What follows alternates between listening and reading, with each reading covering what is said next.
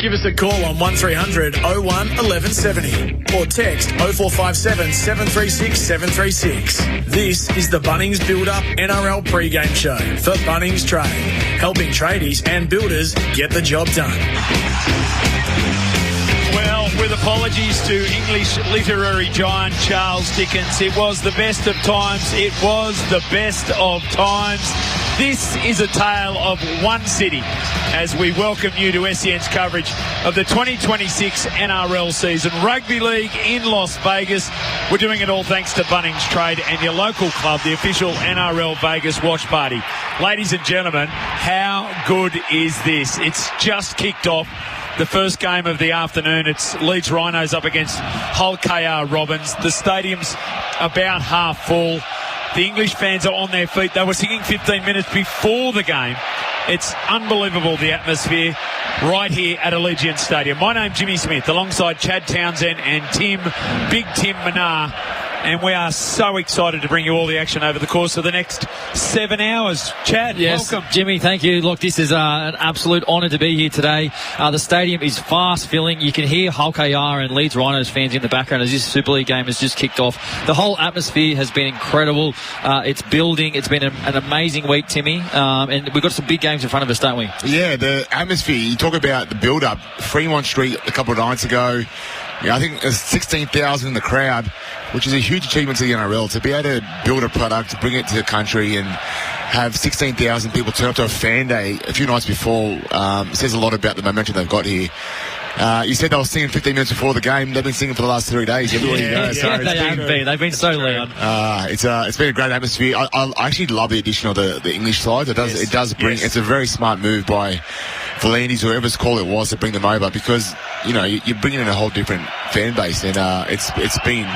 They add a lot more to the energy as well. The atmosphere is a lot better. Yep. Well, last year it was the first game. Then we had this first NRL game. Then we had the women's game, which resulted in a 90-point blowout, which a lot of people said took a lot of atmosphere out of the stadium. And then we had the final game, which was the Sharks up against the Panthers. And the other thing that I was speaking to Nathan McGuirk, who's an operations manager at the NRL, both English clubs last year had functions that the fans all wanted to attend after the match. That's not happening this year. There's a high likelihood that all of these English fans are going to stay in the stadium for the entirety of the 3 matches. And if they do, you'll hear them through our effects mic, no doubt about that. If you want to be a part of today, we encourage you to do so. Give us a call on the open line, 1300 01 1170, or get us on the text line, 0457 736 7. To the fans that travels all the way from Australia, but this arena, I think, with all due respect to the English, I think it's going to fill up even more over the next hour or two.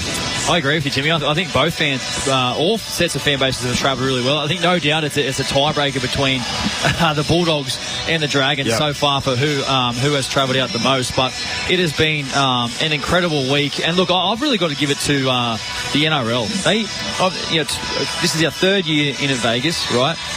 They initially signed a 5-year deal to do Vegas games, and who would have thought that they would have had the success that we've had? And everyone I've spoken to this week, whether it's fans, whether it's media, members of the media, every single person has said it has gotten better year on year. Yes, that's been a common theme. Why don't we hear from Peter Volandis when a little bit earlier this week, I think it might have been at Fremont Street, talking about the impact that coming to Vegas is having on the league. Look, I walked in tonight and it was very surreal to me. I couldn't believe how many people were here to take over old Las Vegas, and there's not a speck of space left. It goes a kilometre that way, and a kilometre that way, and it's full of people. It's unbelievable, and we've taken over Las Vegas. I think the measure of success is the crowd, naturally, the people that watch the game, record viewing in Australia. It gives us the momentum at the beginning to go the whole year, so it's very important to us. Well, we've got to globalise the game. We've got the best game in the world. We want to show the best game in the world. It's the most entertaining game, and we want to take it everywhere. And we've proven here how successful it can be to globalise the game. So that audio courtesy of Fox League, but, I was cynical a couple of years ago, and that was around why the NRL said they were coming, getting access to TV dollars, getting access to gambling dollars. And there were question marks around that. Here we are 3 years later, guys, and it's different. They're doing it differently. They're finding measures of success that they weren't anticipating. Yeah. Most notably, the fact that they've been able to mobilise 30 to 40,000 people to come to Las Vegas makes it a very valuable proposition. And that's something that the league is looking at when it comes to their global round. So it's almost like those companies that start doing something, find a better outcome and pivot to lean into that success. You mentioned the global round there. My concern is the global round will take away from the momentum they're building here. I don't know if you've got a view about that, boys, but if you're going to start introducing Dubai and London and Tokyo, if they're going to do a global round, I think it will take away from the momentum and the energy that they've developed. Yeah, I mean it's a fair comment, and I guess we won't know until it actually probably happens. To be honest with you, like I said, I'm just really blown away by the ability to sign the 5-year deal straight up and just back the league and the league, especially last year. Like the numbers are doing better than they ever have. Revenue for the NRL is better than it ever has been. The game is in a better spot than it ever has been. And TV ratings are up. Fans are up. Views on social media are up. Everything's up. So to crack the US market, a fantastic result for rugby league. And it will be interesting to see what the next step is if it is global round. Yeah, I think you make a really good point, Tim, on that. I would suggest if there was to be another venue, there'd be only one. And again, I think it would involve 2 Super League clubs going there. Which global location would you choose, Jimmy? Whoever pays the most money. Yep. Definitely. So you have to imagine a Dubai or a Doha. So the point around that is, yes, the 5-year deal is really good for the NRL, but now they're snookered by their 5-year deal. And that is, they're getting paid $600,000 US each year by the Nevada Tourism Commission. Right? They bring $80 million worth of benefit to the economy. Wow. So they know that someone else will pay a lot of money for it. It's just a matter of who it is that's going to do it. So, Japan's perfect from a time zone point of view. Hong Kong might be an option that they look at. Middle East obviously is something that's going to be on the table if we start just talking dollars. Outside of that, I think they'll continue with Vegas, and maybe at the end of the 5 years they'll look at another venue within the US, whether it be Nashville, Miami, maybe even Texas. They could look at now we're talking. Destination places that Australian fans would want to go to. West Coast, do you think, Jimmy, or is it East Coast, or it's just purely based on money and I guess location? Is there a location that stands out, I don't think I'm just thinking travel, you know what I mean, on the coast. As Micah Sivo just scores for Leeds Rhinos in the corner, ex-NRL player. Leeds Rhino, right in front of the Leeds Rhinos fans. They are cheering. You can hear them in the background. This game we're 9 minutes into this game, the first Super League game here. It's been an electric start. Yeah, great work there by the great Micah Sivo. Your ex-Parramatta teammate? Ex-teammate, yeah. He's give us an insight. More and more like Denny Glover every day. Give us an insight into Micah Sivo. What's Micah Sivo like? Well, I remember when Semi Radra decided to go to Union, Corey Norman joked around and goes, it's fine, we'll just go to Fiji and get another one. And sure enough, the next year Micah pops up and had a great impact for us. He was really good. And Brad Arthur's obviously coaching the Leeds Rhinos and has brought him over. Okay, the whole KR fans have just seen a knock-on in the lead-up to this, but it was the tackle before the try. So the video referee can't go back to it. But anyway, that's first try of the afternoon. It goes to Micah Sivo. I tell you what, he had some work to do. Yes, he had some work to do. He had to go over the top of a couple of players. So he's pumped up too, Micah. Have a go at him, showing all sorts of emotion. He's pumped up. I think in 2015, Micah Sivo represented Gundagai Tigers against the Junee Diesels. What? Really? In the Group 9 Grand Final. Wow. I'm sure he started his time there. Then he came down lower grades at Penrith. I remember seeing his highlights in the lower grades at Penrith. Yeah. He was try game guy. He was a try of the game guy. Conversion successful from the sideline for Leeds Rhinos. They take a 6-0 lead 10 minutes into this first Super League game. Just going back to what you're saying, if they could get money out of a West Coast venue, but I don't think they can. And I think that's why they'll go. Dana White said to Matty Johns the other day, he said there is no better city in the world for the NRL to try to partner with than Vegas. And I can see his point there. I can see the upside of it. Everything's kind of right near each other as well here in Vegas, whereas you go to New York, everything's spread out. Even Dallas, it's all spread out, and it's hard to mobilise and get all the fans to participate in certain events, whereas here, everyone's staying on the one strip. It's very easy to get everyone to get in. Yeah, great to get your insight too, Tim, because you are Mr. America.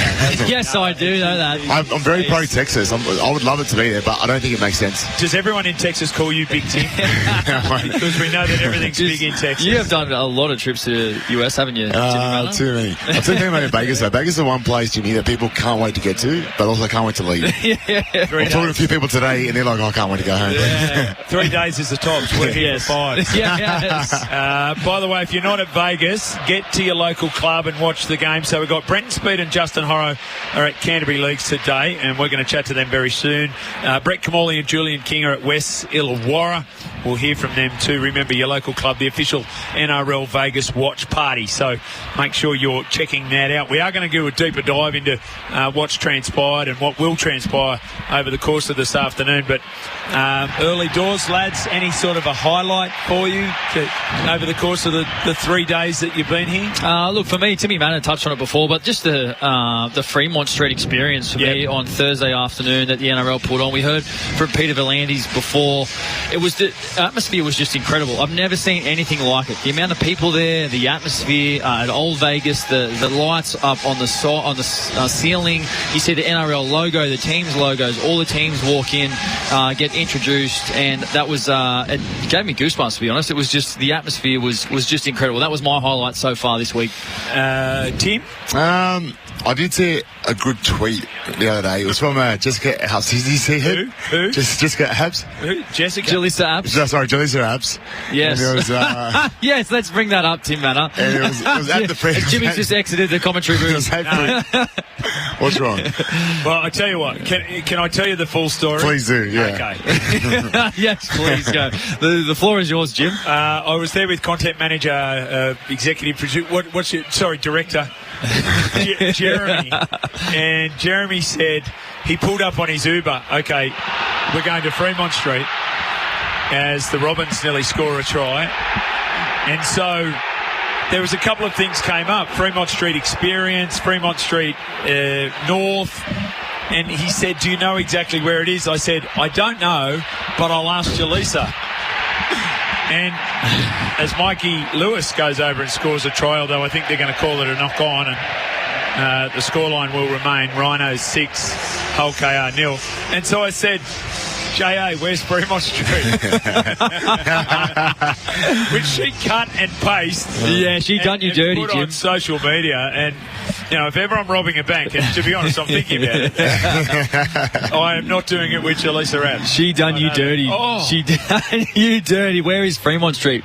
It's literally at Fremont Street. Yeah. That was her response. I saw it and I laughed. I LOL'd. I thought it was hilarious. Anyway, love to have your support, J.A. We're doing it all thanks to Bunnings Trade. Lots of people sending in text messages already. That's fantastic.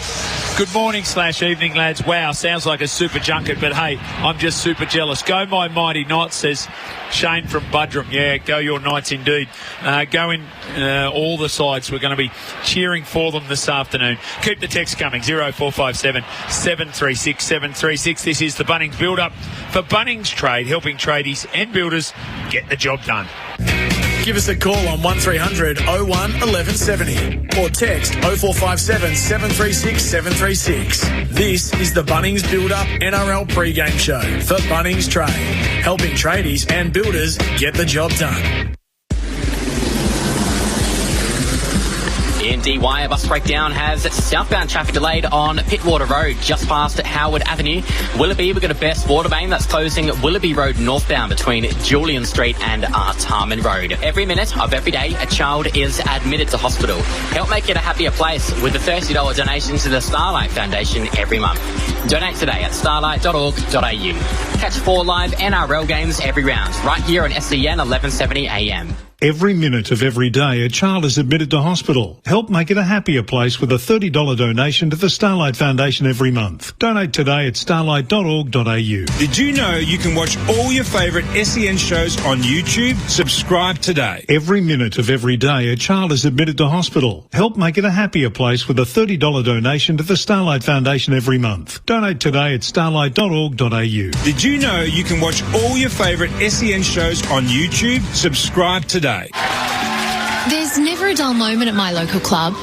There's always something going on, whether it's inside at the bar or outside on the bowling green. That's where it all happens. Shoes off, game on, barefoot bowling and a cheeky midweek cocktail and early dinner with the girls. Kids stay at home and we get to catch up. Your local club, where good times belong.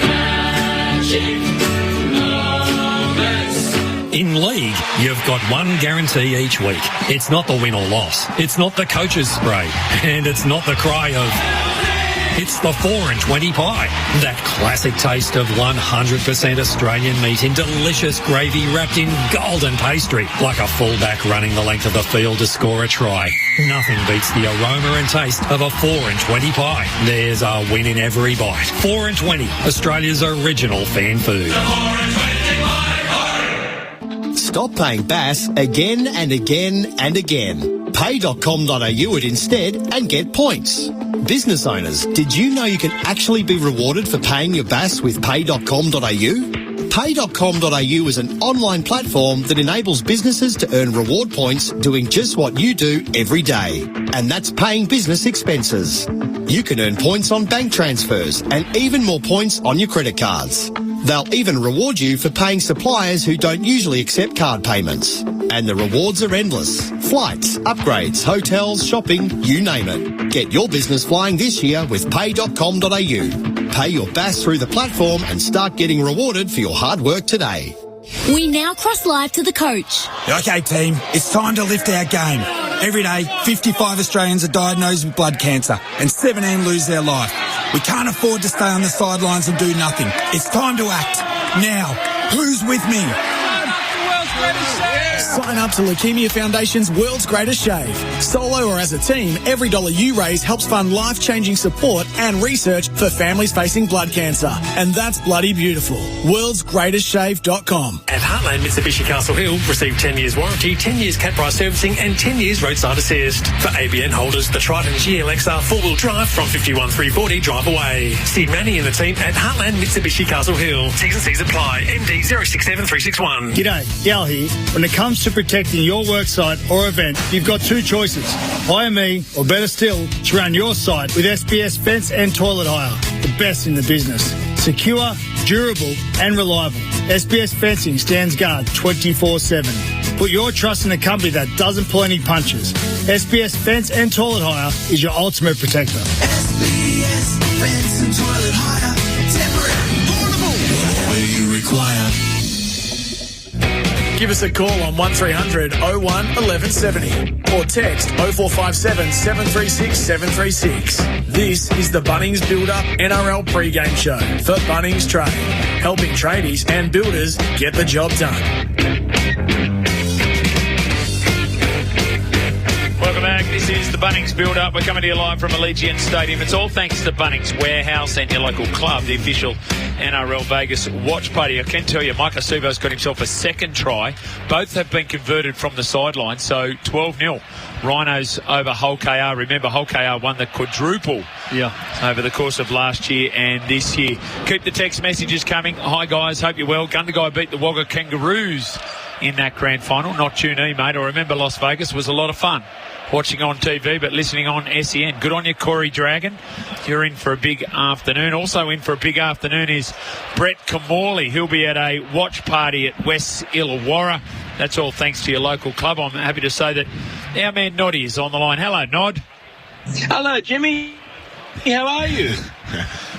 Hey, West Illawarra sounds amazing, but we're really happy to be at Allegiant Stadium. Hey, I've got to ask you this one first off, mate. How are things going with the Manly Seagulls in your new role there? Yeah, going great. Really enjoying it, Jimmy. So obviously, last weekend off before our competition starts next week. very professional club. Players are great. Coaching staff are good. Really enjoyed the pre-season. So looking forward to being, as you said, that New South Wales Cup role starting next week from coaching. But yeah, it's been enjoyable. I do remember being last year with you, Jimmy, at a Vegas party at Campbelltown Leeds, a West Leeds club it was, not West Illawarra, West Campbelltown. And you were like, I'm going next year. So good job fulfilling that commitment. Oh, thank you, Brett. Hey, Noddy, it's Chad Townsend, mate. Let's get straight into the footy. Obviously, two massive games today. The first game, the Knights take on the Cowboys. Dylan Brown named it halfback. You yourself obviously had a fantastic career in the 7 jersey. What do you think Dylan Brown needs to do now that he's been put in the halfback jersey for the Newcastle Knights? Yeah, this is probably the biggest thing, isn't it? He's gone from being a running 6 to now a game managing 7 effectively. They're obviously, that's the big picture, isn't it? How does Dylan Brown go managing the game, Chad? You know equally like I do that, sometimes if you're just a natural runner and an off-the-cuff player, managing a game can be very different to being a natural number 6. So it'll be interesting how he plays today and what they try and do. Obviously, if he can get a combination going with Caleb, that'll be great for the Newcastle Knights. I do have a concern over the forward pack for the Newcastle Knights with Leo Thompson and a few others leaving last year. So, obviously as a halfback, you need to play on the front foot. So I'm not. That's probably my concern about the Knights, is how much momentum they can create for a new halfback to take control. Hello, Brett. It's Timmy Manor, mate. How are you? Oh, Timmy, geez, you're a global man, aren't you? I get around. Very USA. Hey, the crowd here, the atmosphere's so great for the Super League so far. I know you played in a lot of the Aussie tests over there in England. Is there a game that stands out atmosphere-wise while you're over in England? I think Old Trafford definitely would be one of the best venues I've played at. Obviously, amazing stadium, obviously big stadium, good atmospheres. We played, I think it was the World Cup final there in 2000, so that was certainly a huge moment for myself there. And you talk about Leeds playing whole KR. I think playing some test matches in Leeds, obviously Headingley there, the stadium was amazing, and obviously the excitement, and obviously that's where we're based a lot of times when we did go to England in Leeds. So, gentlemen, give me a score update. What is the score as I'm travelling to West Illawarra currently? 12-0, the Rhinos over the Robins, and it's Micah Sivo with both tries, both converted from the sideline.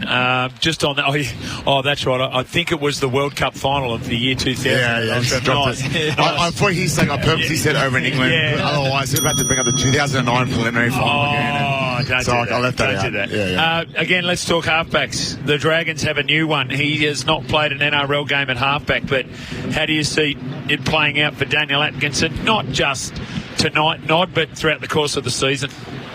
Yeah, I think he's been good. We obviously played in the post session against the Dragons scrimmage in the pre-season as well, and I thought he went reasonably well and looked good at that. Obviously, he's gets an opportunity to be a halfback. He's mature by age, but as you said, not sort of mature in the number of games he's played. But I think it's an upshot for the Dragons. I think he's a quality player. I think he's had to buy his time at the Sharks there, waiting for an opportunity behind Trindle and Nico Hines, and I think he looks very creative. So I think it's a good signing for the Dragons, and I think Atkinson will be very, very good for him. I think it's obviously important.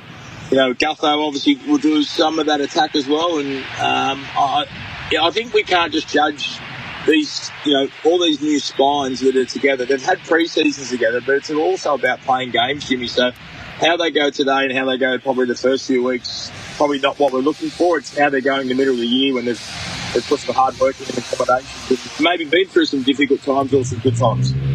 Yeah, well, Leeds, Jake Connor, man of steel from last season, Leeds halfback, just kicked the 40-20. He's the one who's kicked both goals from the sideline so far in this game. Hey, in the conversation of halfbacks again, I want to go on to another halfback playing today. Lachlan Galvin lines up in the 7 jersey. He's been on a media ban so far this week from the Bulldogs. What are some of the things you'd like to see from Lockie Galvin in today's game, Noddy? Yeah, well, I think it's obviously, he had a tough new coming to the club last year. He did a whole pre-season with the West Tigers and was playing a different role at the West Tigers, and I think he was going to play, obviously, at the Canterbury Bankstown Bulldogs. So I think Galvin is a great runner of the ball. He's a good organiser. That's the key for Canterbury. Obviously, we know how good they are defensively, and that looks like they continue. Leo Thompson will be outstanding for him. I thought Tupanua finished the season, in really good form last year. But how many points can Canterbury score in attack? You know, is Galvin and Burton creative? Are they good enough to score a lot of points and ask good defensive sides lots of questions? Yeah, good point. When you look at the Bulldogs in terms of their season preview, obviously they did really well last year. I think the best thing about the Dogs is their defence. They can pride themselves on that, and it goes a long way for setting you up for the season. But how do you see them going this year compared to last year? Yeah, I think they'll be equally as good as they were last year. I can't see why they won't finish in the top four again. As you said, defensively they'll be first class. I think Leo Thompson is a really good signing for them. Obviously, I think, you know, the fact that Galvin has been there for the whole year, there's no disruptions between, you know, the signings that they've got, moving their halfback and their dummy half on mid-year to a bench position or into New South Wales Cup. So I think all those distractions are gone for Canterbury. So that's my major concern, Timmy, for them is how many points can they score? When we talk about more ball in play, more 60-goes, more live football, are they good enough to score points or are they just good enough to suffocate you? Yeah. What do you think you might enjoy down at the West Illawarra Club today, Nod? And go straight to the bistro, have yourself a lemon squash. Will there be any club keno? What are you looking for? Well, I coached down here, Jimmy, so it's been a while since I've been back to West Illawarra. So I had 3 years with the Devils, so I'm looking forward to walking in and seeing Paul McGregor's face and Jason Riles' face. They were premiership winners for the club, and then there'll be a runners-up trophy, I think, still there from 2016, hopefully. So. Hey, lastly, Nod, I want to know how the golf's going. How's the handicap? How's the summer of golf been for yourself? I've seen Chad Townsend have some 40-pointers the other day. You better believe it, Noddy. You better believe it. Yeah, it's how good, yeah. Well, now I'm hitting the ball good, Chad. So obviously football comes now, and obviously more SEN work for me to kick off as well. So the summer's been wonderful, but now it's time to turn to a winter sport. No, just on your coaching, is Manly Reggie's, are they still Western Sydney or is that now just Manly? No, they took over last year. They went back to Manly last year. So this will be the second year as having our own New South Wales Cup system rather than being a part of the backdown systems. Yeah, awesome. So I'm looking forward to it. I'm glad you'll be supporting us as well, and I can't wait for you to get on our bandwagon. Absolutely, I'm already there. Yeah. If there's any sort of handout that can go with it, he'd be appreciative of that too. Nod, you have yourself a great afternoon today, mate. Mate, you make sure you find that map, Jimmy, and make sure you get home safe. Cheers, Noddy. Thank you, Brett. Remember, the best place to watch NRL Vegas is at your local club. The official NRL Vegas watch party. This is the Bunnings build-up for Bunnings Trade. Lots of texts. Hello, Timmy. Love you. Jimmy, you sound happy. Chad, I'll give you mouth to mouth. That's from Dunny. Dunny. You're okay. I'm okay, Dunny, and I don't want mouth to mouth off you. I'll tell you what, though. The other morning, Jimmy probably could have used some mouth to mouth. Well, I'll tell you what. Well, that's Vegas. Vegas had him that day. What was your response, Tim, when there were question marks about my whereabouts? Vegas has him now. That's what Vegas does to you. But I'm back, baby. I'm back. The Bunnings build-up, Bunnings Trade, helping tradies and builders get the job done. When we come back, lots of text messages. We'll go through them. 18-0 Rhinos over Hull KR. Brodie Croft, the former Stormer, the former Brisbane Bronco, got across for their third try. We'll come back with your text very shortly.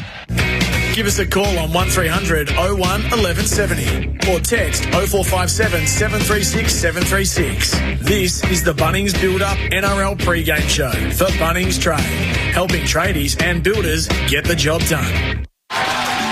There's never a dull moment at my local club. There's always something going on, whether it's inside at the bar or outside on the bowling green. That's where it all happens.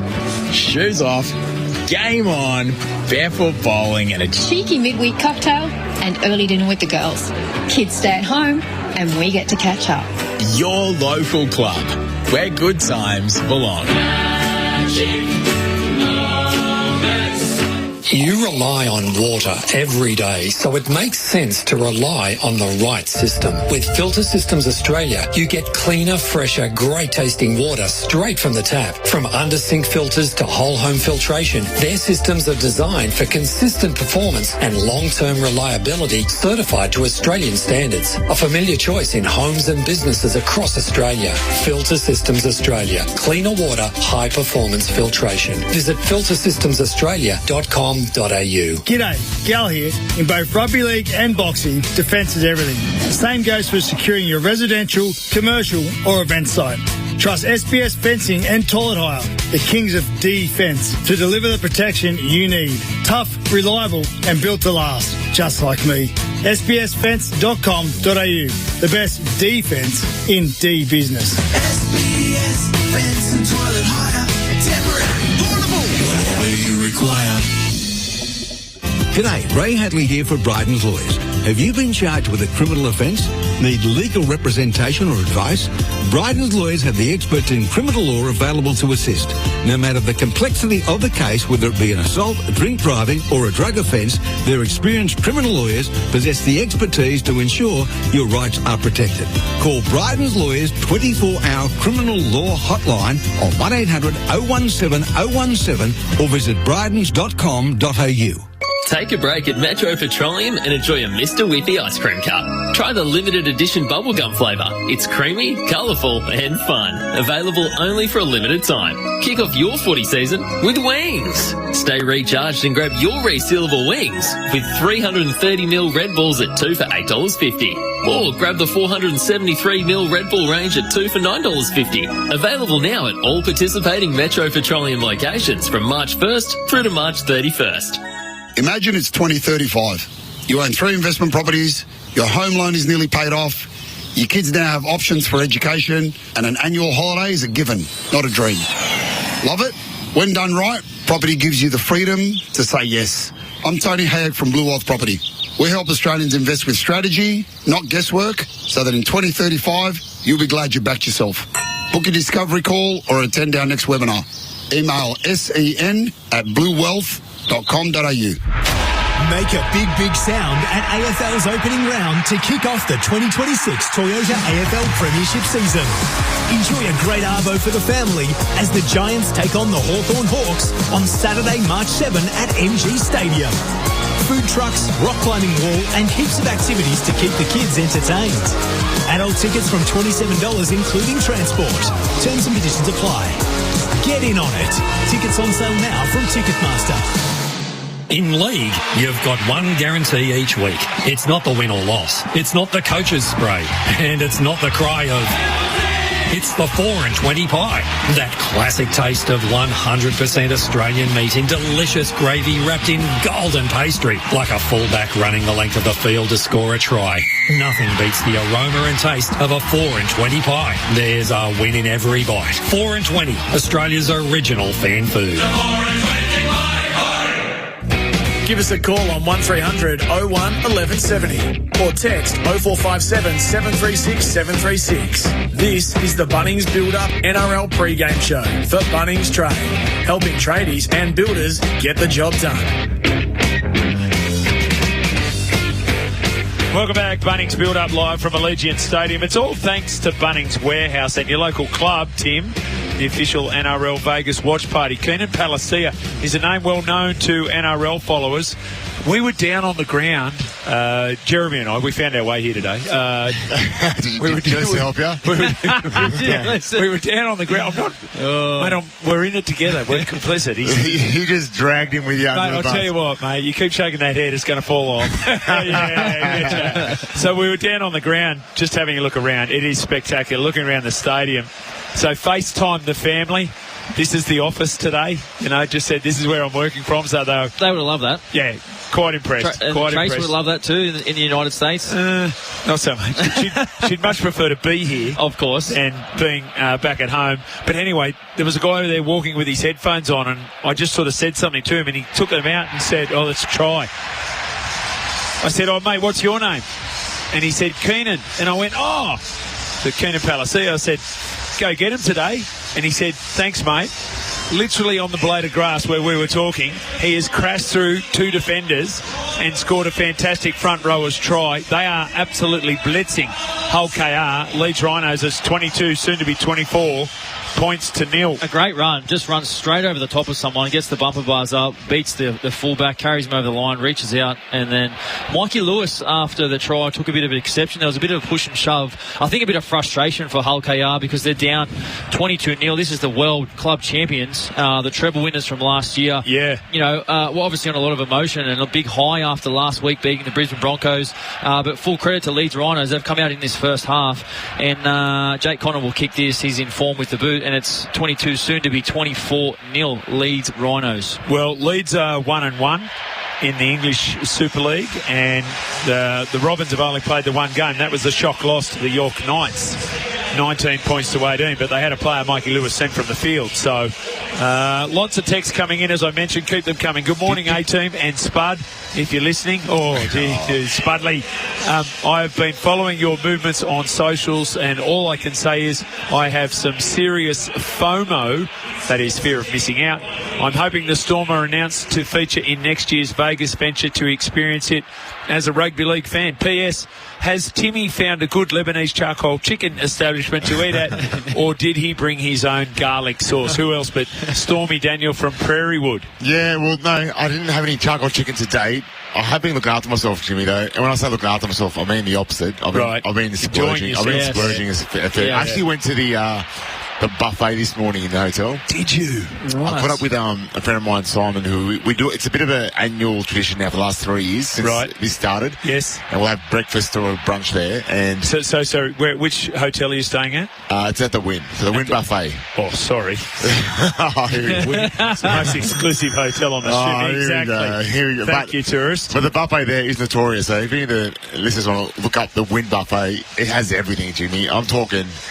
So what caught your attention this morning at the Wynn Buffet, Tim? I don't want to go into too much detail, but there was a fair few plates getting served. Is that right? I looked after myself. Okay. Hey, Tim, just a quick one for you. Obviously, on the back of Vegas next year, Stormy Daniel mentioned the Melbourne Storm. Obviously, the Parramatta still have yet to go to Las Vegas. Are you hearing anything from the Parramatta Eels of potentially getting involved in Vegas next season? Yeah, the Parramatta had a little entourage here, and I caught up with them last night. So they're obviously putting their hat in the ring to get a crack next year. I'm pretty sure that they're in the hot seat. There's only 5 teams that haven't played here so far, and Parramatta would like to think they're one of them that play next year. You'd have to think we so. did it on Friday, didn't we? We worked it out for the NRL. Okay. Who they should take. Who does Parramatta play? That's the question. So we haven't worked that out. Yeah. But we've got the Storm, the Tigers, the Dolphins, the Eels going. The Titans missing out. Yep, the Titans. Okay, that makes sense. And obviously the Bears are into the comp, but we're not taking them in year one. So you said Storm, Eels, Tigers, Dolphins, Eels. Dolphins, yep. So you need the Queensland team, so you take the Dolphins. Yep. You need a big Sydney club, you take the Eels. Yep. Mind you, I think the West Tigers are a big Sydney club. If the put it this way, if the Tigers and or the Eels were to make the 8 this year, there would be an army of people coming. Oh, absolutely. I think there'll be an army regardless. Yeah, true. I just think I actually heard someone say last night, which I found very funny, was Gold Coast struggle to get people to their own games, let alone to come to the other side of the world. So, you leaving them out probably makes a little bit of sense. I'm sure the NRL has all the data on how many fans each team has, and we don't know what the criteria is on why the NRL wouldn't pick a team. But those 4 teams, I think, would be the lock at this stage. I think the Storm were devastated they didn't come this year. Yeah, I think they were very keen. Everyone's required to put in your submissions to the National Rugby League. Now Mike Acevo's rolling away. He's getting away from one. He steps out of another tackle. Now they come across in defence, and he does well to stay down. I want to talk to you about the dimensions of the field, boys, as the Rhinos spin it to their right-hand side. Croft releases. Now he's going to throw what a pass. over the top. That's brilliant play. Brodie Croft. Lovely pass, and I think that's the Ryan Hall. I think that's Ryan Hall. It is. It's the veteran Ryan Hall is still scoring tries for Leeds. How old is Ryan Hall? I'll give you that very shortly. Wow. Very shortly. What a phenomenal piece of play from the Leeds Rhinos. Break down the left side of the field. Sevo, then sling it coast to coast. Brodie Croft, an absolute peach of a pass over the top. The Rhinos in charge here, Jimmy. Absolutely spectacular. They are putting on a show. This is Bunnings Build-Up for Bunnings Trade, helping tradies and builders get the job done.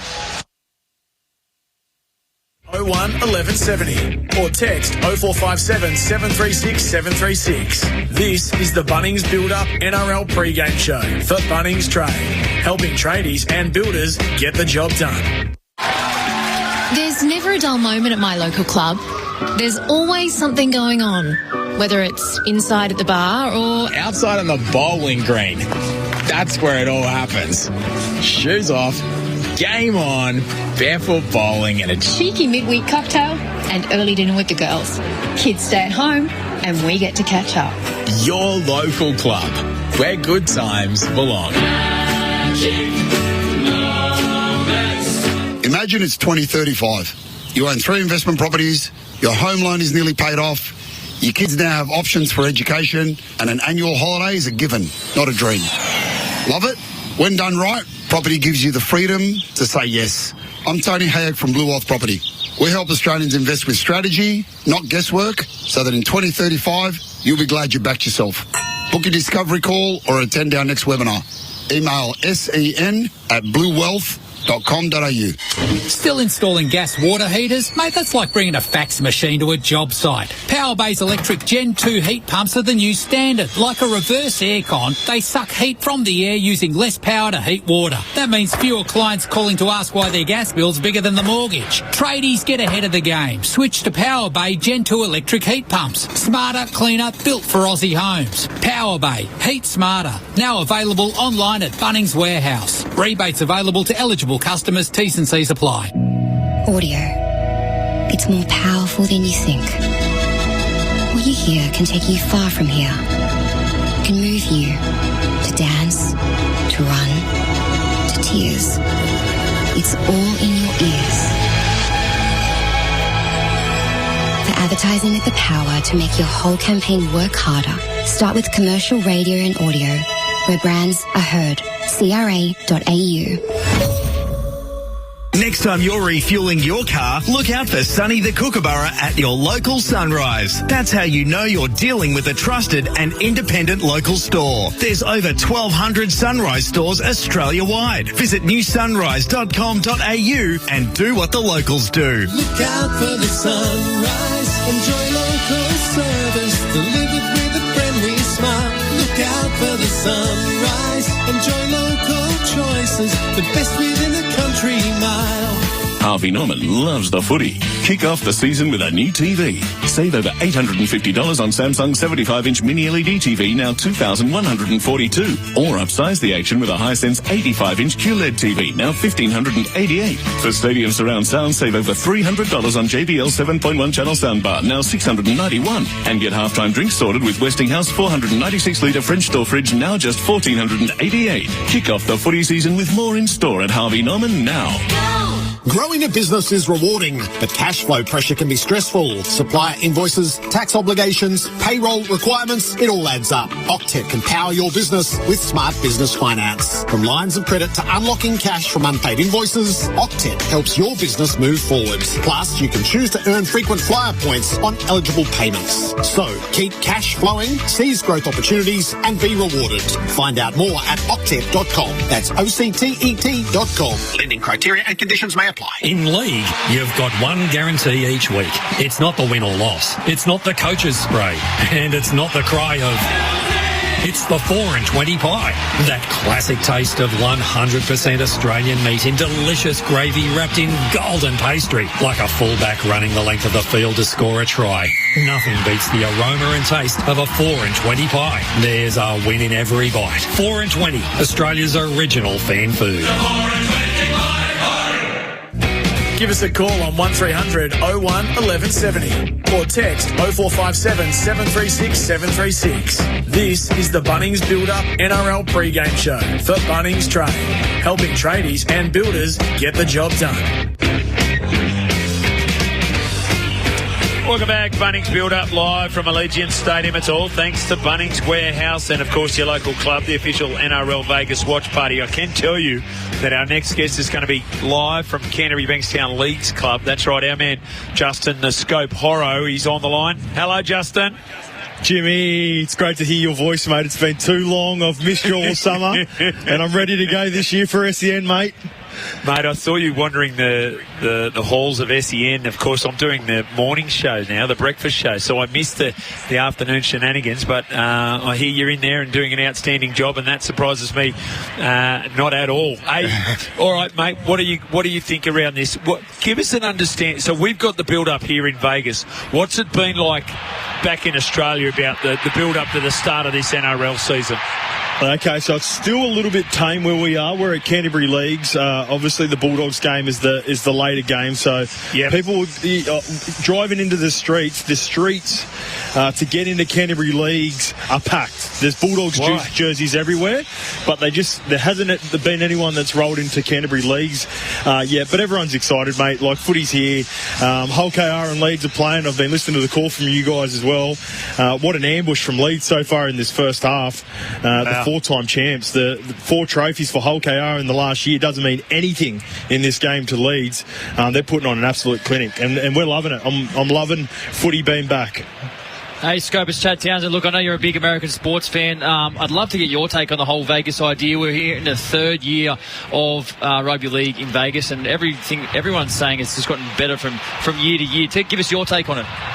Yeah, you know what, Chad? Like, it's one of those things like a lot of people, I wasn't sure how it was going to go, but every year, this time of the year, when you guys go over, or Big Willie, my co-host at Levels Network, went over in the first year, I get jealous. Ding, ding, ding. Yeah, sorry, mate. That was it took a little bit longer than normal, Jimmy, but I got Levels in there somewhere. Look, I do get jealous at this time of the year, just seeing everyone over there.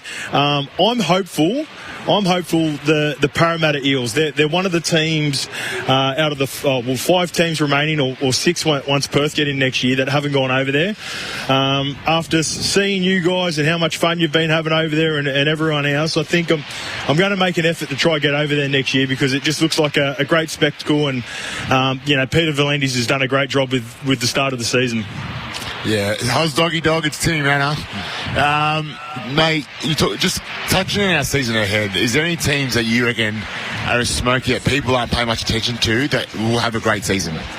See, my big smoky, Timmy, I think they started off as a smoky, then they started to gain some traction with the way they finished at the back end of last season, and now I think it might have even gone the other way. I'm on the Dolphins heavily. I think the Dolphins, I've gone on record as saying they're my team. Every year for the last 3 or 4 years, there's been a team come from completely out of the 8 and find their way into the top 4, and they're my team this year, the Dolphins. A bit of a shaky start in the pre-season, but it is the only pre-season. I love everything about their lineup, and I think they're the team ready to make a huge jump in 2026. Yeah, Scope, let's get into the football now. Knights take on the Cowboys in the first game of the NRL later on this evening. Obviously, there's talking points around Dylan Brown and his first appearance for the Knights. I want to ask you about Kalen Ponga. Got affected by injury last year. He's their captain. He wears a lot of the load on his shoulders. What do you want to see from KP tonight? Yeah, I just want to see him compliment and try to help out Dylan as much as he can. It's going to be a huge task for Dill. There's been a lot of criticism since his signature at Newcastle, and Kalen knows what that's like. He knows what it's like to feel the pressure cooker of what it's like to be a Newcastle Knights player and a marquee player. So I'm hoping he can just help Dill out early on. All week I've been on the Cowboys, and I think it's because of the pre-season form. I've sort of got caught up in the pre-season form, and as you guys know, yeah, it's good to get a win and play good footy, but and Leeds are showing this now in the Super League. Like, on any given day you can get done. I'm starting as the last 24 hours. I'm starting to lean towards the Knights, because I just think everyone's written them off. They got the spoon last year. The Dylan Brown and signing, people aren't high on that. People don't know what position Fletcher Sharp is. So I think there's been so much negativity around the Knights. I think they could come out and shock Las Vegas and the world this afternoon once we finish off with this Leeds versus Hull KR game. And talk to us about the Bulldogs Dragons. Obviously, both teams, a great rivalry there, but both teams need to get their season off to a good start. Bulldogs have a great defence last year, which showed that their attack hopefully off-season with Gavin there makes a difference. But who do you like in this game? Yeah, I'm not just because we're here at Canterbury Leagues too, boys. There's actually no Bulldogs fans. There's no Bulldogs fans around here at the moment too. But I will say they're all here. They're all here. Yeah. It looks like it's pumping over there, Timmy. I just to a lot of the things that you just said. Then I think they're going to strangle the Dragons early defensively, make it really difficult, counter, have a few shots. It might not be super pretty at this time of the year, but that's the way the Bulldogs like playing. And I think this is going to be a low-scoring game between the Bulldogs and the Dragons, but I think the Bulldogs just get the chocolates. Dear, oh dear, here we go, 2026, and Justin Hira and I are thinking the same things again. Mate, we just need to mix it up. We can't escape each other, can we? When you say it means you're plagiarising his thoughts. Pretty much, again. Anything Scope says I write down as my own.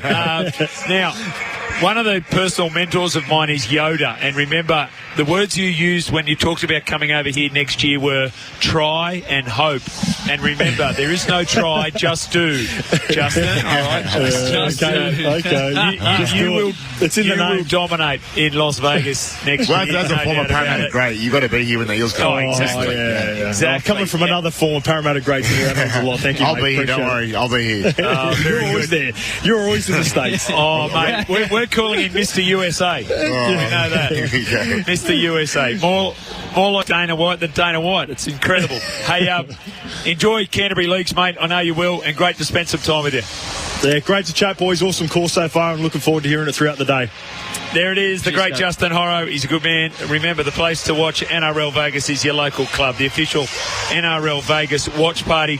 We're just about ready to wrap things up. We're going to be off air for an hour, and then we'll come back. We'll have coverage of the games. We'll do the big build-up into the Knights and the Cowboys, and, of course, the Dragons and the Doggies. Mark in Sydney says next year before the full global round, why don't they go to London and swap it around, have 2 Super League games and 1 NRL game? Thoughts, Chad? Yeah, I mean, I don't mind the idea, especially the fact that, how much support the English fans give the game of rugby league. They've been incredible so far this week, and I think it would create an amazing atmosphere for an NRL team or 2 teams to go over there and get amongst it. I don't see a reason why that wouldn't work. Great to hear some footy on the first day of autumn, fellas. Hope you have enjoyed your trip so far. Cheeky Knights, Dragons double today. Don't worry about barrier trial form. That's Roy from Spud City. Do you know where Spud City is? No, but I would like to know. You don't know Spud City. That's Robertson. Ah, yes, Hindy's hometown. The big potato. They've got the big potato in the main street. It's talking about Hindy?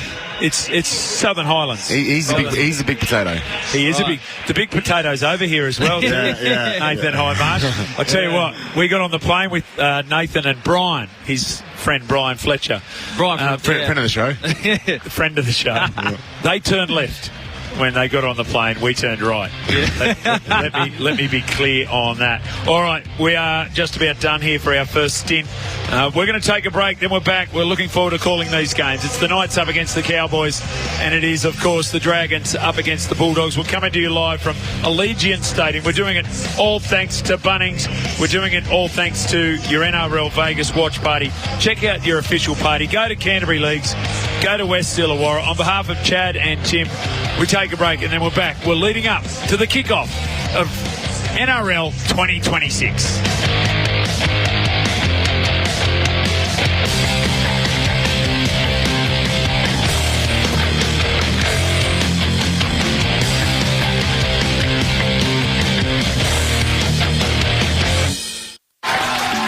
There's never a dull moment at my local club.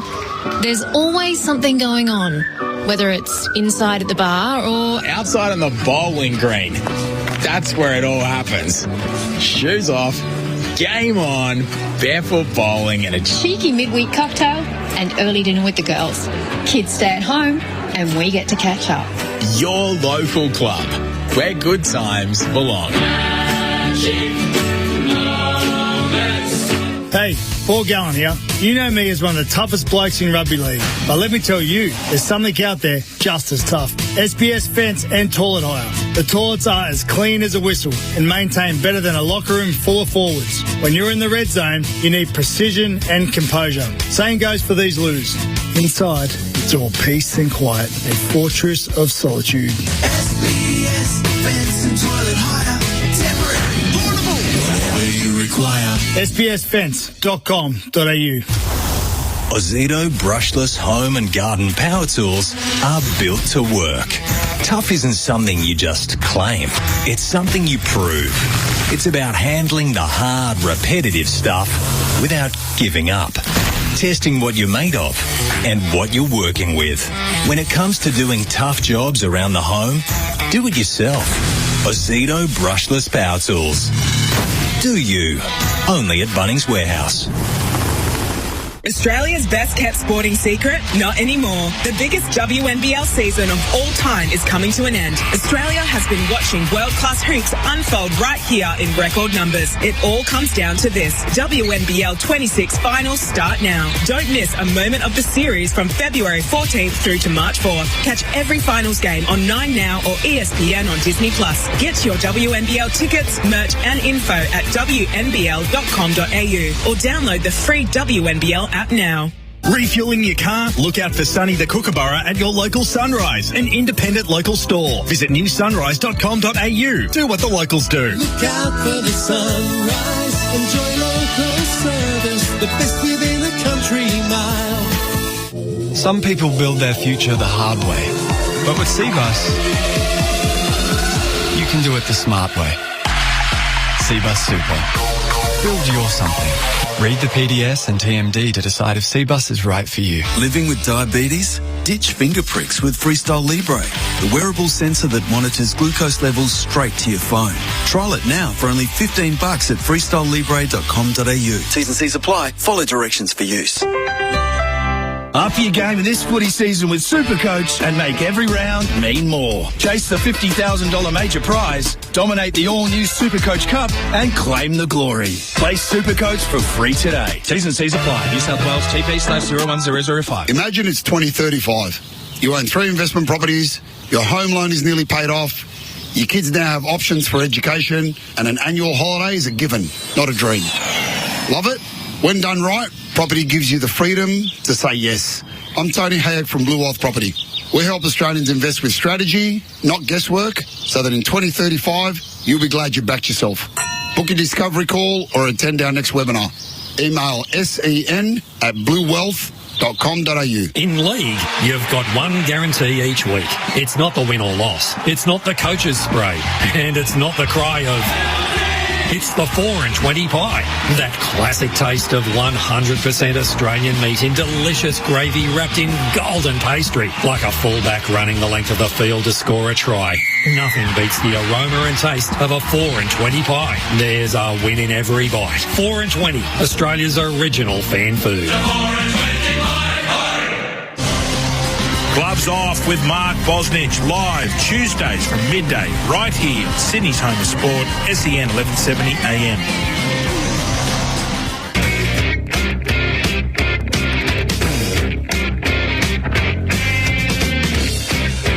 How good is it? The footy is finally here. And catch all the action. You're listening to the SEN League Vegas Watch Party.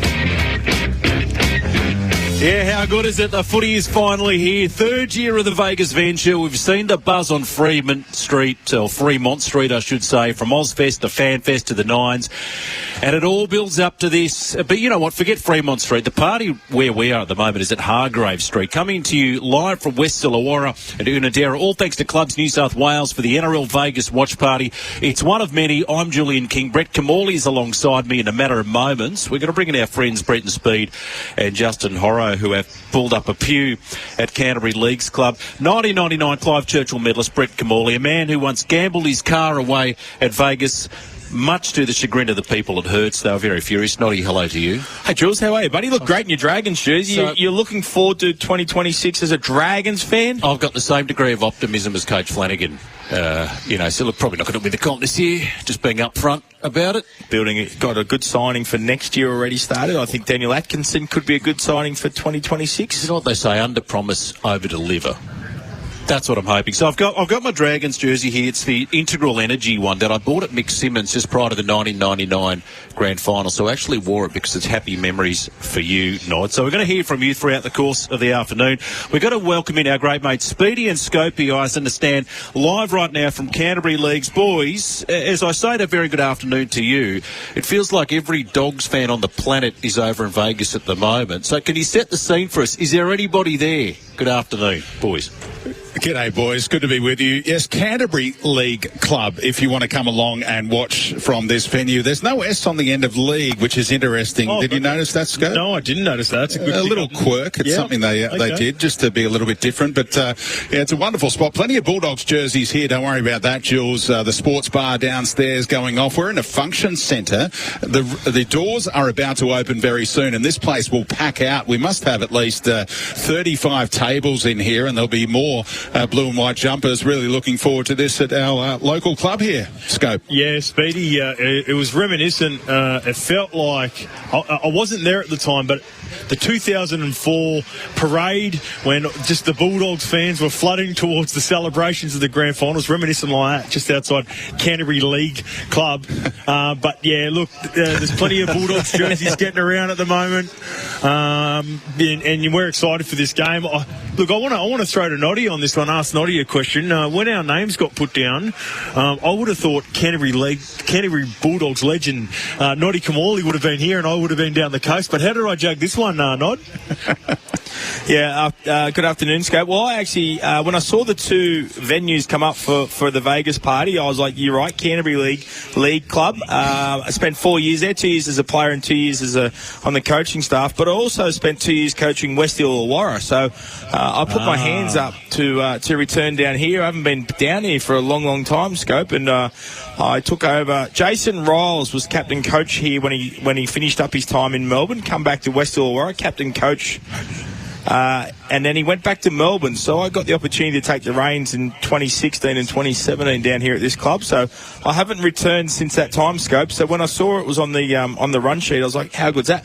And I've just bumped into the club president here, and they've actually got their season launch here today. So as our afternoon unfolds and the Vegas party continues, it's going to get messy, is what you're telling me. Maybe a little cashy for Noddy.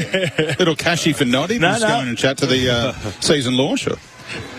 No, I think we've got Paul McGregor coming in a bit later as well. So the great, and he Mary. spent some time coaching here as well. So Mary's had some success here as well. So Scope, there's a little bit of history for myself at both venues we're hosting today, but I elected to travel south and come back to West Illawarra. Well, so then I feel sorry for the Bulldogs fans who were... So either way, someone was going to be disappointed, and unfortunately for the Canterbury fans, it's with me being here. So, no, I understand that, Noddy, and, mate, I can't wait for this. This is going to be a cracker. What about, I don't know, we're going to chat a lot about this in the first 15 minutes before we do our own things. What about the ambush for the Leeds Rhinos? Currently 28-0 up against the four-time trophy winners in the Hull KR this season, who just beat the Brisbane Broncos too, boys.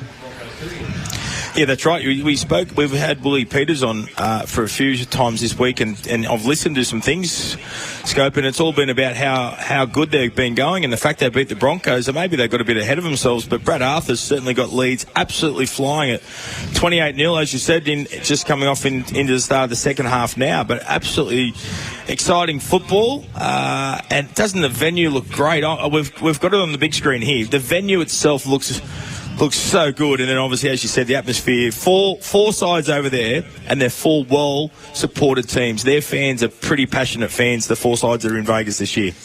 Our big screens have just fired up here at Canterbury League Club as well. And Micah Sevo scored the first two tries of that game. Coming off an ACL injury, he's reunited with Brad Arthur. You got Brodie Croft doing some wonderful things in the halves, the former Bronco and Storm player. Ryan Hall scored his 350th try of his career after Micah Sevo collected a short dropout at one end, ran 80 metres, and then they switched it from one side to the other. So they're scoring some amazing tries, the Leeds Rhinos. Keenan Palacia scored another. Danny Levi is running the show as the dummy half for that club. But there's been a lot of talk about how many Bulldogs are over in Las Vegas. The entire club went over, around 80 people or more, I believe. Adam Drusi, the chairman, was talking to Vossi about that earlier in the week. But we still have some legends coming to chat to us here at Canterbury League Club today. Hazem El Masri will be in the house scope.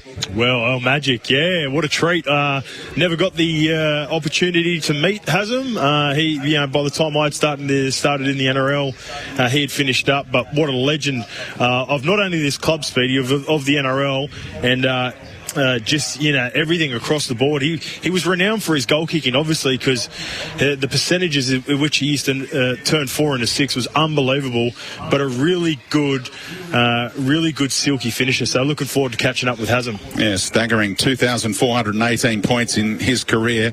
He's since been passed by Cam Smith and Adam Reynolds, so he's number 3 on that all-time point-scoring charts. And boys, we might be chatting to a couple of young Bulldogs who couldn't make the trip to Las Vegas. Mitch Woods, Jack Todd, Kay Dykes, Daniel Saluka, Fafita among those who have been back here going through the training regimen, trying to get their bodies right for potential first-grade call-ups. It's going to be a tough watch for them all the way from Sydney. Yeah, it would be a tough watch to be a part of the squad and see something like this happening. This is,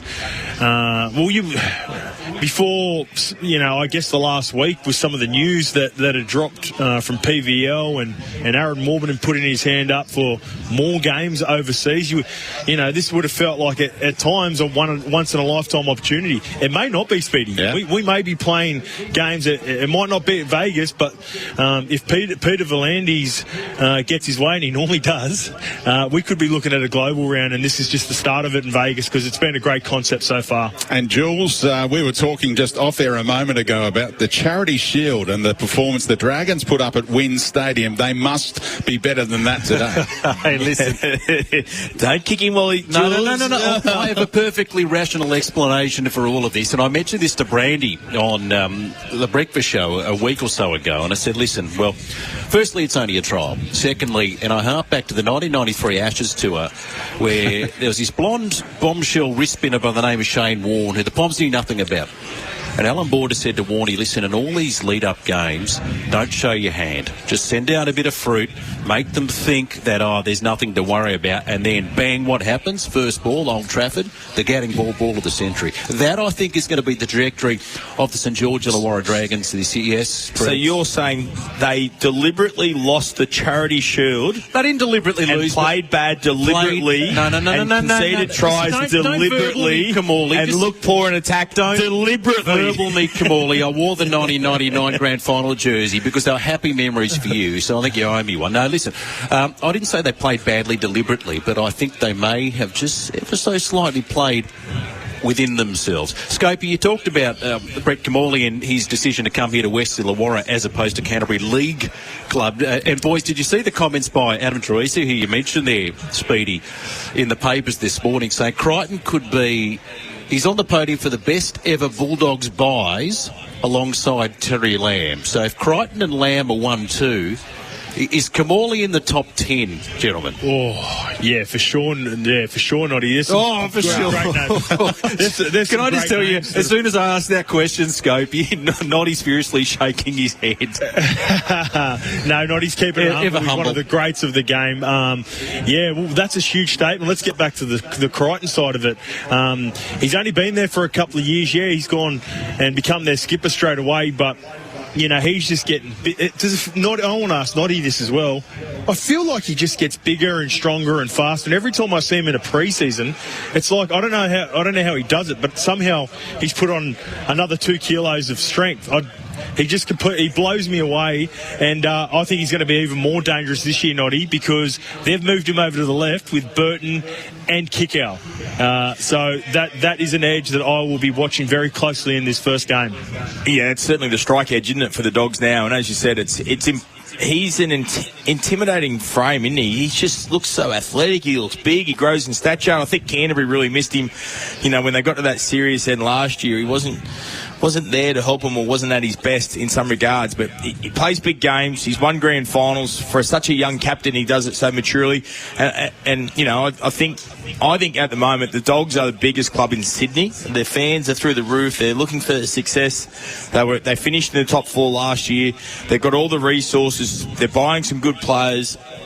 and now it's about whether they can win that premiership, because having a good roster and having all the money and fans doesn't guarantee that you can win a premiership scope. So that's probably the thing the Dogs are chasing now, and they haven't won one for a number of years, and the success that club is chasing is always about premierships, not just being a semi-final bound side. So my question also, I'm curious whether Galvin had a really difficult transition from the West Tigers last year to the Dogs. Then obviously they moved some players who were key players while they were leading the competition.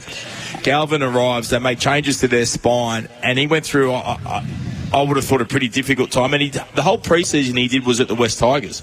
Now he gets to do a full pre-season at Canterbury. He gets to work with combinations with Burton. I'm curious, Scope, whether you think that Galvin is a 7 and Burton is a quality 6, and can they create it? And I asked this to Jimmy when we spoke before. Are they good enough to create attacking options? Because their defence is still going to, I think, be top 1 in the competition. Yeah, I'm excited to see what that looks like, Noddy. I just think the distractions for everyone involved in the situation last year just didn't suit anyone. Toby Sexton and Reid Marnie were doing a great job, and Reid Marnie had actually done it for a couple of years and sort of getting this club to where they were. And I think it's not only Lachlan Galvin, but I also think it was a bit of a distraction for young Bailey Hayward as well. Those two guys, halfway through the year, looked to have been where the Bulldogs saw their future going. And unfortunately for Reid Marnie and Toby Sexton, it led to them, moving on this year. But I think, you know what it can be like sometimes. Co-host of Levels Network with me, Big Willie Mason, and he's a proud Bulldog. He loves iron sharpens iron. He thinks competition for spots is great. I just don't like it for halves. I don't like it. I want to know, as a back rower, front rower, outside back, who's my guy, who is steering us around, and then everyone gets on the back of that. Yeah, it's good to have depth in those positions, but I want to know who my guy is, and I don't think the Bulldogs had that at the back end of last year. I think there was, some unrest within the squad. Even the fan base, the members, everyone was a little bit unsure of who was actually running the show, whereas this year, there's no one else around. It's Lachlan Galvin, you're the 7, Matty Burton's the 6. They've got good cover and a guy like Sean O'Sullivan, who I think can add something if an injury does arrive, but by no means I don't think he's going to be a threat to Lachlan Galvin. So therefore, I think they're in a better position to play their best possible footy this year. Scope, while you're chatting, the texts have been coming in. Drop the S, is it? Says the Berkeley Eagle at Canterbury League Club, hosted by Brenton Peed and Cope. It's Gus Gouldiery's, isn't it, when he tweets, dog v tiger, who do you like? Yes, good point. And the Bulldogs will shut you up, Horror, says Lionel. Yeah, Lionel's back. I ran into Lionel on the text line on Thursday when me and Eric Grace Jr. were doing the run home. Lionel considers me a Bulldogs hater, Speedy. And that goes back to, like I said before, doing the podcast with Big Willie Mason. So it's yin and yang. You've got to be against Mate, he just hammers the Eels anytime he gets an opportunity. So then I started to subconsciously develop this hate for the Bulldogs. Now I'm going to have to change that energy before the fans will get in here today too, Speedy, by the way. But yes, no, I've got a good, healthy rivalry with the Dogs and the Eels. So I don't mind slipping the boot in too when the Doggies aren't playing too well. And Lionel lets me know. He definitely gets in the text line and lets me know when they're doing well. And Noddy, Mark in Fairfield poses this question. I've got a suggestion. Swap it around in London next year at Wembley. 2 Super League matches and 1 NRL game. Where does NRL fit in time zones to make it a feasible option back here? I can't see it working. Yeah, well, what would that be about? 2 a.m. in the morning, wasn't it, if you played at night in England? So I'm not too sure how that one will work. I do like the idea. I do like the fact we're going to go to some of these great stadiums. I think we'll get there eventually, won't we, Speedy? I think we'll start playing outside of Vegas and going elsewhere, and whether we go to England or not, the atmosphere there would be outstanding. Hey, gentlemen, just ask Mitchell Woods when you get a chance to catch up with him a bit later. What's his aspirations for 2026? Obviously, buying his time and a good young halfback coming through, but just curious what his goals are for 2026. Yes, we will put that on the agenda for sure. And another text here, boys. Mark says, no one's mentioned about it, the concussion sub this year. Is it now the 20th man or 1 to 19? Can you only activate one of those extra? Yeah, no, I believe that removes sort of the 18th man part of it. So it's just 1 to 19, but you do have 6 options on the bench compared to 5 that you had last year. So there won't be a 20th man. It'll be 1 to 19 on the bench. But they're still listed as a replacement player, aren't they? The 20th man on the team sheet. Oh, right that's there. because the Bulldogs don't have an 18th man. Their 18th man is the members and the fans. So they remove 18. So they've got on the team list, if you look at it, so, yeah, here we go. So 18, 19. The Cowboys have got 20, 21 and 22. So a few jerseys have been mixed around, but there are 19 players for both teams. Gotcha. So the 18th man, the member and the fan. Keep those texts coming in on 0457 736 736. Julian King, Brett Noddy Kamali, live from West Illawarra. Speedy and Scope, live from Canterbury Leagues Club. Get on down there. We do it all thanks to Clubs New South Wales. We're going to get ourselves to our first break, boys. We'll hand the baton over to you to set the scene in Doggies Land right after this.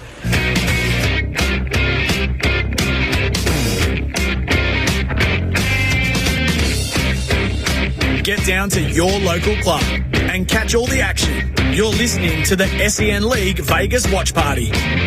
Every minute of every day, a child is admitted to hospital. Help make it a happier place with a $30 donation to the Starlight Foundation every month. Donate today at starlight.org.au. All the big games called by all the big names. Sydney's home of sport, 1170 SEN. G'day, Gal here. When it comes to protecting your worksite or event, you've got 2 choices.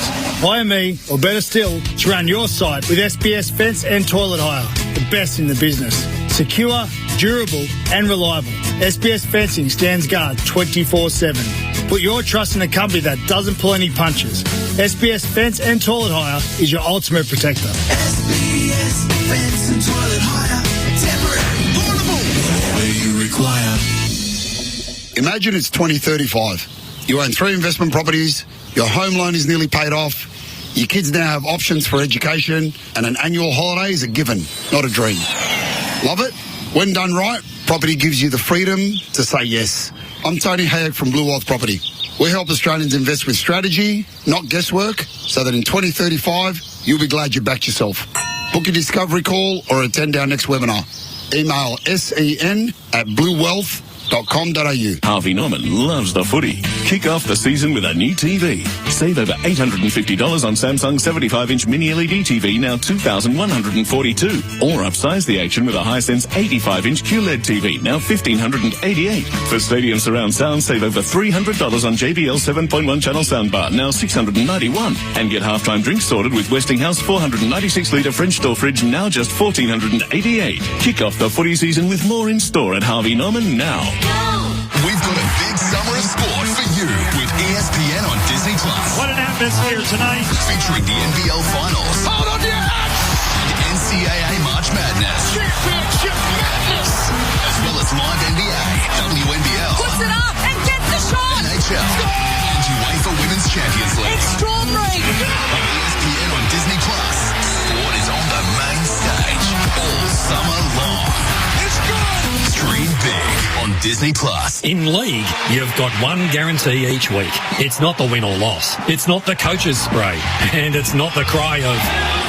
It's the 4 and 20 pie. That classic taste of 100% Australian meat in delicious gravy wrapped in golden pastry. Like a fullback running the length of the field to score a try. Nothing beats the aroma and taste of a 4 and 20 pie. There's a win in every bite. 4 and 20, Australia's original fan food. Take a break at Metro Petroleum and enjoy a Mr. Whippy ice cream cup. Try the limited edition bubblegum flavour. It's creamy, colourful and fun. Available only for a limited time. Kick off your footy season with wings. Stay recharged and grab your resealable wings with 330ml Red Bulls at 2 for $8.50. Or grab the 473ml Red Bull range at 2 for $9.50. Available now at all participating Metro Petroleum locations from March 1st through to March 31st. At Heartland Mitsubishi Castle Hill, receive 10 years warranty, 10 years cat price servicing and 10 years roadside assist. For ABN holders, the Triton GLXR 4-wheel drive from 51,340 drive away. See Manny and the team at Heartland Mitsubishi Castle Hill. T's and C's apply. MD 067361. G'day, Gal here. In both rugby league and boxing, defence is everything. The same goes for securing your residential, commercial or event site. Trust SBS Fencing and Toilet Hire, the kings of defence, to deliver the protection you need. Tough, reliable and built to last, just like me. sbsfence.com.au, the best defence in D-business. SBS Fence and Toilet Hire. Temporary, portable, whatever you require.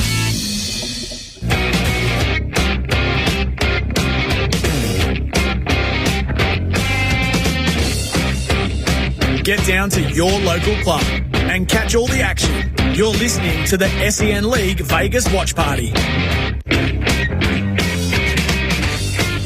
Yes, welcome back to Canterbury League Club. We're here thanks to our sponsored by your local club, the official NRL Vegas Watch Party. Find your nearest watch party at yourlocalclub.com.au. They haven't quite opened the doors to this function centre at Canterbury League Club, so a lot of the fans are just dotted around this amazing venue, watching on big screens. You've got so many choices, and in here, Scope, we've got 3 big screens bringing the action to the fans, and this place will be jumping in a few hours' time when the Bulldogs take on the Dragons. Getting some feedback on the text line. Hi, boys. There's only one team playing today. Only talk about the Bulldogs. No one gives the Dragons a chance. Go the Saints. Cheers, Jason, on the text line. So how will these Dragons go? You've still got Gutho, all of his experience. You've got the money man, Tui Piloto on the wing, Sully, and Valentine Holmes, who didn't feature in pre-season, but he's right to go in the centres. You've got Flanagan and Atkinson in the halves. You've got Damien Cook in the 9 with no backup from Jacob Little, which is a fascinating subplot. A lot of talk that maybe Flanagan goes into the 9 and Lycan King Tongia will come on to play in the halves at some stage in this game. Josh Kerr, that really has been undersold that he's a Dragon again. He was with your Dolphins last year. Yeah, he's a real character, Speedy. I've had a bit to do with Josh Kerr over the years, and I'm sure you would have heard some of his interviews and stuff that he's done. The microwave man. Yeah, the microwave gag that Joey absolutely loved on the footy show. But yeah, he'll be good, mate. He loved his time down there. I originally actually met Josh Kerr when I returned back from the Super League. I lived with Corey Norman when he was playing at the Dragons, and he just raved about Josh Kerr and you know the character he was. So leading up to this week, I was a little bit worried about the Bulldogs, and I thought, you know what, can the Dragons sneak one against them? And then I just remembered how the Bulldogs were last year and how efficient they were, more so defensively, and just making it really tough for teams. And they made it really tough for the Dragons at the start of the year last year. Remember, it was at Cogra. I know Tui Pilotu got a couple of tries and he did the money man celebrations, but it was, for the most part, it was all Bulldogs in that game. So, like I said before, a Dragons win wouldn't surprise me. It wouldn't surprise me, Speedy, but I am going to go the Dogs in a close one and a low-scoring affair. Hopefully, I'm sure there are, Dogs and Dragons fans maybe not wishing for that. They'd love what's happening right now with Leeds and Hull KR. They are the Leeds Rhinos have beaten the Hull KR Robins 40-0 after 60 minutes. There's still a quarter of that game to go. Just amazing. What about the way that a coach like Cameron Serraldo will be utilising his 6-man bench? You can only use a maximum of 4 players from that 6-man bench. He's got Kurt Mann, Satili Tupouniua there, Harry Hayes, Josh Curran, Sean O'Sullivan, Jake Turpin. How does he use them? Okay, so I'm going to predict one late last minute swap. So we haven't got it finalised yet because they do that 90 minutes before. So that's why we've still got an Ari Tuala and Tyrell Sloan sitting there in comparison to the Cowboys and Knights where we know the 6-man bench. I'll tell you what worries me slightly about the Bulldogs, Speedy, is Sean O'Sullivan in the 19 and Jake Turpin in the 20. Now, if those two guys are indeed on a 6-man bench, does that sort of say that maybe they're a little bit more concerned about the Matt Burton injury, and that's extra cover for if something was to happen? We know that he hobbled off in the last trial, albeit playing really well in that trial. but sort of just hobbled off. And I know he's kicking, footies into the roof at Allegiant Stadium and all of that. That's just a watch for me, because when you look on the other side at the Dragons, they've got all big boys, like you mentioned, like in King Tongia. I think if he does play any part and there's an injury or Cookie needs a spell, you might see Flanagan go to hooker, and like in King Tongia coming in the halves. Just an interesting watch so far in the six-man bench, and to how that gets trimmed down 90 minutes before kickoff. So what's your feel? One of those drops out and some kind of other player goes in? No, or are you thinking Burton drops out of the team potentially? No. Just that they might be a little bit more concerned, and having the two smaller guys on there. I think if Matty Burton was, put it this way, if Matty Burton was fully fit and they had no issues at all, I think they have outside back cover in Anari Tuala, and maybe Turpin's not a part of the setup. But because Sean O'Sullivan, something happens to Matt Burton, worst case scenario, you can cover Sean O'Sullivan, then Turpin can give Hayward a spell if required. So they're just they're giving themselves more flexibility in the spine, in my opinion. And Kurt Mann gives them such flexibility there as the 14. Yep. So, just a smaller bench. They've sort of, paved the way in the NRL over the last couple of years, Cameron Serraldo, and having a small man bench. And even though it's been extended to 6, still so much lighter across the board than the Dragons' counterparts. And you talked about that change up for Stephen Crichton going to the left-hand edge. So you played a bit of back row in your time. Viliami Kikau is the left edge back rower. How does that all sync up in pre-season? How do you get that right? You just get them the ball as much as possible, Speedy. When you got, and that's, I think, a big part of it, right? Like, I think originally when Stephen arrived at the Bulldogs, for balance, I think a huge part of Stephen Crichton playing on the right, because he's been able to play both at a high level throughout his career and going all the way back to Penrith. I think a little bit of protection at the time for Toby Sexton, and then it was probably required also for Lachlan Galvin, figuring out the defensive systems. Having a guy like that on that side balances out the team nicely. I don't think he's looking for balance this year, Speedy. I think they want to get to a right post as much as they can, or the middle of the field, and they want to have a lot of shots at the left-hand side for the Bulldogs, the right side for the Canterbury Bulldogs defence. So look out, Moses Sully. I don't know who's going to be on that side with him, whether it's Setsu Tu or Tuipulotu, but Moses Sully, he's going to get a lot of traffic, because I'm guessing that Moses will be on his favoured right side. Val Holmes will sit on the left, and they're going to get a lot of Stephen Crichton and Viliami Kikau on this one. On the text line, Statsy says, if anybody thinks the English Super League heavyweights can mix it with the NRL top 4, look at Hull KR. The best Super League team would be lucky to get 7th or 8th in the NRL, and that's a stretch. A real comment there from Statsy. So Hull KR are coming off beating the Broncos last week in the World Club Championship. Leeds are hammering Hull KR by 40. How can you marry this kind of stuff up? Yeah, form lines in rugby league don't always link up, do they, Speedy? And look, Leeds have just been sitting back. Everyone's been talking up Hull KR. How about the two coaches? They're probably arguably the two coaches from the Super League that have been linked to NRL clubs. Vying for PNG potentially? Yeah, it looks like there's only one extra team that's coming in the competition. But yeah, he's done a great job, Willie Peters, to be up for so long. They've been up for so long. They've been ambushed. It's as simple as that, mate. Leeds have gone over there. They got off to a hot start. We've seen it last year with Wigan and Warrington, where Wigan just completely blew Warrington off the park.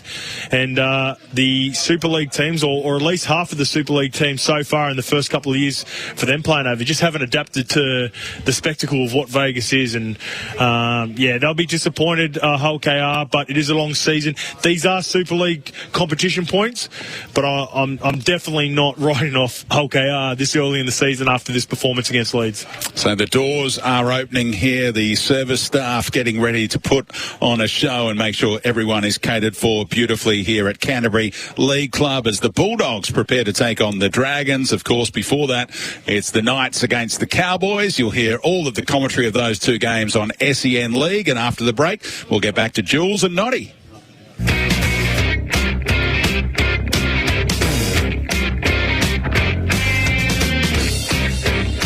Get down to your local club and catch all the action. You're listening to the SEN League Vegas Watch Party. Take a break at Metro Petroleum and enjoy a Mr. Whippy ice cream cup. Try the limited edition bubblegum flavour. It's creamy, colourful and fun. Available only for a limited time. Kick off your footy season with wings. Stay recharged and grab your resealable wings with 330ml Red Bulls at 2 for $8.50. Or grab the 473ml Red Bull range at 2 for $9.50. Available now at all participating Metro Petroleum locations from March 1st through to March 31st. There's never a dull moment at my local club. There's always something going on, whether it's inside at the bar or outside on the bowling green. That's where it all happens. Shoes off, game on, barefoot bowling and a cheeky midweek cocktail and early dinner with the girls. Kids stay at home and we get to catch up. Your local club, where good times belong. Imagine it's 2035. You own 3 investment properties, your home loan is nearly paid off, your kids now have options for education, and an annual holiday is a given, not a dream. Love it? When done right, property gives you the freedom to say yes. I'm Tony Hayek from Blue Wealth Property. We help Australians invest with strategy, not guesswork, so that in 2035, you'll be glad you backed yourself. Book a discovery call or attend our next webinar. Email sen@bluewealth.com.au. Hey, Paul Gallen here. You know me as one of the toughest blokes in rugby league. But let me tell you, there's something out there just as tough. SPS Fence and Toilet Hire. The toilets are as clean as a whistle and maintain better than a locker room full of forwards. When you're in the red zone, you need precision and composure. Same goes for these loos. Inside, it's all peace and quiet, a fortress of solitude. SPS Fence and Toilet Hire. Temporary, portable, where you require. SPSFence.com.au. Harvey Norman loves the footy. Kick off the season with a new TV. Save over $850 on Samsung 75-inch mini LED TV, now $2,142. Or upsize the action with a Hisense 85-inch QLED TV, now $1,588. For stadium surround sound, save over $300 on JBL 7.1 channel soundbar, now $691. And get halftime drinks sorted with Westinghouse 496-litre French door fridge, now just $1,488. Kick off the footy season with more in store at Harvey Norman now. In league, you've got one guarantee each week. It's not the win or loss. It's not the coach's spray. And it's not the cry of... It's the 4 and 20 pie. That classic taste of 100% Australian meat in delicious gravy wrapped in golden pastry. Like a fullback running the length of the field to score a try. Nothing beats the aroma and taste of a 4 and 20 pie. There's a win in every bite. 4 and 20, Australia's original fan food. We've got a big summer of sport for you with ESPN on Disney+. What an atmosphere tonight. Featuring the NBL Finals. Hold on to your hats! And NCAA March Madness. Madness! As well as live NBA, WNBL. Puts it up and gets the shot! NHL. And UEFA Women's Champions League. Extraordinary! ESPN on Disney+. Sport is on the main stage all summer long. It's good! Stream big on Disney+. Look out for the sunrise. Enjoy local service. The best within a country mile. Sunrise Local Stores has your cravings covered. Bite into a $6 combo. Get a 4 and 20 traveller pie 160 gram and NEV 250ml variety for just $6. Or grab any 37.5 gram Mentos pack for just $1. On sale February 18 until March 17 at Sunrise Local Stores. The best within a country mile.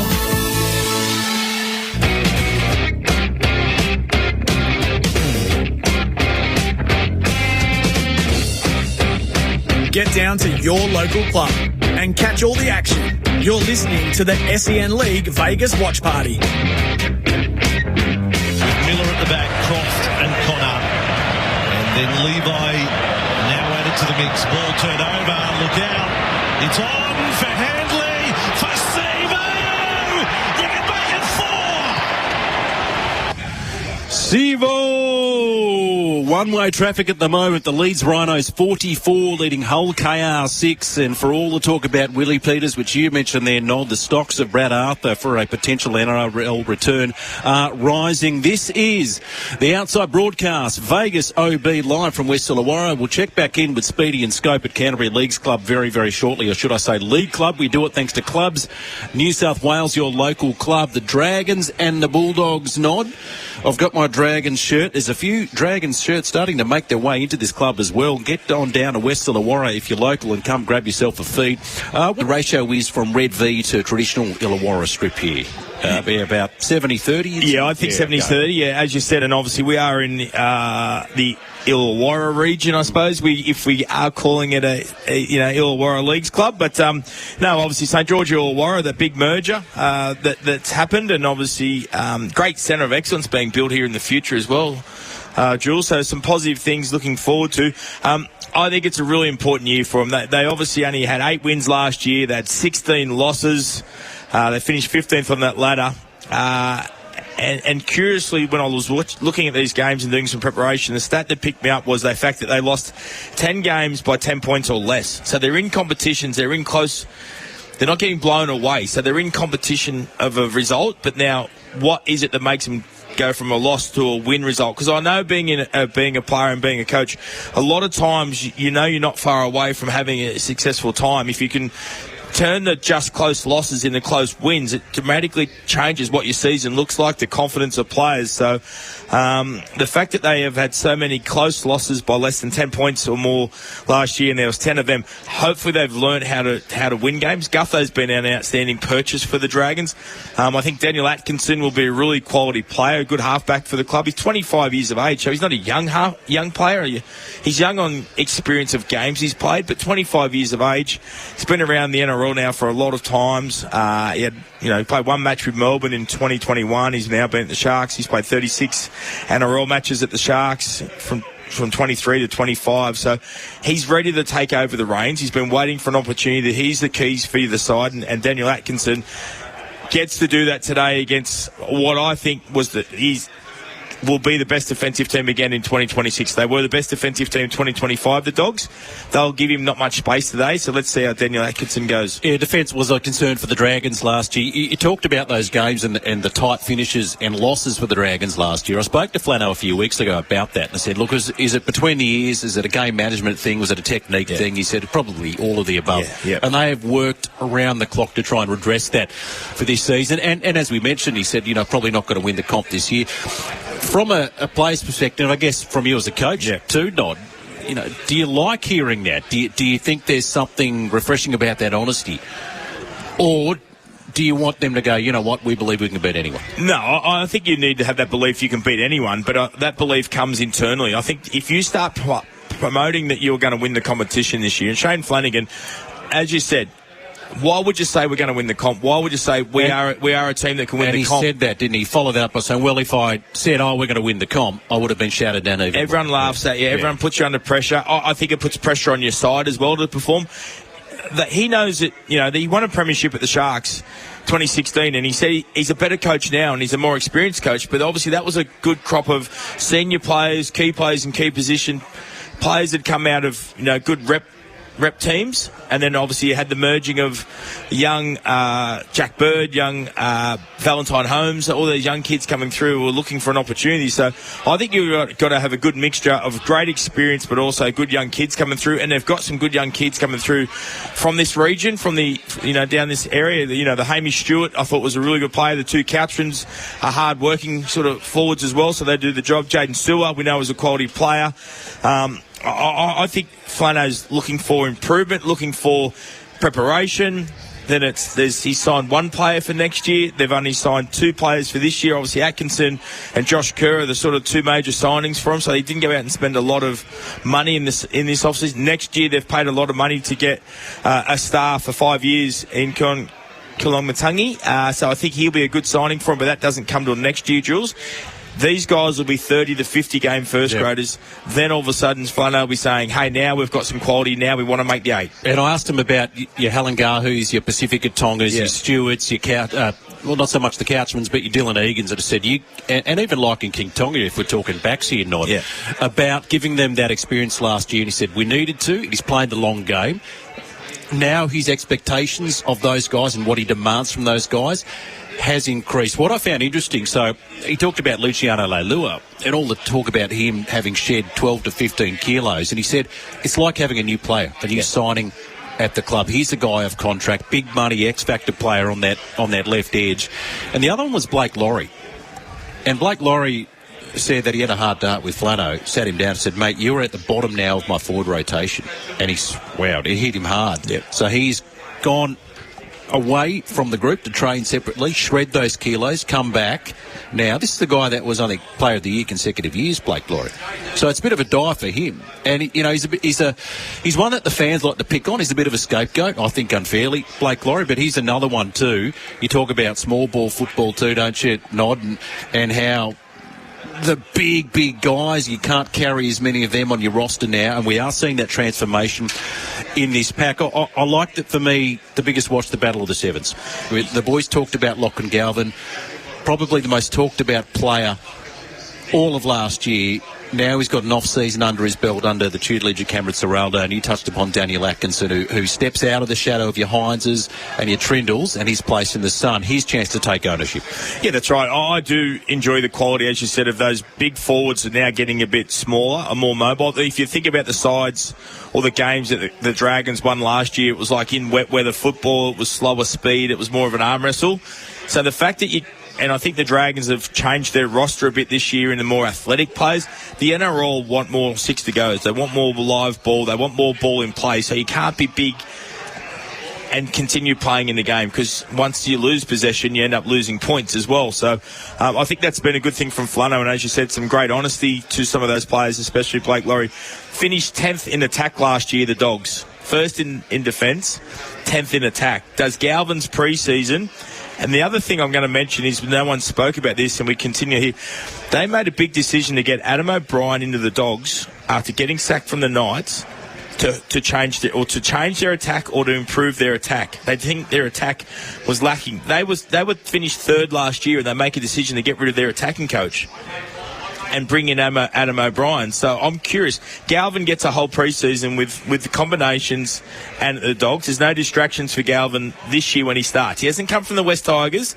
He hasn't jumped out of the West Tigers, which is what it was perceived to be last year. He's had a full pre-season, and Adam O'Brien now starts as the attacking coach for the Dogs. What does he change? Does he change anything? Or does this combination work really successfully for the Dogs, or do they still struggle to score points? Great story on the wing debut now, Sesu, to a couple of false starts. He was going to get a start with the Warriors before he did his MCL, and he talked about how a number of players had leapfrogged him. Craig Bellamy had a conversation. He said, mate, you are a first-grade standard footballer. 27 years of age, grew up in Samoa. His mum died, sort of raised by a village, had a few issues with head knocks and whatnot. Spent some time away from the game. And for me, this is what I love about this game, Nod. You know, a lot of the times, if you haven't made it by 2021, they throw you on the scrap heap. This is a wonderful, almost underdog story. It's a great story, and it's a story of resilience and a story, as you said, of setbacks and challenges and not willing to give up on a dream. So congratulations for that. And the other thing I'll talk about, there's a gentleman at Newcastle they talk about very, very highly, and I played reserve grade with him in a long time ago, 1995, who'd come out of playing for Cessnock A grade for his whole career. Billy Peden ended up winning 2 premierships and didn't make his debut till 26, 27 or something as well in the Newcastle competition. So you're right. They normally put a line through you, or you feel like you've been pushed out and you don't get looked at again. Sometimes there's opportunities to grab them with both hands. This is story time. This is excitement. This is tough memories. This should be, you know what, I appreciate playing first grade football, but if I think about what a gentleman called Billy Peden, who's a legend in Newcastle, that's what he did. He didn't get a chance to play first grade till very late in his career, and then wins 2 premierships. 0457 736 736. Antos has gotten in touch. My apologies. Sloan, 20th man for the Dragons. Yeah, so he's the reserve. So Matty Fino got that last spot on the now extended bench. Yeah, this is the first game we're going to get to look at, the 6-man bench, isn't it? We had 4 on the bench last year and 18th man. I do like it. It keeps competition close. You can still only use 4 of your 6. barring HIA and someone failing a HIA. But effectively, you have the ability now. I think most sides will have the ability to go, okay, these are the guys we know are going to get on, and this is a reserve for an outside back. This is a reserve for one of our halves, and that's what the Dragons have done. They've got an outside back in Figai, and obviously King Tonga who can play in the halves, and then obviously they've got their forwards cover. Right. So I think that's how everyone will roughly do it. They'll have a cover for an outside back rather than actually pushing a back rower to play centre. They'll have a cover for a half back, 5'8", and maybe that outside back can play fullback, and then they'll probably have a cover for a dummy half, and then they'll have their traditional 3 forwards that can rotate around. So it'll be interesting how that works today. If it helps, I think it's a way of the NRL making sure the competition stays as good as it can be every week. Injuries shouldn't affect the outcome of a game. So I am a fan of it, and I'm also a fan of it, I think, for the fans. So if you get an outside back generally injured, it costs you a chance of winning it. Significantly, your results go down in percentage-wise when you get an outside back hurt or a half-back hurt. There was a stat, I think, a couple of years ago that said if you lose an outside back within the first, say, 15, 20 minutes of the game, 80% chance of losing. So you remember that Anzac Day clash where Sully got and Big Jared had that collision. Sully was gone in the first minute. They had to play Matty Eisenhuth out the back. And then you generally lose. Yeah, and they lost. And I think this is a way of making sure, because the pressure on sides making semi-finals, the pressure on sides having success, the pressure, I think, from an entertainment point of view from the NRL to make sure that the quality of the game stays high. When we get families to go there, well, this is what allows a full competition for every match. Keep the text coming in on 0457 736 736. Brett Noddy Kamali, I'm Julian King, broadcasting live for the NRL Vegas watch party from West Illawarra. So if you're in the region, come on down. We'll get ourselves off to another break on the other side of that. We're going to rope the boys back in from Canterbury League Club, Speedy and Scope, and we'll get their thoughts as well on the other game between the Knights and the Cowboys.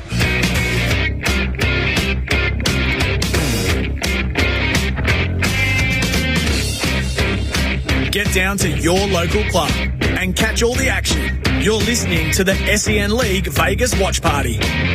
Imagine it's 2035. You own 3 investment properties, your home loan is nearly paid off, your kids now have options for education, and an annual holiday is a given, not a dream. Love it? When done right, property gives you the freedom to say yes. I'm Tony Hayek from Blue Wealth Property. We help Australians invest with strategy, not guesswork, so that in 2035, you'll be glad you backed yourself. Book a discovery call or attend our next webinar. Email sen@bluewealth.com.au. At Heartland Mitsubishi Castle Hill, receive 10 years warranty, 10 years cat price servicing and 10 years roadside assist. For ABN holders, the Triton GLXR 4-wheel drive from 51,340 drive away. See Manny and the team at Heartland Mitsubishi Castle Hill. T's and C's apply. MD 067361. Ozito brushless power tools. Tested by Grit and built to work. When it comes to doing tough jobs, do it yourself. Ozito. Home and garden brushless power tools. Do you. Only at Bunnings Warehouse. G'day, Gal here. When it comes to protecting your worksite or event, you've got 2 choices. Hire me, or better still, surround your site with SBS Fence and Toilet Hire. The best in the business. Secure, durable and reliable. SBS Fencing stands guard 24/7. Put your trust in a company that doesn't pull any punches. SBS Fence and Toilet Hire is your ultimate protector. SBS Fence and Toilet Hire. Temporary, portable, whatever you require. Harvey Norman loves the footy. Kick off the season with a new TV. Save over $850 on Samsung 75-inch mini LED TV, now $2,142. Or upsize the action with a Hisense 85-inch QLED TV, now $1,588. For stadium surround sound, save over $300 on JBL 7.1 channel soundbar, now $691. And get halftime drinks sorted with Westinghouse 496-litre French door fridge, now just $1,488. Kick off the footy season with more in store at Harvey Norman now. In League, you've got one guarantee each week. It's not the win or loss. It's not the coach's spray. And it's not the cry of... It's the 4 and 20 pie.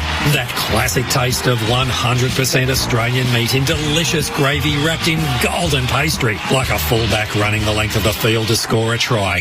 Nothing beats the aroma and taste of a 4 and 20 pie. There's a win in every bite. 4 and 20, Australia's original fan food. We've got a big summer of sport for you with ESPN on Disney+. What an atmosphere tonight. Featuring the NBL Finals. Hold on to your hats!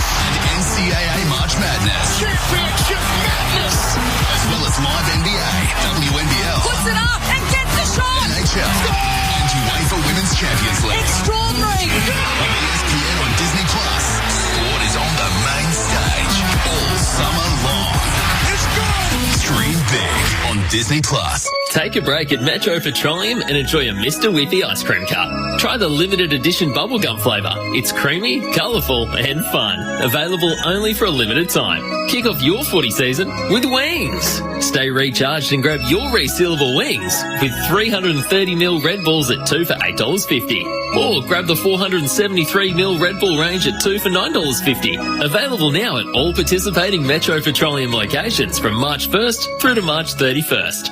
Imagine it's 2035. You own 3 investment properties, your home loan is nearly paid off, your kids now have options for education, and an annual holiday is a given, not a dream. Love it? When done right, property gives you the freedom to say yes. I'm Tony Hayek from Blue Wealth Property. We help Australians invest with strategy, not guesswork, so that in 2035, you'll be glad you backed yourself. Book a discovery call or attend our next webinar. Email sen@bluewealth.com.au. Get down to your local club and catch all the action. You're listening to the SEN League Vegas Watch Party. Atkinson on its way, left footer, straight it goes. The Rhinos of the Leeds Club of 54 have been bettered here by the Brett Arthur Leeds Rhinos of 2026. 58 points to 6. Vossi with the call there, thanks to Fox League. And as we welcome back in Speedy and Scope from the Canterbury League Club, it's official now, boys. Hull KR cannot win the comp this year because they've conceded 50 points. Yes, the Tabman 64 on the text line says, boys, there's the 50-point curse. Is it applicable in the Super League? Certainly it gets a bit of a run in the NRL, doesn't it? Just amazing. And continuing a bit of a UK tradition from football, the Premier League, Micah Sevo tucking the match ball under his jumper there, Scope, after a hat-trick. Could he come back to the NRL at some stage? Yeah, well, how old is Micah Sevo? He'd be maybe late 20s, early 30s, definitely still 32, so he's got the power, definitely still. He missed the entire season last year too, Speedy, with an ACL injury, and I thought it was going to take him a little while to get going. I think he scored a try in his first game back to the Super League this year, and what did he get? 4 tries, 8 tackle busts, and 203 run meters. What a performance! I'd be taking that footy home too. He thoroughly deserves it. Now, our place here, the showroom at Canterbury League Club, is starting to buzz. They've just opened the doors. This is a fully ticketed event in the room that we are in for 450 fans, and around the club as well. They're expecting up to 2,000 fans to cheer on the Bulldogs from this venue. It's just an amazing feel, an amazing vibe if you can't be in Las Vegas. Yeah, they're here now. Look at them, they're starting to pack in. Everyone's getting excited. The Super League's finished. We've got the NRL, the beginning of the NRL season in about half an hour, 40 minutes with the Cowboys and Knights. So, it feels like this Leagues Club is going to be full for both games, and I can't wait. And Marley Sylvia is here for Wide World of Sports, so Channel 9 will be beaming into this room as well for part of their coverage of the Bulldogs Dragons game coming up, boys. But really looking forward to this. Of course, you can listen to the Bulldogs skewed feel of this afternoon's proceedings on the app from 2 p.m. I'll be alongside Scope here. What about you, boys? Crowd building, Nod. Can I tell you that the reason you haven't heard from Noddy is because every second person's coming up and shaking their hand, shaking his hand, the great man's hand, obviously clearly forgotten about 1999, and they've claimed him as one of their own, Brett Kamali. West Illawarra, here in the heart of Illawarra, Hargrave Street, Unanderra. Beautiful club too. Come have a feed. We've got the big screen set up. There's a random Roosters jersey here for reasons I cannot explain. You get to see the South jerseys, boys, but plenty of red and white and building towards kickoff. That is, of course, the later game. And the earlier game you mentioned there between the Knights and the Cowboys, haven't really touched upon that. Team changes come through. The only change there for the Knights, gents, Matt Croker will start at lock and jumper 15 with Tyson Brazil moving back to the bench. This is I like the Cowboys, but a big game for Dylan Walker and his new club. Yeah, that's right. Dylan Brown in his new club. Dylan Brown. The $13 million man. Yes. We work together, Jules. We work together. The $13 million man and becoming a number 7. But yeah, it's a big clash. Obviously, both have got to get off to a good start. Disappointing season last year. Newcastle moved their coach on, and Justin Horrible gets the opportunity to take over the Newcastle Knights. All right, boys, as we say farewell, Knights, Cowboys, who do you like? I've been Cowboys all weeks, boys, and you never should do this, but just before the game, I'm going to late change. I'm on the Knights. I think they get... You jinxed it now. And the Dogs and the Dragons. I'm on the Dogs, biased here at Canterbury League Club. And I just think that the Knights have so many game breakers. I'm with you, Scope. I like the Knights. Ponga, Best, Sharp and Brown. They've got match winners. I like the Knights, boys. Dude, thank you, boys. Have a great afternoon at Canterbury League. Come on down to West Illawarra. We'll throw now to the live coverage over in Vegas with Jimmy Smith, Timmy Manor and Chad Townsend. Vegas, baby, Vegas.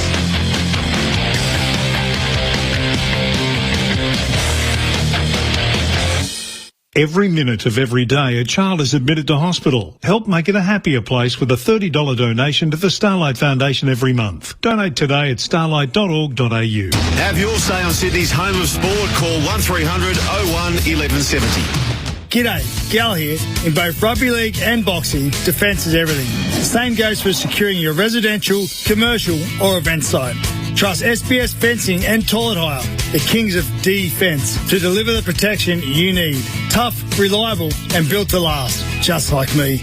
sbsfence.com.au, the best defence in D-business. SBS Fence and Toilet Hire. Temporary, portable, whatever you require. Imagine it's 2035. You own 3 investment properties, your home loan is nearly paid off, your kids now have options for education, and an annual holiday is a given, not a dream. Love it? When done right, property gives you the freedom to say yes. I'm Tony Hayek from Blue Wealth Property. We help Australians invest with strategy, not guesswork, so that in 2035, you'll be glad you backed yourself. Book a discovery call or attend our next webinar. Email sen@bluewealth.com.au. There's never a dull moment at my local club. There's always something going on, whether it's inside at the bar or outside on the bowling green. That's where it all happens. Shoes off, game on, barefoot bowling and a cheeky midweek cocktail and early dinner with the girls. Kids stay at home and we get to catch up. Your local club, where good times belong. Next time you're refueling your car, look out for Sonny the Kookaburra at your local Sunrise. That's how you know you're dealing with a trusted and independent local store. There's over 1,200 Sunrise stores Australia-wide. Visit newsunrise.com.au and do what the locals do. Look out for the sunrise. Enjoy local service. Delivered with a friendly smile. Look out for the sunrise. Enjoy local choices. The best within the country mile. In league, you've got one guarantee each week. It's not the win or loss. It's not the coach's spray. And it's not the cry of... It's the 4 and 20 pie. That classic taste of 100% Australian meat in delicious gravy wrapped in golden pastry. Like a fullback running the length of the field to score a try. Nothing beats the aroma and taste of a 4 and 20 pie. There's a win in every bite. 4 and 20, Australia's original fan food. Harvey Norman loves the footy. Kick off the season with a new TV. Save over $850 on Samsung 75-inch mini LED TV, now $2,142. Or upsize the action with a Hisense 85-inch QLED TV, now $1,588. For stadium surround sound, save over $300 on JBL 7.1 channel soundbar, now $691. And get halftime drinks sorted with Westinghouse 496-litre French door fridge, now just $1,488. Kick off the footy season with more in store at Harvey Norman now. Ozito brushless power tools, tested by Grit and built to work. When it comes to doing tough jobs, do it yourself. Ozito, home and garden brushless power tools. Do you.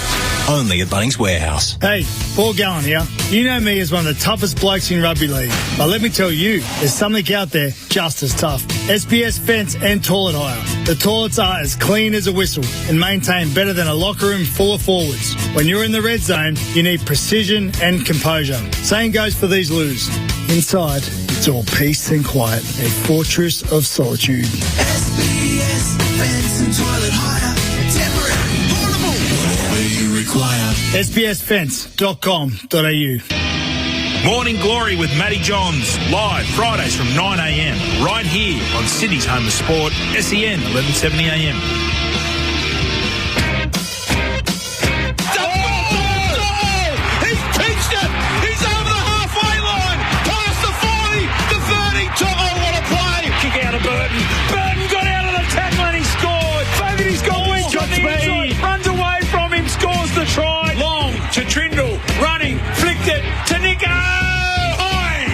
left-hand side. Chanel Harris-Tavita. Poppy! Here's a chance. Reece Walsh. He capitalised. He gets the fullback. Reece Walsh scores one of the great grand final tries. This is NRL Vegas, live from Allegiant Stadium.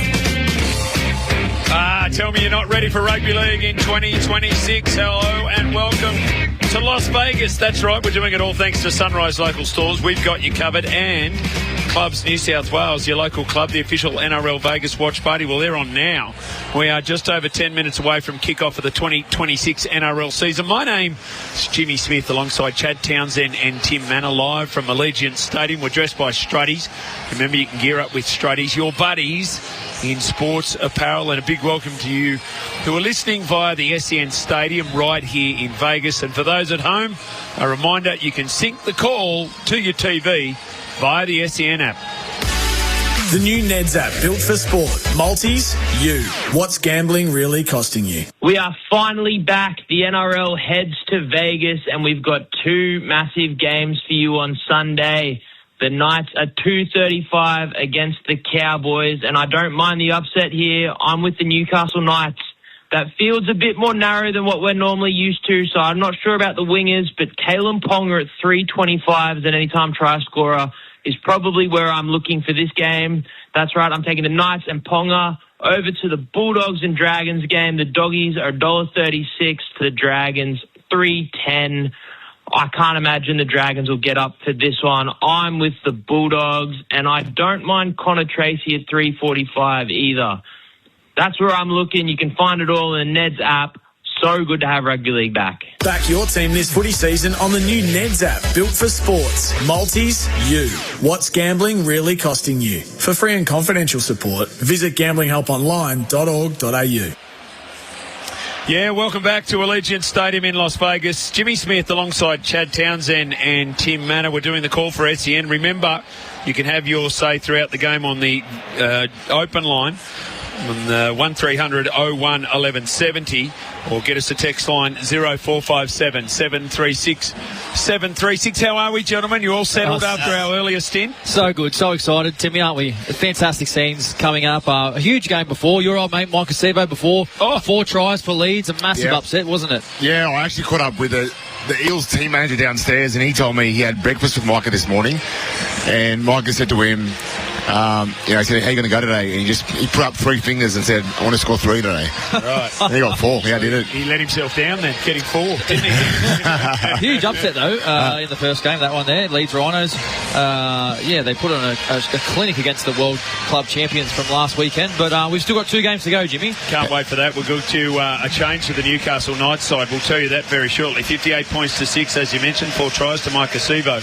I'm being a little bit facetious here, but Willie Peters, we recognise as top of the pops, right? Number 1. Yeah, for sure. Has he dropped to number 2 with Brad after the day's game? I don't think so. I think it's a big ask for Hull KO. Obviously, they won the treble last season. They've come freshly off the World Club Championship last week against the Broncos. It was always going to be massive for them to come over here after such a high, and unfortunately they just weren't good enough tonight. They didn't hold the ball. They made a lot of errors, and Leeds were too good. You've got to give credit. Mike Acevo, Brad Arthur, Brodie Croft as well. Another one who was outstanding. Jake Connor was good. Jake Connor was excellent, the halfback for Leeds Rhinos. So a big win for Brad Arthur. Okay, let's go to the Keno Go coin toss. Remember, Keno Go's $40 million jackpot. Download the app. So we've got the 2 captains out there. It's funny, 2 Queenslanders, Kalen Ponga and Tommy Dearden. We're just fearing that it is the Cowboys who have won the toss, so they will be kicking off. Just a reminder about the size of the field here, boys. 94.5 metres long. Yep. 63.1 metres wide, so that's about 4 metres shorter, and 6.4 metres in goal areas. So just a little bit smaller field. I mean, Jimmy Smith, I was out on the field before the game, just having a look around. The field looks, the turf looks great. And you know what? I actually, when I was out there, didn't think it felt that much smaller than obviously the normal field. I know you just mentioned it is a little bit smaller, but to me, Timmy, it didn't feel like that looking at it visually, does it? No, well, in the middle of the field, you don't really notice the difference anyway. So it's probably something Chad would probably realise and feel more than me. But in the middle of the field, it's still a washing machine. Doesn't matter how wide it is on the edges. It's doesn't look or feel too different, does it? Like from up here, where I'm very high for the listeners they're listening in. We are definitely. It looks like the in-goals do look a bit smaller than usual. Yeah, the in-goals definitely. But we saw a very expensive game, and I feel like every year we've been here, the games have been expensive. Yep. For rugby league games, the in-goals can be anywhere from 6 to 11 metres. Yeah. So these are 6.4, so they're just about as short as they possibly could be. When we walked in down on the ground there, you know, the in-goal area down here, say at this northern end, and the wall is only a metre away. Yeah. So if anyone is travelling at speed there, and I was just touching the wall, it's all padded. Okay. It's all padded. Remember we had the situation with Daniel Tupou. That's right. Yeah. That's the most dangerous area, right? The corners of the in-goal line. So for our wingers or our fullbacks gone for some try-saving tackles. Obviously Daniel Tupou got himself in a little bit of drama a couple of years or last year, but looks picture perfect at the moment. Las Vegas, the field, and yeah, really excited for this first game, Cowboys versus Newcastle Knights. All right. Before we'll do that change. Matt Croker coming into the starting side for the Newcastle Knights, and Tyson Frizzell dropping back to the bench. Other than that, they're not 1 through 19, but they've got their 19 players. So Newcastle their bench now is, or their interchange, Tyson Frizzell, Sandon Smith, Thomas Cant, Pasami Saulo, Fletcher Hunt and Francis Manulelua. For the North Queensland Cowboys, they are not 14 through 19, but Sonny Luke, Thomas McKaylee, Kai O'Donnell, Griffin Neame, Matthew Lodge and Robert Derby is that outside back on the bench. Who's going to provide the unmissable highlight today, boys? For Drink Wise, choose to drink wise. Yeah, I want to go with my mate Fletcher Sharp. I reckon Fletcher Sharp, he had a number of highlights last year where he really stood out.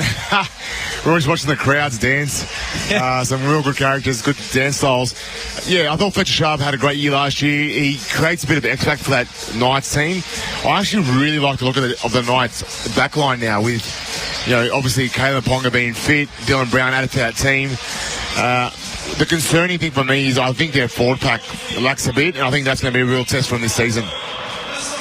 What about you, Chad? Yeah, for me, I'm going to go with the North Queensland Cowboys fullback Scott Drinkwater.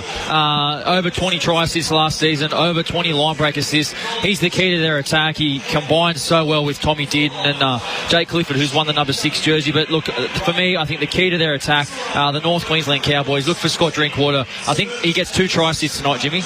Okay, you won't miss a moment if you drink wise. Can you just put a disclaimer on that whenever you mention an ex-teammate? I've got a heap of ex-teammates. No, but who you may or may not be involved in business with. So what I'm looking for here, Chad, is full transparency on this broadcast. I mean, right? full transparency, people know that. I mean, I've played for the Cowboys, I'm an ex-Cowboys player, so whether I pick Scott Drinkwater, whether I pick Jake Clifford, Tom Dearden, Speaking of business, I'll tell you what the American population could do with some good Malik salt. Malik kosher cooking salt. I'm glad you mentioned that. I was at Ozfest. And I thought to myself, we need to be here next year with our cooking salt. We really do. Good marketing for it. Oh, it's going to be absolutely perfect. I've already had a chat to the guys at the Sunrise local stores at lunch too. So yeah, they were fantastic. Actually, I want to do a shout out to the team that we went to lunch with, Chad. Look, it was just magnificent at Hell's Kitchen. Gordon Ramsay's. Yes. So Steve is the dad, and then there's Vincent, Andrew, and Nick, the 3 sons who all work in the business. Leo was there also, but they've got this great business that is absolutely flying around in particular the regional areas around Australia. So we're only a few minutes away. I want to know here, Chad, how are we going to do this? How does Justin Holbrook, when he looks at his bench, what's he thinking with the options that he has there? And how does a game play out, for example, to get a Fletcher Hunt into the game? Well, this is one of the biggest talking points coming into this season is the rule changes. Obviously, there was a lot of talk around the pre-season and the commission bringing in these rules. The 6-man bench, I think it's going to be really situational around how this game goes and how the coaches implement their changes, right? Obviously, injuries will determine some certain things as well. Yep. If an outside back gets injured for the Knights, you just think it's almost a straight swap for someone like Fletcher Hunt to get into the game. If they don't get injuries, the game tends to go like a normal flow of game. Then I think we see a more stock standard sort of interchange style, right? But regardless, look, I'm really excited to see how both coaches implement the new interchange rules. Do you like it, the new interchange rule? Initially I didn't, Tim, because I'm a bit of a traditionalist. I've loved rugby league for a long time, and for me it's like, if it ain't broke, don't fix it. And I'm sure you can speak on this in your playing career. Some of the greatest wins you have as a player is when you face some adversity, someone comes off the bench, plays out of position, and then you get a win and that person does a job. We've seen that happen heaps, haven't we? We've seen it done multiple times, and I just don't know if we'll see that now, where teams will be able to now carry specialised players on the field. And it's like, if you get an injury in the outside back, 1 to 5, Fletcher Hunt can replace any one of them straight away. Antos says there's another knock-on effect with the 6-man bench. Is anyone concerned about how little football 18th and 19th man will get this year? Yes, they can go back to reserve grade on occasions when scheduling allows. I can't see this happening too much. It's a very good point, Antos. It is a good point, and I think it's going to happen, to be honest. I think those guys on the fringe of the squads will play limited football this year, and it will be up to their coaches to bring guys in the 19, take them out every couple of weeks when they need to play potential some minutes in a reserve grade. How did it used to be, Jimmy? So remember they used to play. When would you like to know? From 1908 or? Well, when you played, so about the 60s, 70s. So I'll tell you what it was. At the back end, early in the 90s, you were able to have 2 fresh reserves. But prior to that, it used to be you had no one on the bench, but you could make 4 interchange. But they had to play half a game in the reserve grade. That's all right. the under 21s. Yeah. So those. How many could you have? So you'd have unlimited players. So, for example, when I was playing under 21s in 1991 and 1992, before I was selected to play first grade, I sat on the bench for first grade about 10 times. So 10 times I'm sitting on the bench for first grade, having played a full game of under 21s. So you hang around during reserve grade, you go out and warm up with the first grade team again. And 8 times I wasn't used, but twice I was. So twice as an under-21s player, 20 minutes to go against the Manly Seagulls at Sydney Football Stadium. They go, get up, warm up, you're going on. I'm like, that was the first time in first grade. So no real preparation for it, but to be asked to sit is a great credit. It's exciting. It's the coaching staff saying, what you're doing is really good, you're not too far away. As a youngster, though, were you excited or was it frustrating to spend the afternoon? Like you wouldn't care if you can get on? Absolutely excited. Because you're a chance of getting on. You're doing the warm-up. You went and warm up with the first grade. These guys are your heroes. I'll never forget the day we played Manly and I got on. And I remember, in the under-21s, you go, thanks, mate. I was going, thanks, Cliff. Thanks, Jeff. Thanks, John. You knew every player in the opposition. It was crazy. Very exciting. Righto.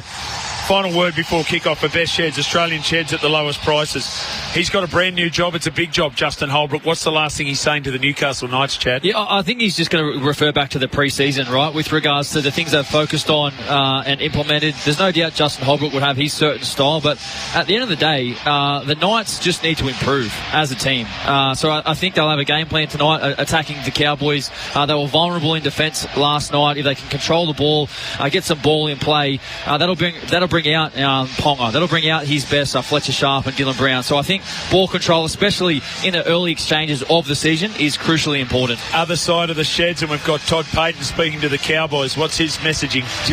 Well, like I said earlier, the key for the Cowboys is their forward pack. So they really need Tomalolo, Hess, some of their key guys, Cotter, to come out of the blocks early in the game, set a standard early. We saw what happens with Leeds earlier on. They came out of the blocks and made a real impact. So here comes Tommy Dearden out onto the field, leading out his North Queensland side. Let's go through it. At the back is Scott Drinkwater, Braden Burns and Murray Taulagi on the wings. Jackson Purdue and Tommy Chester in the centres. Jake Clifford, Tom Dearden the captain. Then Cohen Hess, Reid Marnie, Jason Taumalolo, Helam Lukey, Sam McIntyre and Ruben Cotter. We've gone through the bench previously.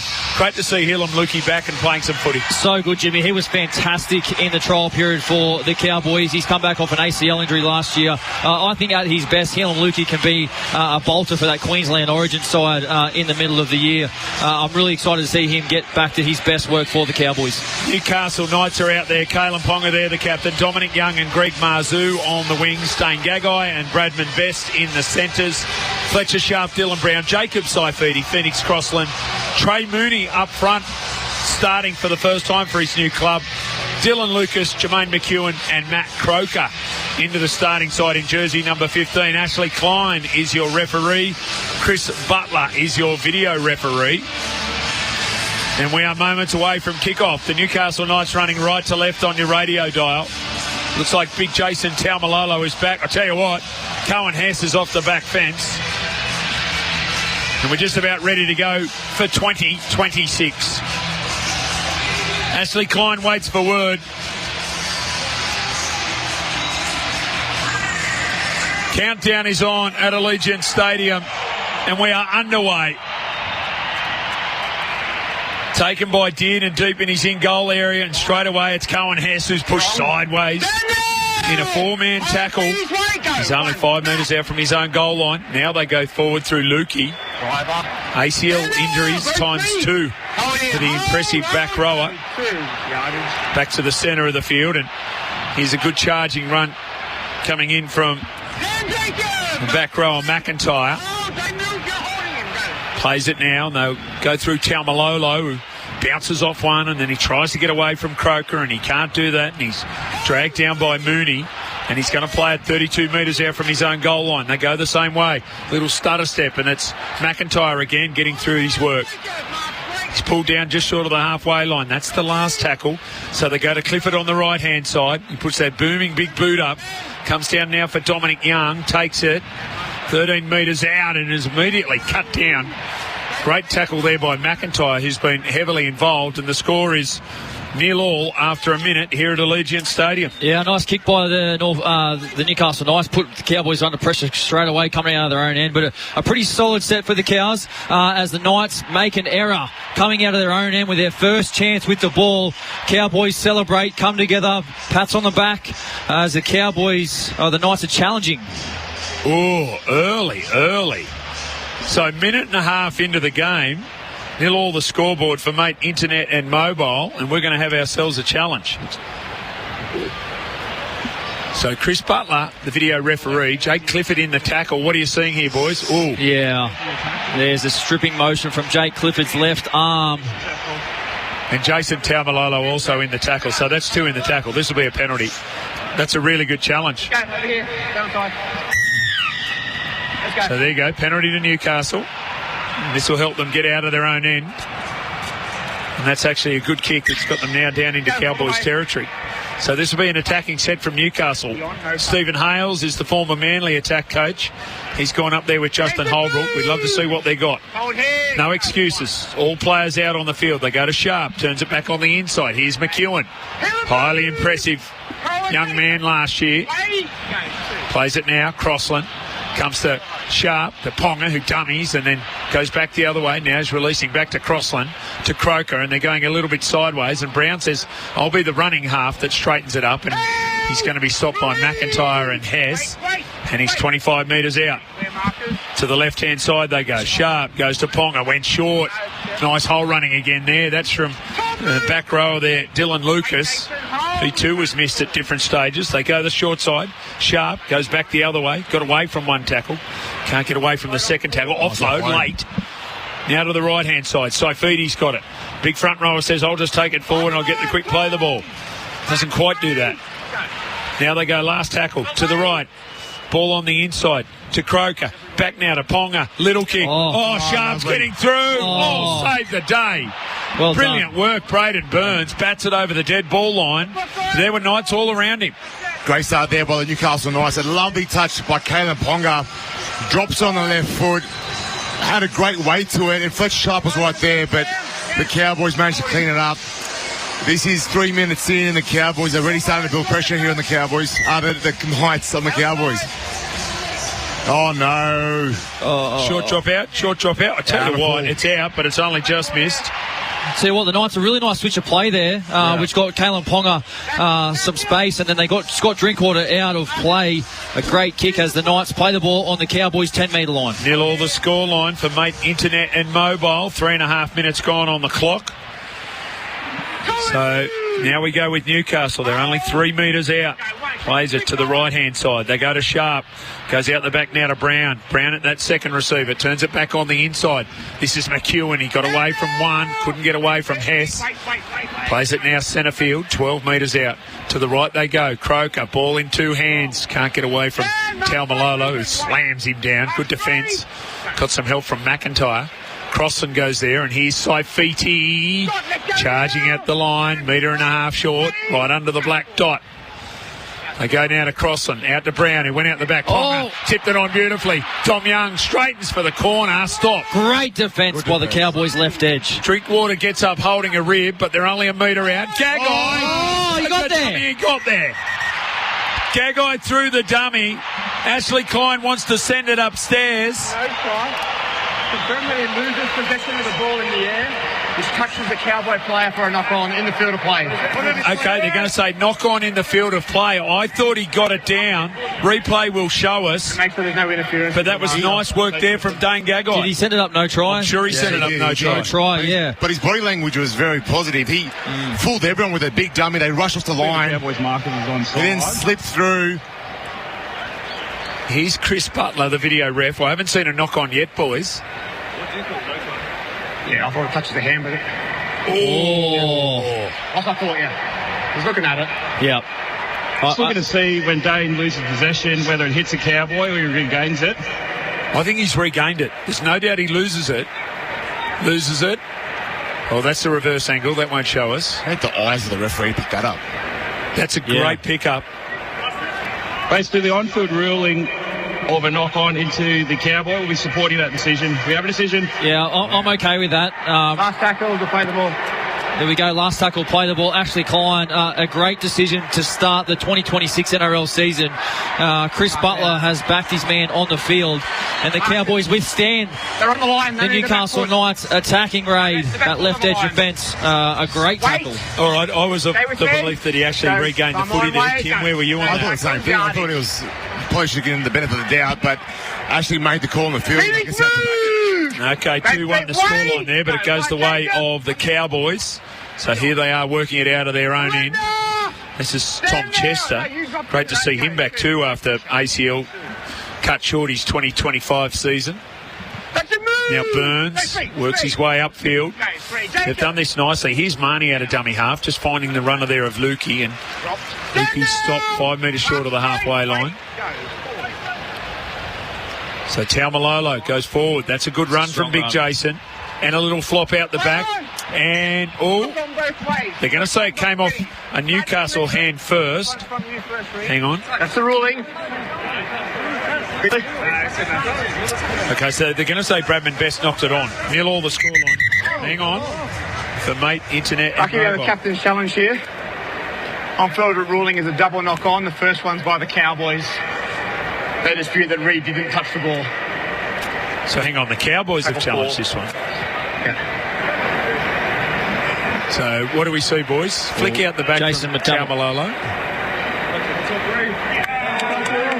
And then Bradman Best plays at it with his left arm. I think maybe it's touch and go before whether it touches Reid Marnie's hands. I think it's touched Bradman Best first, boys. I think we could have 2 successful challenges inside the first 6 minutes.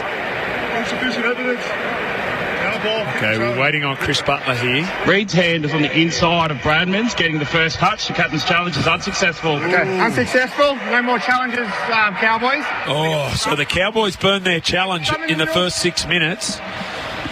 And it's going to be a Newcastle ball. This is NRL Vegas for 4 and 20 pies, Australia's original fan food. We do it for Sunrise Local Stores. Yeah, the Cowboys, unfortunately, just needed to get to their kick there. They've done a whole heap of defence in the opening exchanges of this game, giving the ball back to the Knights just before halfway as Fletcher Sharp feeds the scrum.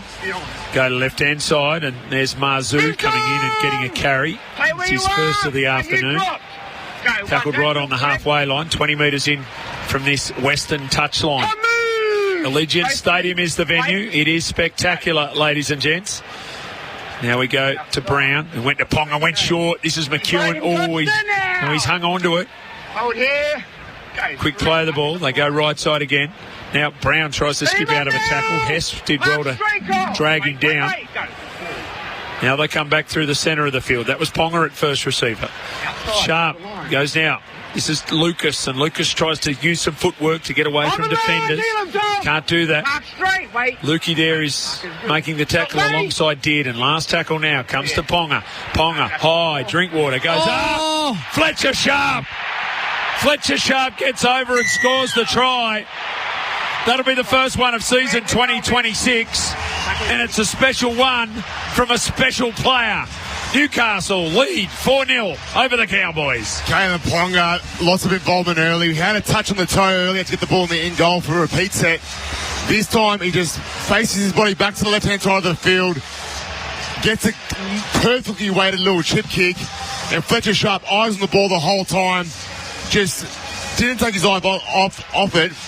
Catches the ball, plans the ball for their first try of the year for the Newcastle Knights. I'm really liking the look of the Dylan Brown, Caleb Ponga combination, and Caleb Ponga with his first try assist of the season. Yeah, and that's it, Timmy. I think last year, the Knights, they changed their spine around that many times. They were criticised for not being able to score points in the opening exchanges of this game. The Cowboys have just given up some ball to the Newcastle Knights. The thing I liked that last set was they just moved the ball from sideline to sideline. Caleb Ponga stepping up at first receiver, and then on last tackle, KP kicks up a straight kick, isolates Scott Drinkwater at the back. Fletcher Sharp, a noted try scorer, 11 tries last season, comes through one-on-ones, jumps over Drinkwater and scores the first try of the year. Caleb Ponga looking to add the extras. He's 16 metres in from this western touchline. He's taken it back 19 metres. Should be very straightforward for Kalen. And it is 6-0 the scoreline, and that's for Mate, Internet and Mobile. Tell you what, just having a look at the replay there. And that was for Harvey Norman. Remember, Harvey Norman loves the footy. Kick off the season with super savings on TVs and sound bars. Get set to catch all the action at Harvey Norman now. I spoke to Stephen Hales on Thursday. I said, wow, surprise? And he said, oh no, Fletcher Sharp is an out-and-out star. Yeah. That's what he said to me. He said, Dylan will do his job, but he said Fletcher Sharp's a star. That was one of the big calls from Justin Holbrook over the course of the off-season. He's a good coach, Stephen Hales. I like him. I think he's got a future as a first-grade coach one day. They're doing a very good job attack-wise. Remember, this was the side that couldn't score points last year. They had the worst attack in the league and they ran last, so they had to do something. And it looks like it's been a very busy off-season as we see a turnover now. So Trey Mooney has come up with a turnover, and this is going to be a Cowboys ball. So once again, we're seeing ball control being tested by both sides. And that's the thing, Jimmy, in the earlier exchanges of the competition, more notably, it is the team who controls the ball that comes out on top, and that's what we're seeing at the moment. The Cowboys were unable to complete some of their sets early on, gave the Knights some good field position. Now the Knights unable to complete their set after scoring points, giving the Cowboys a scrum middle field, 10 metres out from the Knights line. Okay, 4 on the right, 2 on the left. They go to the left-hand side. Here they go. Purdue tried to get outside of the veteran Gagai. Couldn't do it. So that was young bull, old bull. Now they go back through the centre of the field. Here's McIntyre with a carry. Brought down 10 metres out. They come right side. Marnie finds now Taumalolo. No footwork, just straight at him. Crossland's there to hold him up. Got some help from Croker on the inside. Taumalolo plays it 1.5 metres out. Marnie goes now to Cotter. Brought down, lovely tackle, Saifidi. Got some help from Croker down below. They're still only 1 metre out. They come back to the right-hand side. Dearden has to wait for the pass. And as a result of that, he steps back into the defence and he's tackled. That's the last. They go to Clifford. Now on to Drinkwater. There's a pass. Purdue, ball on the ground. Knights come up with it, and it comes to nothing at the end of the set. Yeah, the Cowboys have to get better at putting pressure on and make sure they put the foot on the throat of the Knights. They just let them off the hook too many times. The Knights, they're looking good in defence. They look comfortable. Every time the Cowboys threw something at them, they seem to have the answers for it. Who's running hot for Ream, Tim? Australia's favourite. That is steady, hot and strong. Yeah, Fletcher Sharp and Caleb Ponga, two have been the standouts so far.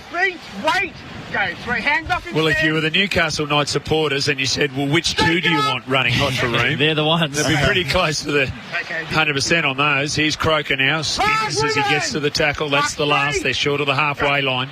Comes back now to Ponga, the left footer on the left-hand side, and it goes end over end down to Braden Burns, who takes it. There's a wall of defenders in front of him. Ball on the ground. Fletcher Sharp. He towed it through just a little heavy over the dead ball line. So this is going to be a 7-tackle set. The Cowboys got very lucky there. Jeez, they got away with one there. The Cowboys. Braden Burns carrying the ball back from a kick return. As looks to be Crossland in the backfield getting attention from the trainer. But the Cowboys get off the hook. Knocked back. Fletcher Sharp kicks it through. It goes dead. Now the Cowboys working away with a 7-tackle set. So just say Phoenix Crossland went off the field now. Is it straight Sandon Smith coming half? Straight Smith swap. Okay. Sandon Smith comes straight on. All right. He's still out there on the field, so we'll keep our eye on that one. But that is the benefit of the extended bench. Now to the left-hand side. Here's Taumalolo with another carry. He's been prominent. Look at that. That's 7 metres after contact.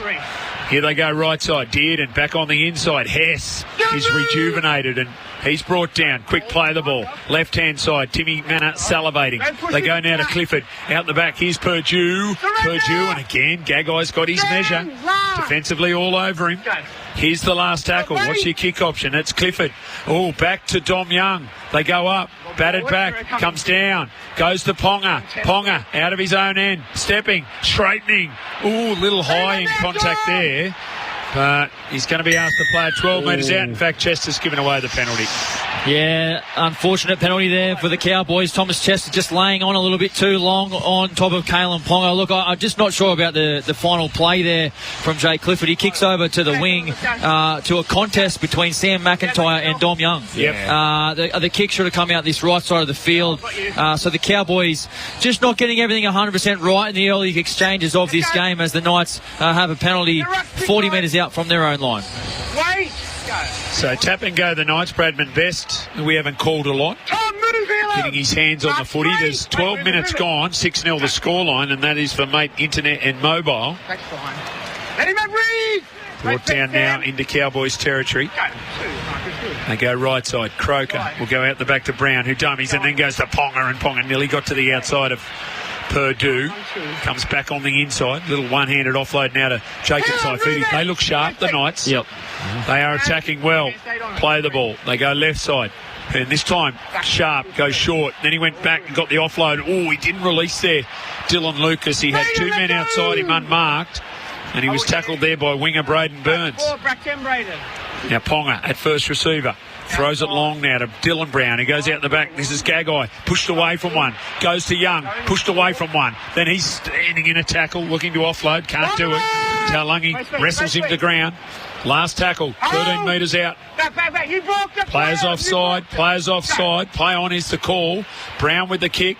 They fly high. Comes down to Fletcher Sharp. He releases. Mazu is going for the line. He's over the line. He's there. He had 3 defenders in front of him, and it was just a force of will. Oh, now he throws a touchdown into the crowd, NFL style. Greg Mazu, who was probably best dancer on the night on Thursday at Fremont Street, gets a second try, and the Knights lead 10-0. Well, look, I'm watching the Knights. I'm really liking to see Kalen Ponga stand up at first receiver, gets his hands on the ball. But in this instance, Dylan Brown kicks the crossfield. We just criticised the Cowboys not getting the last play right. Newcastle Knights come down the other end. They kick on the head. They make a contest. They get up. They make it ugly. Thomas Chester can't come down with it. Fletcher Sharp finds the ball, gets Marju. He beats 1, 2, and then carries 3 over the line for a try.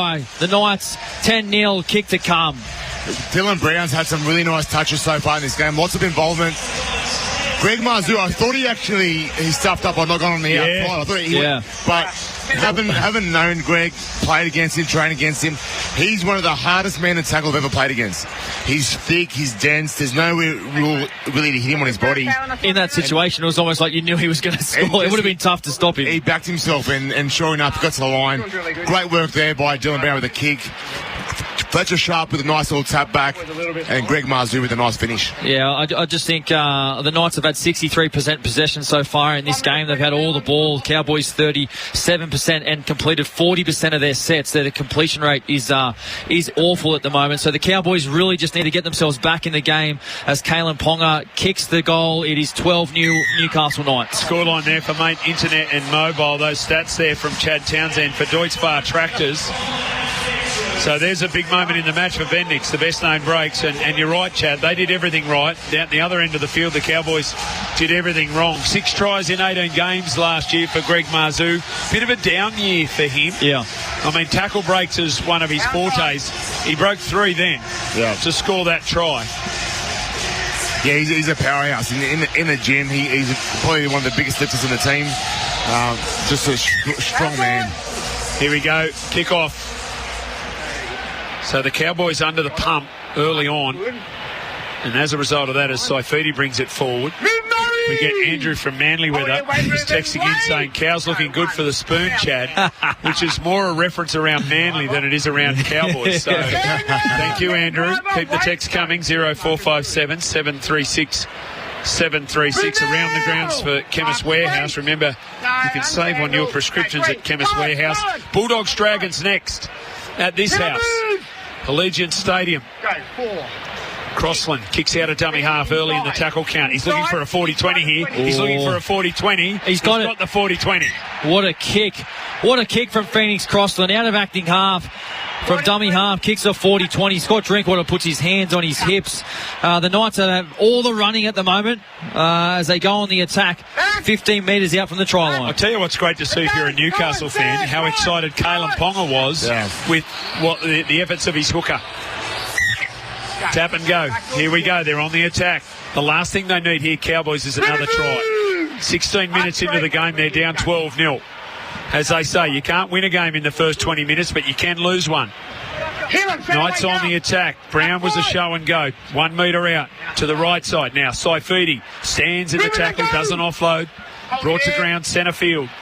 Brown wants to go back to the left-hand side. He does that. Out the back to Fletcher Sharp. Nice defence. Bradman Best got it wrong. He was way in front of him. He still offloaded Fletcher Sharp. Now here's Bradman Best, crabbing across field. This goes to Taumalolo, who knocks him off his feet, and they dive on him. So he's 13 metres out, centre field. Here's Dylan Brown, who took off. Sharp with that right foot. Tackled 3 metres out. Ponga dummy. Ponga dummy to go. 4 defenders there to stop him, and they did that about a metre short of the line. That'll be a handover, but that was another good set from the Newcastle Knights. 23 and a bit minutes remaining. I'll tell you what, this first half, and the scoreline 12-0 for Mate Internet and Mobile. Great scenes if you're a Knights fan. Dylan Brown running the ball, Timmy Manners, one of his strengths, isn't it? Yeah, he's actually a lot stronger as well than people realise. He's tough, he's not scared to take the line on, and when he's running the ball, it's a sign that he's on the play. Sounds like every one of your ex-teammates used to ragdoll you in the gym. As we see a penalty coming here. What's it for? He's dropping, roughing, back here. Right, high tackle. High tackle the call. Geez, they needed that, the Cowboys. Ooh, wasn't that high, was it? Back here. Jermaine! Oh, so Jermaine McEwen on report.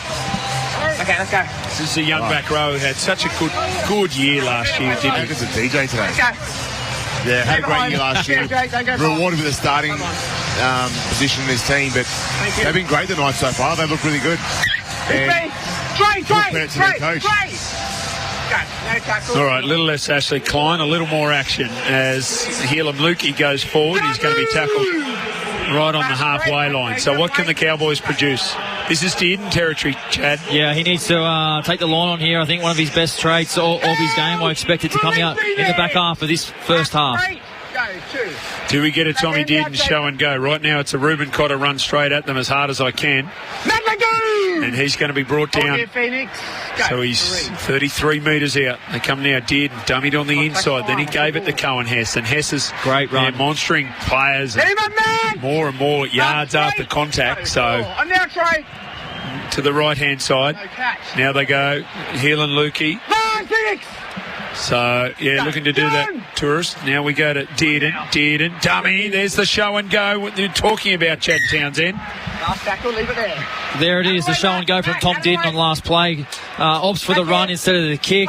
I don't mind the ploy here as the Knights have just tackled 5 metres out from their own try line, working out of their own end. Look, one thing I am noticing from the Knights' defensive line is Kalen Ponga moving off the line. I think it opens up for a kick for the Cowboys. If they can just notice where Ponga is, there might be some space in the back.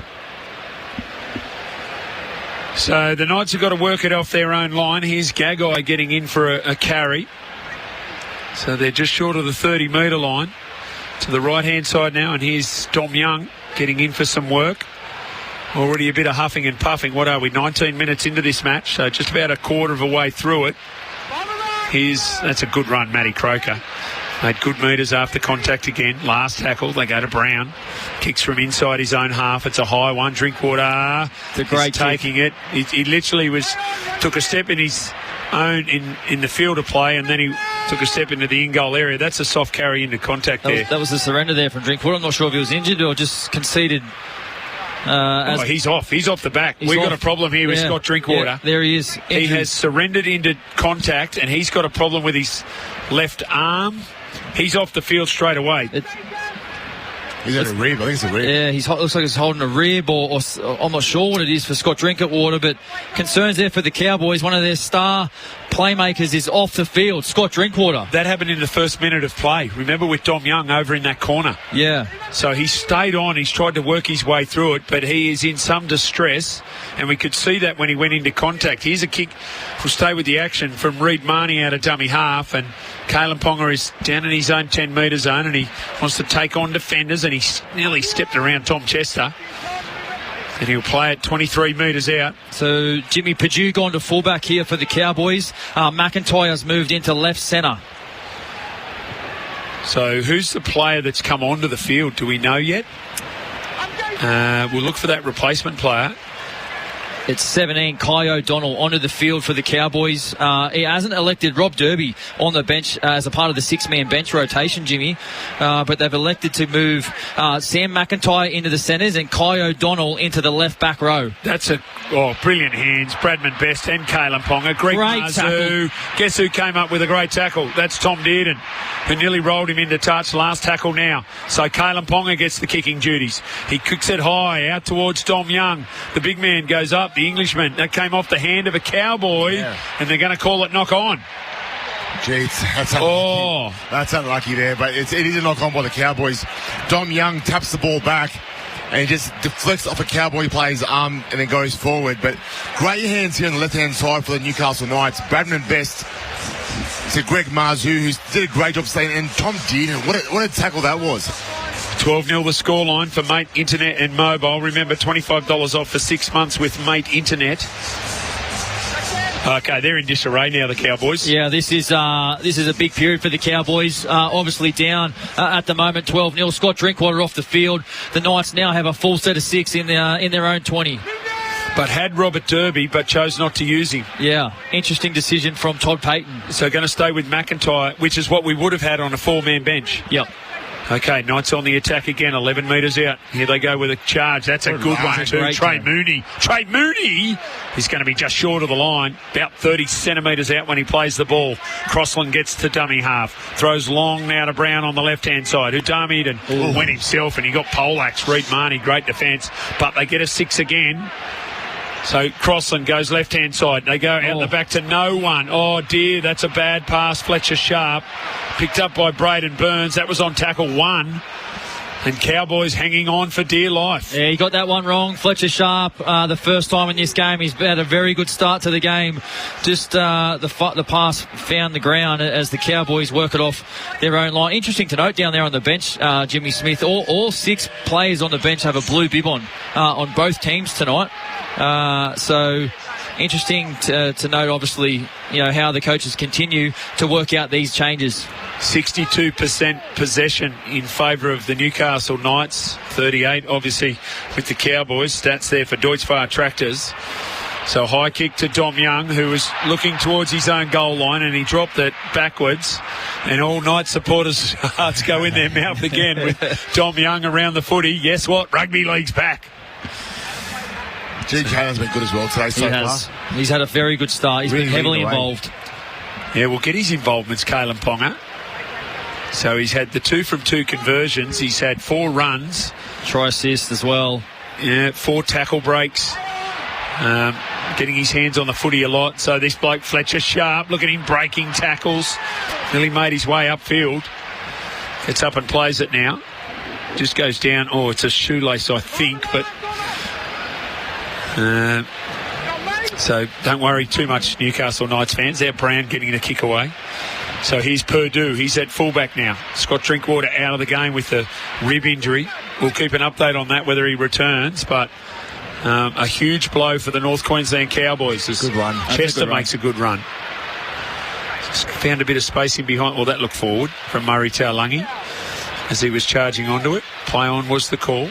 Here's Marnie. Now Griffin Neem, so replacement player coming on for the Cowboys. Last tackle now. They go right side. Dearden looks out the back and he finds now Purdue. Comes now to Chester. 1-on-1 with Bradman Best. Now it's the last tackle. So they're 28 metres out. Oh, no, Fletcher Sharp's reeled out of a tackle with an injury. So Tom Dearden puts the kick up. This is Ponga. And now they're going to say player taken out. Escort penalty here. Jacob Saifidi. Fletcher Sharp looked to be in a fair bit of trouble here. So we just got vision of Fletcher Sharp in the hands of the trainer, hobbling on a knee. Oh, dear. Now he's gone to ground.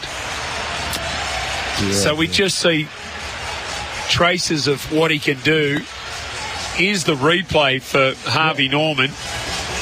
What are you seeing at Chad? Yeah, I didn't see much there, Timmy Manor. It was almost... I'm not sure what it is. It looks to be getting checked out. A knee, it looks non-contact, to be honest with you, Jimmy Smith. Which is bad. Which they're doing the ACL test now. The trainer's with him. He's given the thumbs up. Yep. So the ACL looks to be intact. But still, he's in a bit of trouble here. And the Cowboys need to notice this. If Fletcher Sharp stays on the field, I'd be gearing up some attack towards Fletcher Sharp. 12-0 the scoreline for Liquorland. Cheers, Liquorland. Remember, you can choose to drink wise.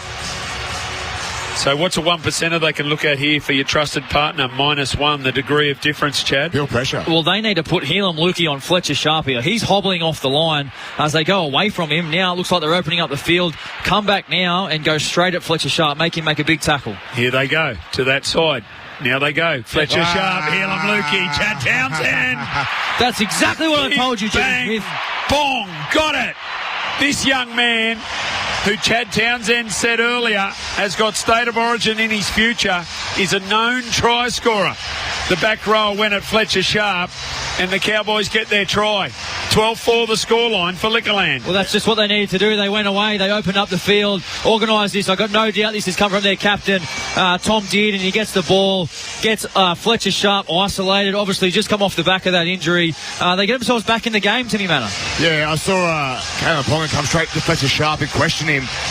I'm all for the bravery. I love the fact that he wants to stay out there, but unfortunately right there, it's a direct correlation to this try being scored. They just expose Fletcher Sharp 1-on-1, and Lukey just strolls over. It'll be interesting to see what happens now. Does Fletcher Sharp stay out there or does he go off? Well, Santa Smith's on the sideline warming up now, Jimmy Smith. You just think it's a straight swap here. Santa Smith comes on in the halves, but really well executed by the Cowboys. They get themselves back into the game. So does that do anything with Dylan Brown? Is he now playing 6? Is Sandon Smith playing 7? No, I think it stays as it is. Okay. Santa Smith just comes in and plays that supportive Fletcher Sharp role. NRL Vegas for 4.20 pies, Australia's original fan food and Sunrise local stores. Jake Clifford with the kick, 15 metres in from this western touchline. Taking it back 16 metres. Should be no problem. Oh, jeez. He's kicked it a long way. He's kicked it big. Anyway, it went over. Flags go up. 12-6 the scoreline for Liquorland. Choose to drink wise. Yeah, I mean, as bad as the Cowboys have played in the opening exchanges of this game, they've got themselves back to 43% possession. So still completing at 66%. So 12-6, I think they'll take that. They've still got just over 10 minutes left in the first half. Stats for Deutzfahr Tractor Warrior range. It's Deutzfahr Evolved. I haven't got myself a tractor yet, Tim, but it's just a matter of time. Is that like a real farmer? Still working on it. Is that real farmer tractor? Real farm. Oh, hell yeah. I've got bales of hay and everything. Back to work, guys. That's an actual coach killer. There's nothing worse than a coach. His gut feel would have been, I should take him off. But Fletcher would have given him the, I'm not going to be okay. So he left him on. And I guarantee the coach would be kicking himself that he didn't just back himself and take him off. You know what? It was a poor attempted tackle by Bradman Best and Fletcher Sharp. 100%. In saying that, Hylam Lukey is a great ball running back. Great line by Hylam Lukey. Really well done. So 12-6, we are set. What do we got? 13 and a half minutes remaining in this first half. It's NRL from Vegas, thanks to 4 Pies and Sunrise Local Stores. Oh, now we've got an issue here for, I think it's Matty Croker. Yep, referee. Tyson Frizzell's on the field. Stop the game. Looks to be a HIA. Yeah, HIA it is. He's been instructed there. It is Matt Croker in the hands of the trainer. Remember, he was starting the game. Oh, just a shoulder of Griffin Neame. Nothing illegal about it. There was a little bit of Category 2 symptoms there, but we'll wait and see. He got up in the 15-second timeline. He looked a little bit dazed. He's taken his spot back in the defensive line. Let's see what the independent doctor has to say as the Cowboys come off their own line. Here's O'Donnell with a carry. Getting a little bit high there, Saifidi. I think Saifidi's been out there the entire time. That's Thomas McKaylee now on the field. Oh, hasn't he been strong in the pre-season? Now they go left-hand side. Here's Ruben Cotter. He's built his game on strong. He's going to be tackled 7 metres short of the halfway line. Marnie out of dummy half. Thought he was going to kick. Did, and saw an opening and he slipped. It was a little bit wet, the surface, when we were down there, so maybe he hasn't got the long tags out. So last tackle they go to Clifford. Clifford taken off his feet when he kicked it. Tom Young is there. What's the referee going to say here? No, I think it was a fair challenge. It was Tyson Frizzell that was coming at it. Yeah. So, look at this swarming defence from Cowboys, getting off their line very quickly. 12-6 the scoreline, 12 minutes remaining in this first half. The momentum's just changed, Jimmy. The Knights had all the running early on. Now they've had that injury to Fletcher Sharp. The Cowboys have scored their points. Now they've got some speed in their line. Making it tough for the Knights coming off their own end. Scoreline for Mate Internet and Mobile and for Liquorland. Cheers, Liquorland. Choose to drink wise. Yes, the singing in the crowd. The English fans have stayed. The Leeds fans in a great mood. The Robins thinking it can't get any worse after the big win from Leeds. And the kick goes downfield, and it's this young man, Jackson Purdue, who's been asked to do a few things this afternoon. Now he's at fullback in the absence of Scott Drinkwater. As Burns takes a carry and he tries to spin out of defenders, and he's going to be brought down 27 metres out from his own goal line. Now Chester, first game in the NRL since June 30, 2024 versus Penrith, all because of injury. Speaking of, Lukey plays it just short of the halfway line, the try scorer. Now McKaylee, dummy. No one fell for that, Thomas. He just wanted to crash into people. Slow play of the ball, last tackle. They go left-hand side and they get Clifford there. And again, he puts it up. Here's Kalen Ponga. Can they get through it? And Kalen is high in the air as he takes it and comes to ground. Heavy involvement from the Newcastle superstar in the early stages of this game.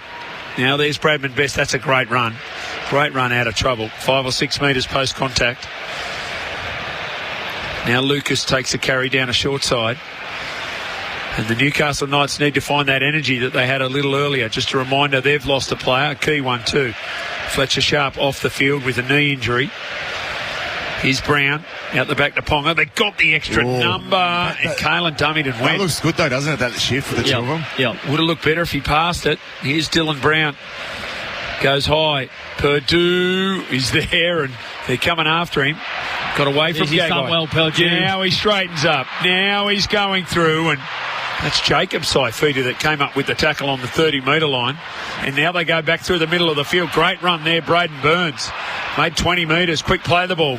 This is Purdue. Goes again. Short ball. Flat to Clifford. Clifford streaming through the space. They're under the pump, Newcastle. Here go the Cowboys. Dearden puts it out now. Offload. Comes now to Dearden. Straightens up. Still going Tommy D. Got away from one. Can't get away from Crossland. And he's brought to ground about 15 metres out to the right side. McKaylee straightens up. Brought to ground. Great tackle. That was Croker. Last tackle. 8 metres out. They're right in the centre of the field. They go to Clifford. They want to run it. Oh! The back. Taulagi scores. What a flick pass from Sam McIntyre. Sam McIntyre is the back rower playing in the centres who got a miraculous pass away.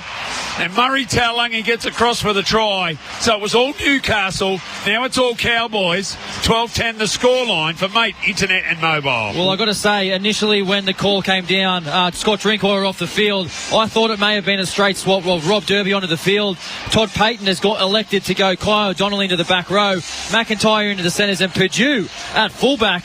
And he started that set for the Cowboys. The line break, the Cowboys had all the running. Tom Dearden over the advantage line, the momentum. And then Sam McIntyre, they get a shift out to the left. And he gets a nice left-hand flick pass to Murray Taulagi. He scores in the left corner. And he tells Kalen Ponga, I don't know what he says to Kalen Ponga on the ground there, Timmy Manor, but he let him know about it, didn't he? What a remarkable shift of momentum. Like, the body language of the Newcastle Knights, you'd assume they've been under the pump the whole first half. When the reality is they've had all the running for the first 25 minutes. All of a sudden now, the Cowboys, they've smelt a bit of weakness in the Newcastle Knights. Fletcher Sharp's gone down. They've scored 2 tries. They've got their chests up, and they're feeling really good about themselves. Their body language is really good. The Newcastle Knights, this is a real good test for them. They're up by 12 at one stage, which is a bit of unfamiliar territory to what they used to. They've got to make sure they don't drop their bundle. So around the grounds now for Chemist Warehouse. Remember, save on your prescriptions at Chemist Warehouse. Dogs, Dragons next. You'll hear it on SEN. So Cowboys in a huddle just on the halfway line as Jake Clifford lines it up. Hey boys, great atmosphere here and great call, Chad. Nice catching up with the great Jimmy outside the stadium pre-game as well. That's from Dougie, Vegas and Piermont. Nice, so Dougie. There you go. Good on you, Dougie. Thank you, Dougie. Here for the Dragons game. Hey, Tim Manor, I just want to ask you how when as we see Clifford from the sideline. Thank you very much. 12 all the scoreline, thanks to Liquorland. The momentum. How hard is it now that the momentum's changed defensively? Well, I was actually thinking if they bring that rule in about the kickoff would be a good way to nip the momentum in the butt. So right now, if Newcastle could turn around and say, Cowboys have to kick off to us, that does slow the momentum. But right now, the Newcastle Knights will kick off to the Cowboys. They've got their head full of steam. They're running hard. It's going to be hard for Newcastle to stop them. There's still 8.5 minutes till half time. Anything can happen. So Taulagi, who's been an Australian and a Queensland representative and has done some freakish things on the field. We didn't expect the freakish thing to come from Sam McIntyre. That was a perfect Gidley flick with the left hand. So here's kickoff again from Kalen Ponga. Here's McKaylee off the back fence and just charging at him. Pasami Saulo is now onto the field also in jersey number 17. He's got a problem here, Tom McKaylee. And the Cowboys players aren't happy. So they're going to say this is a crusher tackle. And we've got Tom McKaylee on the ground in some sort of distress too. As he slowly gets to his feet. Here's a replay. So it's just one of those situations, gets in an awkward one. And on the Harvey Norman replay, I think this will be someone on report, boys. Yeah, just like a crusher tackle here on Thomas McKaylee. 4 guys in on top of McKaylee. He's still with the trainer at the moment. Let's hope he's okay. Like you said before, Jimmy, he's been outstanding, or he was outstanding in the pre-season challenge for the Cowboys and won that bench spot, or probably this spot on the field ahead of Matt Lodge, who transferred to the Cowboys in the off-season. He's still with the trainer at the moment, getting checked out for a lower leg injury, it looks like. Thomas McKaylee. 12 all the scoreline for Mate Internet and Mobile. So another stat for Deutz-Fahr Tractors, 54% now, the Knights. So the Cowboys have really evened that up over the course of the last couple of minutes. Yes, Matt Lodge now with his 6th NRL club. Are you able to name the previous 5? The 6, I reckon we could. West Tigers, Penrith, Manly. Who? Penrith? Wasn't he Penrith Junior or not? No. Okay, West Tigers, Manly, Roosters, Broncos. Warriors. Well done, gentlemen. Warriors. Well done. Well done. Did we let you get away with that, Penrith? Wasn't he Penrith Junior? He might have been a Penrith Junior, but playing with the NRL. I think he had time down at the Melbourne Storm also. Right, he did too. Yeah. So we're finally underway here. 8 minutes remaining in this first half. Great crowd in at Allegiant. Great crowd. Off the field, sorry, Jimmy. Next question, can you name the clinic he got his hair done at? Somewhere in Turkey. Dear, oh dear. Yeah. All right, here we go. Cowboys, another attacking opportunity for them. They've made their way into Knights territory. Marnie throws long to Cotter. And Cotter gets the legs pumping and gets to make a few metres after contact. Plays the ball. Now Marnie goes back through the centre, and there's a good straight charge. Drinkwater. That's Scott Drinkwater back on the field. So he's had the injection into the ribs. The momentum has shifted. Look at this. And away you go. So there we go. There's a change. Scotty Drinkwater is back onto the field. So we presume that Purdue goes back out to that left centre position. Here's Clifford going left. Here's Drinkwater. Oh, he just sort of stumbled and had to hang on to the footy there. Brown made the tackle. Now they go down a short side. Clifford, nice work. Back to Purdue. Now Purdue wants to go to Marnie. Marnie's thinking kick. Doesn't offload. And he's brought to ground. It's not 6 more. Chad Townsend's calling for it. Doesn't get it. 11 metres out. Here's Griffin Neem, and he's going at them hard and strong. And he's brought down by Phoenix Crossland. They go right side. Here's Lukey. They want to go at him again. He's looking to offload. Can't get it away. First try scorer for the Cowboys this year. Now Dearden just shuffles it on to Cotter. Cotter's trying to back his way to the line. And he's brought down 4 metres out right in centre field. Knight's line is set. They go left-hand side. Oh, nice defence too. That was strong tackle by Frizzell. That meant that Sam McIntyre was going nowhere. Now Marnie tries to get the ball in. Gets it into the in-goal area. They're going to have to bat it over the dead ball line. They do that. Brown saves the day, but it's a dropout for the Newcastle Knights. 12-all the scoreline for Liquorland. Choose to drink wise. Yeah, well, the momentum, as we've spoken about, has just flipped. Now that Scott Drinkwater's back on the field, the Cowboys have great attacking field position as we expect the Knights to go short here. They do. Kalen Ponga goes short. It's up in the air to Dom Young, and Dom Young. Dom, he had it. He dropped it, this time forward. So picked up immediately by the Cowboys. They go back on the attack. There's something you've trained a lot in the pre-season for, isn't it? The short drop out to Dom Young. Couldn't quite hang on to it. So Cowboys go right side. Dearden wants to go with Griffin Neem. And Neem's there. Takes 3 defenders to bring him to ground, and eventually they do. 11 metres out. Slow play of the ball. Marnie goes back to the left, and now Dearden finds Drinkwater, and that's a set play not quite right. They go back to Dearden. Dearden dummies. This is dangerous. And he gave it on the inside. Here's O'Donnell, and he's too going to back his way to the line. 9 metres out. They play it now. Marnie comes now. Here's Drinkwater out the back. Oh, Dearden through to no one. Then he shredded the needle. Braden Burns pushed away from one, pushed away from another. Braden Burns, and he's just short of the try line. Great run to the line from the right winger. Plays it now. Marnie goes to Dearden. Dearden flat to Neem. Neem hitting holes hard. Stopped 5 metres short of the line. Last tackle. They go long now. This has got to get an offload. Oh, he can't do it. Ball on the ground. That was Sam McIntyre. Great defence. Dylan Brown, Dane Gagai, and they get a pat on their head by their captain, Kalen Ponga.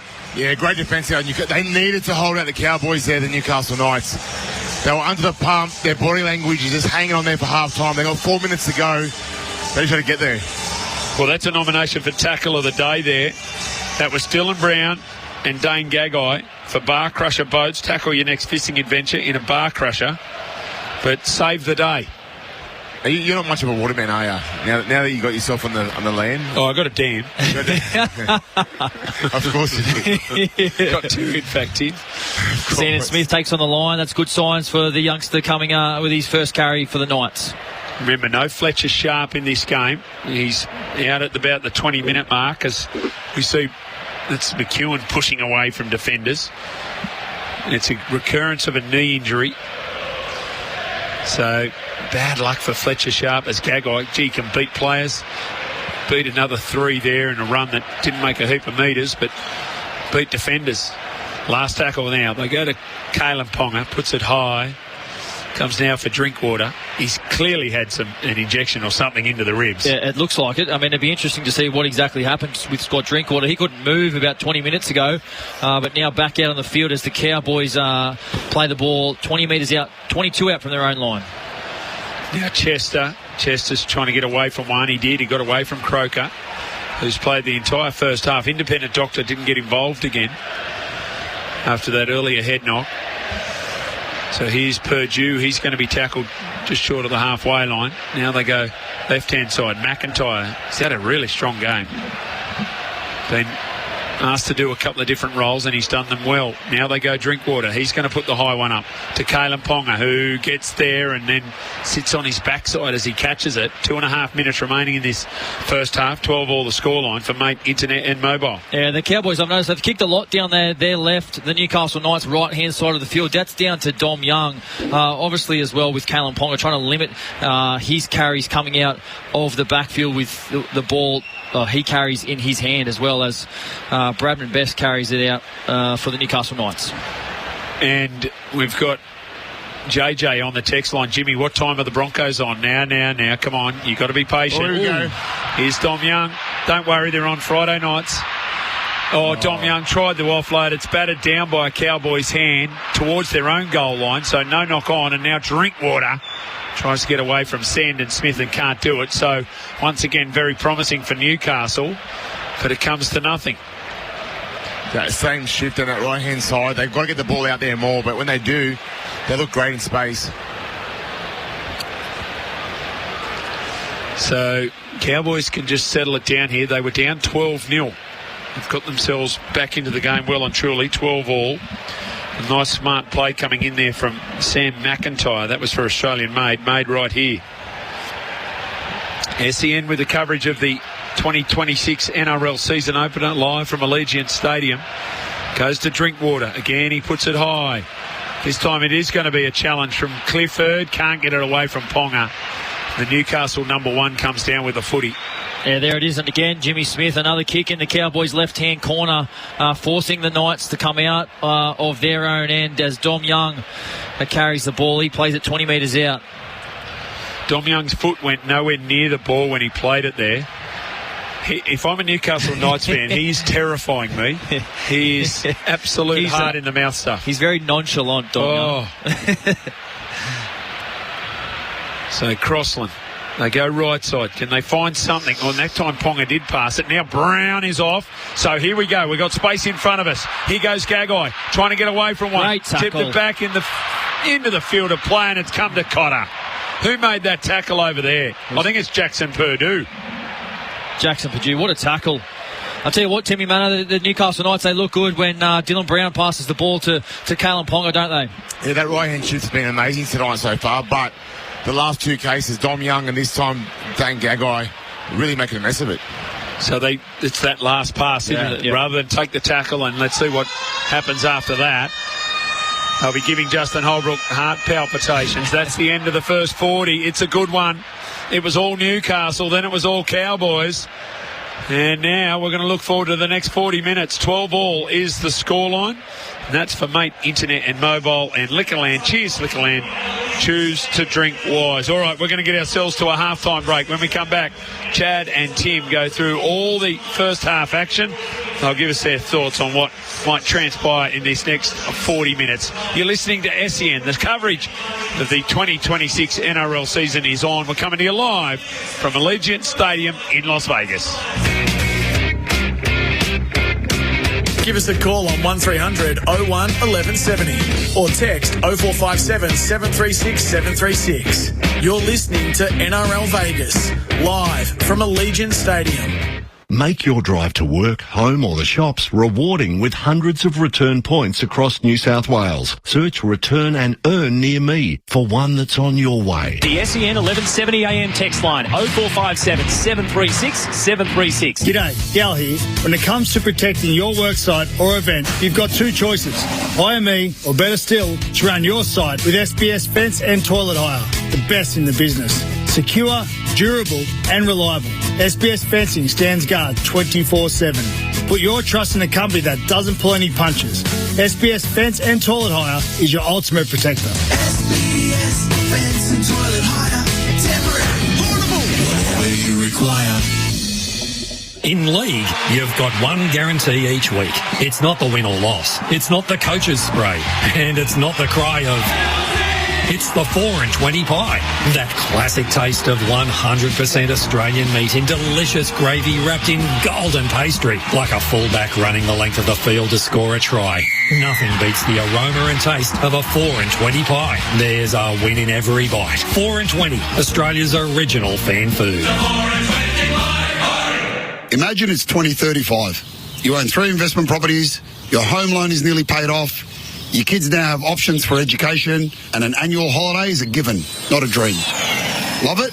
When done right, property gives you the freedom to say yes. I'm Tony Hayek from Blue Wealth Property. We help Australians invest with strategy, not guesswork, so that in 2035, you'll be glad you backed yourself.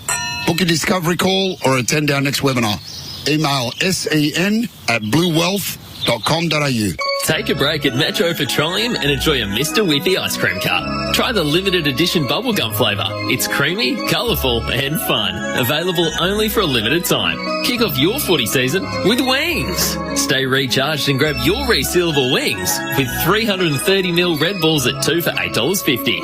Or grab the 473ml Red Bull range at 2 for $9.50. Available now at all participating Metro Petroleum locations from March 1st through to March 31st. There's never a dull moment at my local club. There's always something going on, whether it's inside at the bar or outside on the bowling green. That's where it all happens. Shoes off, game on, barefoot bowling and a cheeky midweek cocktail and early dinner with the girls. Kids stay at home and we get to catch up. Your local club, where good times belong.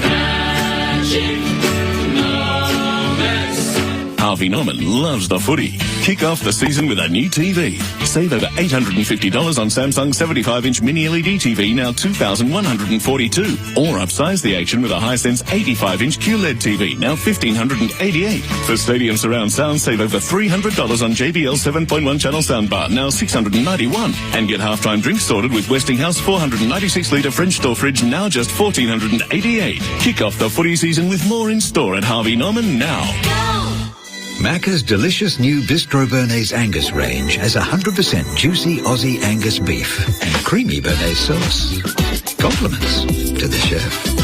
Ba-da-ba-ba-ba. Available after 10:30am for a limited time. G'day, Gal here. In both rugby league and boxing, defence is everything. The same goes for securing your residential, commercial or event site. Trust SBS Fencing and Toilet Hire, the kings of defence, to deliver the protection you need. Tough, reliable and built to last, just like me. sbsfence.com.au, the best defence in D-business. SBS Fence and Toilet Hire. Temporary, portable, whatever you require. Ready to move in homes, now selling across New South Wales. edgewaterhomes.com.au. Edgewater Homes. Call 1-800 64 64 64. This is NRL Vegas.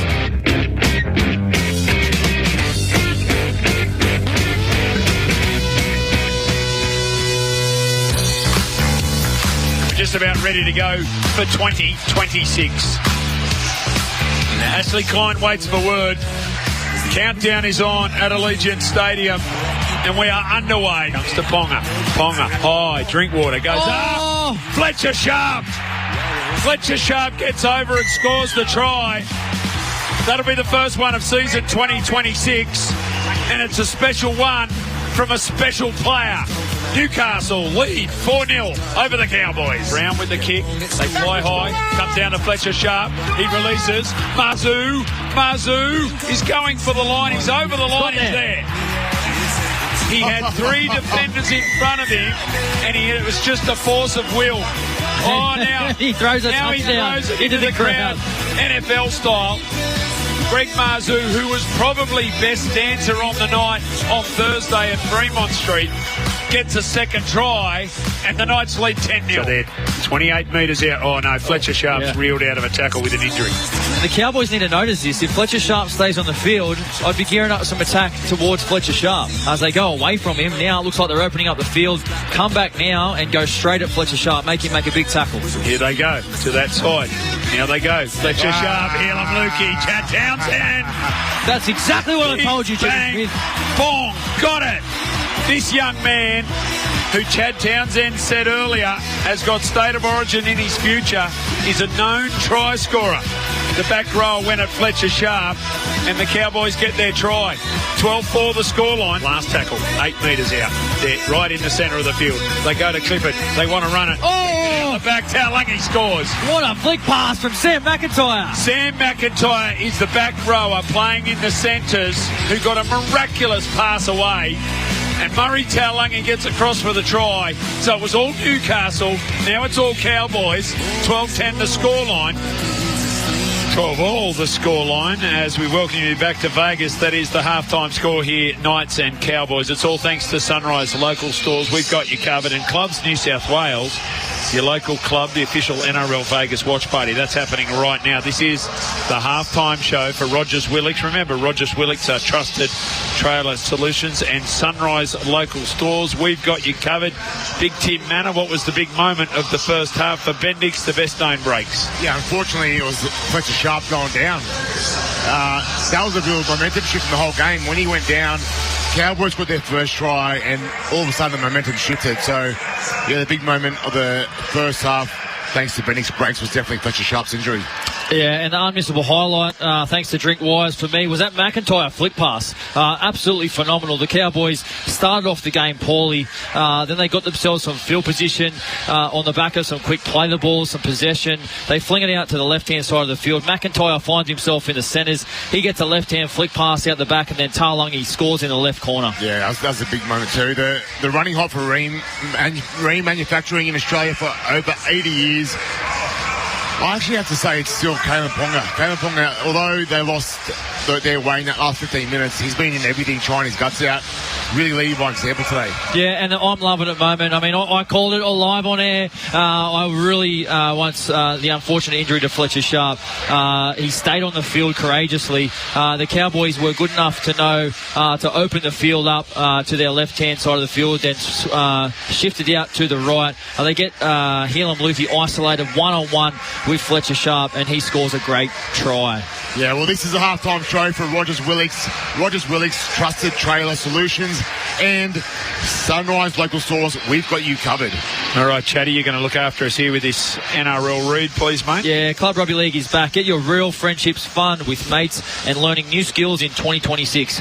Whether you're just starting out within Rugby League or a familiar face around the grounds, you'll make memories that last a lifetime. And I can guarantee you that because that's happened to me. Club Rugby League is a safe, inclusive environment that builds competence, confidence, character and connection all in participants. Join the thousands of players already registered and don't miss out on all the fun at Club Rugby League. Visit playRugbyLeague.com to register now.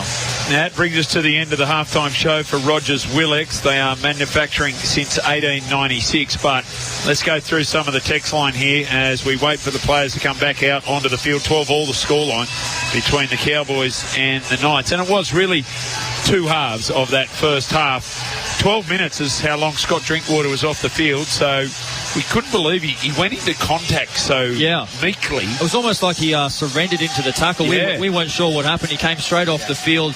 He come back later on. Looks like he had an injection in the rib. There's a text here from 158. Jimmy, what are your thoughts on Reid Marnie's first half? I think he's been good. That's from JJ. I love it when Reid Marnie underplays his hand a little bit. You know, make sure that it's a team first mentality. I love his kicking out of dummy half. Obviously, he's a good defender. And he continues to do that in the middle. I think he's been good. Still not really that run threat that perhaps you get with other dummy halves, but overall, I think he's been good. What do you think, Chad? Yeah, I think he's been. I agree with you. Hasn't overplayed his hand. He's let Tom Dearden run the show from the middle of the field. But early on in the game, when they had the momentum against them, I was watching Reid Marnie, and he still had high energy. His connection with the team behind the try lines when they conceded points, and then when they kicked off, he was still clapping. He was talking, and that's the energy that Reid Marnie brings. So I expect him to play a part in the second half. 12-all Knights versus Cowboys. I think that's where Newcastle was struggling. So when they lost momentum, there was no Reid Marnie or someone who was driving that high energy. Yep. Let's go, let's get out of this. It's a great call. So they definitely need someone to step up in the second half for them, Newcastle. Antos says, if a team can lose a match in the first 20 minutes, doesn't that mean that the other team can win a match? Antos, you applying that sort of logic to this program is just unwanted at the moment. Thank you very much. Hey, if Gus Gould used to say it when he was coaching, then it's good enough for me. For what it's worth, Antos, when he said it, my brain was trying to figure it out as well. I thought, have respect for the captain. Mate, have respect for the captain. Yeah. That'd be a first, Tim. Yeah. That would be a first from you. I'll still go Phil Gould. Boys, there's a 50-point curse applicable in the Super League. Now, Tadman64 is saying that because earlier the Leeds Rhinos beat the OKR Robins 58 points to 6. Yeah, I mean, I'm not sure of the Super League that's the curse, but it's definitely the curse over here. If you missed that was an amazing game by the Leeds Rhinos, 58 points to 6. Micah Sevo, former Parramatta Eels winger, scored 4 tries in what was the opening game so far. So look, there's still so much action to come as the crowd's really getting amongst the atmosphere here. There's been a couple of dance cams and all sorts of things happening at half time, and really looking forward to this second half. Jimmy Smith. Tyrell Sloan is the 20th man for the Dragons. Yeah, he's not in their squad of 19. Right, he's not in their squad of 19. Well, certainly that was the last I checked, so we can look forward to that in the update as we get an hour out for the 90 minutes now, isn't it? 90 minutes out for the game. What have we got? Have we got the side there? Any changes? Yeah, Hame Selly's gone into the starting lock position with Hamish Stewart back on the bench, and everything else looks to be as is. So just one change for the Dragons at this stage. Hamish Stewart back to the bench. Hame Selly starts, and the Dogs look unchanged at the moment. All right, so what's your prediction for the second half? Where do you reckon this game goes? Yeah, Jimmy, for me, look, I think the Cowboys go on with it. I think Fletcher Sharp, he looked really, really nice early on. The Knights had all the momentum. The Cowboys finished the half with the momentum. If the Cowboys can hold the ball now in the second half and get to their kicks and complete their sets, I just feel like their attack will come out on top. And they do have the wood over the Knights in their past couple of meetings. The Cowboys have come out on top. So what about you, Jimmy? What are you liking? What are you thinking in the second half? Just wanted to give my I'm loving it moment for this footy season. Never miss a moment with McDelivery.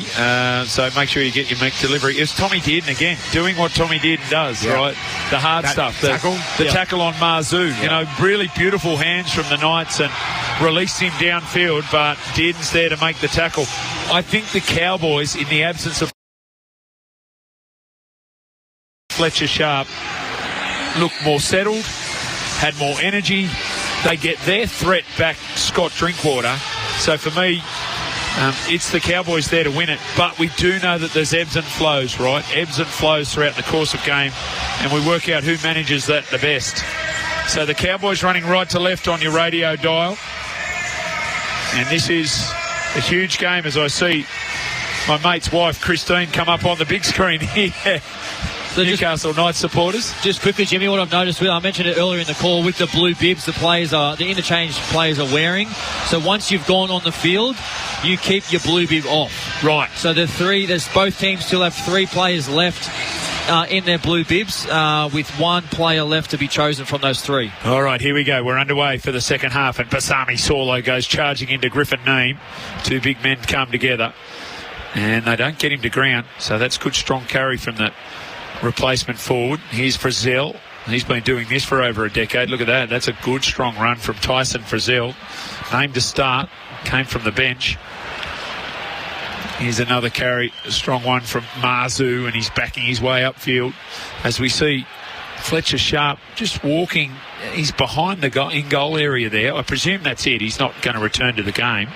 We'll get an update on that at some point. There is speculation that he's got the knee injury, but it's not an ACL. It's not an ACL. Obviously, scans will need to be determined that conclusively. Last tackle, Brown goes high, all coming forward to take it. His Drinkwater comes off a Newcastle Knights player. I think that's a knock-on. This might be 6 again.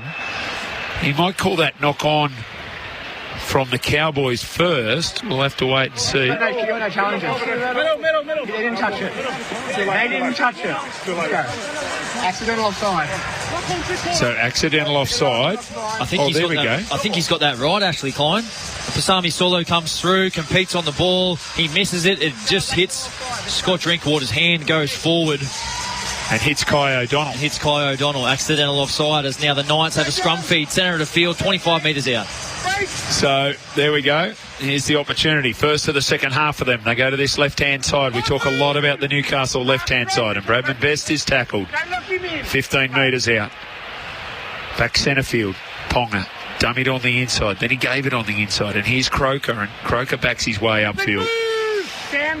Tackle 2 and he's 12 metres out. Crossland. Ooh, little show and go from Crossland. Back down a short side. They had the extra number there too. Now they're straightening up. Still pumping the legs towards the line. Trying to get himself over there. And just short of the line is Dylan Lucas. And now he's been stripped of the ball and that's a penalty. You're looking 2 points here, Chad. Yeah, let's go. I know. I'd take it. Oh, Phoenix Crossland. You know what? Tapped and Caleb go. Ponga was in the backfield with his fingers up, going for the 2. Is that right? And Crossland takes the tap. All right, here we go. Now, they've got to get themselves a try here, you would think. We'd love to know the thoughts of Justin Holbrook right now. So the Knights on the attack. They go long left-hand side, and Ponga tips it back on the inside to Croker. It feels like they trust Croker. They give him the ball a lot, Matt Croker. Now they go short side to Pasami Solo and just dragging in a couple of extra defenders. They're lined out to the left-hand side. They'll go that way. Long to Brown, and then he goes out the back to Sandon Smith. He went now to Ponga, who tipped it on beautifully, very quickly to Marzu, who bounced away from one and bounced away, and then he gave it to Sandon Smith. Now he's going across field, gets to Clifford, thinks about an offload, can't do it. Last tackle, 11 metres out.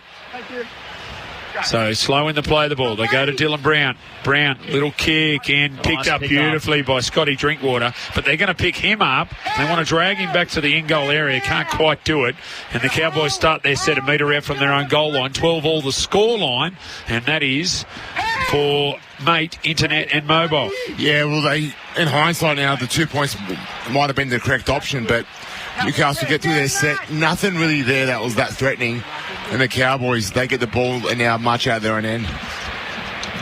Let go now, Dylan! So right on the 20-metre line, that's 3 tackles. So they're doing a good job defensively here. The Newcastle side. Griffin Neame coming up with some tough metres, made about 12 of them. Last tackle. They go to Clifford. He has got a big boot, Jake Clifford. He kicks down to... it's Dom Young. Here's Dom going sideways. Dom. And he's tackled. All right. Everyone can start breathing again. Newcastle Knights fans. He's Gagai, centre of the field. Good strong tackle from Ruben Cotter. No real surprise in that. Smith tips it on straight away to Marzu. And Dearden gets up quickly and makes a tackle on the big winger. They'll keep going the same way. Then that was short. Now one-on-one was Braden Burns and Kalen Ponga got into a push and shove because Kalen didn't get the footy and Braden thought he'd tackle him anyway. Now they go to McEwen. McEwen pushed away from one, gets up again, and he slipped, so he gave it down to Frizzell, and Frizzell wants to keep going forward. He offloads to Crossland. Now they've got the extra number. Ball on the inside of Kalen Ponga. Here's Ponga into the backfield. Got Bradman Best. Goes to the outside, scores the try. Bradman Best will improve the position. That is vintage Kalen Ponga. Nice work, Sandon Smith, to find him on the inside. Bradman Best with the try. Newcastle fight back. 16-12 the scoreline. scoreline for Host Plus. Well, wow, we've got to give a wrap to Sandon Smith. He's come on the field to the unfortunate injury from Fletcher Sharp. And this was a fantastic piece of play, just off the back of some second phase play from the Newcastle Knights. They sling it out to their right side of the field. McEwen slips over the ground, finds an offload. And then the piece of play from Sandon Smith to back on the inside to Ponga. There it is. Ponga splits the gap, the speed, and then Best. He fell asleep before on the left-hand side of the field when Phoenix crossed and jumped out there. But he was awake there. He scores the try, puts the Knights in front with the kick to come. Yeah, Jimmy, you mentioned it earlier when Phoenix Crossland did the 40-20, the animation of Kalen Ponga and the excitement that he's showing. He's really dedicated to his team. You've really seen him grow in leadership. And this year obviously means a lot to him. So I love the way that he stepped up today. He's been in everything. And at a crucial moment, 6 minutes of his half, he steps up for the Newcastle Knights. So 16-12 the scoreline for Host Plus. That's a plus. I do love the fact that Sandon Smith knew he had Tom Dearden and he just took him wide. He knew he was going back on the inside to Ponga. And Sam McIntyre was the forward that got caught out, just done for pace by this man, Kalen Ponga, looking to add the extras. He's just about in front. He does it. It's a door snake material. 18-12. That is the scoreline for Host Plus. Remember, named Best Super Fund by Money Magazine, Finder and Mozo. That's a plus. Yeah, issued by Host Plus Proprietary Limited. Check the PDS of the TMD at hostplus.com.au. That was important for the Knights to come out from half time and start well. Obviously, in the second phase of the first half, they were against all the momentum. They've come out. They've started this second half well. They've completed their sets. They've made the most of their opportunities. And Sandon Smith, again, as well, making the most of his opportunity. With Fletcher Sharp off the field. What was it? Second phase? Second phase Frizzell. That's it. And the Knights, they've moved the ball really well tonight. You know, we criticised last year for not being able to score points. But this new look attack under Justin Holbrook, it looks great. Justin Holbrook, he's a great coach, and I'm excited for him. This ball goes out on a full now from the kickoff. Oh, wow. Bad mistake there. That was that Drinkwater with the kick? That was Clifford. That's Clifford, and that's with the field dimension. It was 94 metres, Jimmy, was that right? 94.5. 94. So, short field, short in goals. So you need to be aware of that. The Knights have now scored 4 more points in, 47 minutes than they used to in 80 minutes last year. Yeah. They averaged 14 points a game. Well, there you go. And the thing we've liked is the Dylan Brown, the combination with Kalen Ponga already looks to be taking off, and some really nice signs for the Newcastle Knights. So let's stay with the Newcastle Knights. They're on the attack again. They're only 20 metres out and they're right in centre field. They'll play it now. They'll go lethal left. Here's Sandon Smith dummy in a go, and he got away from Griffin Neen.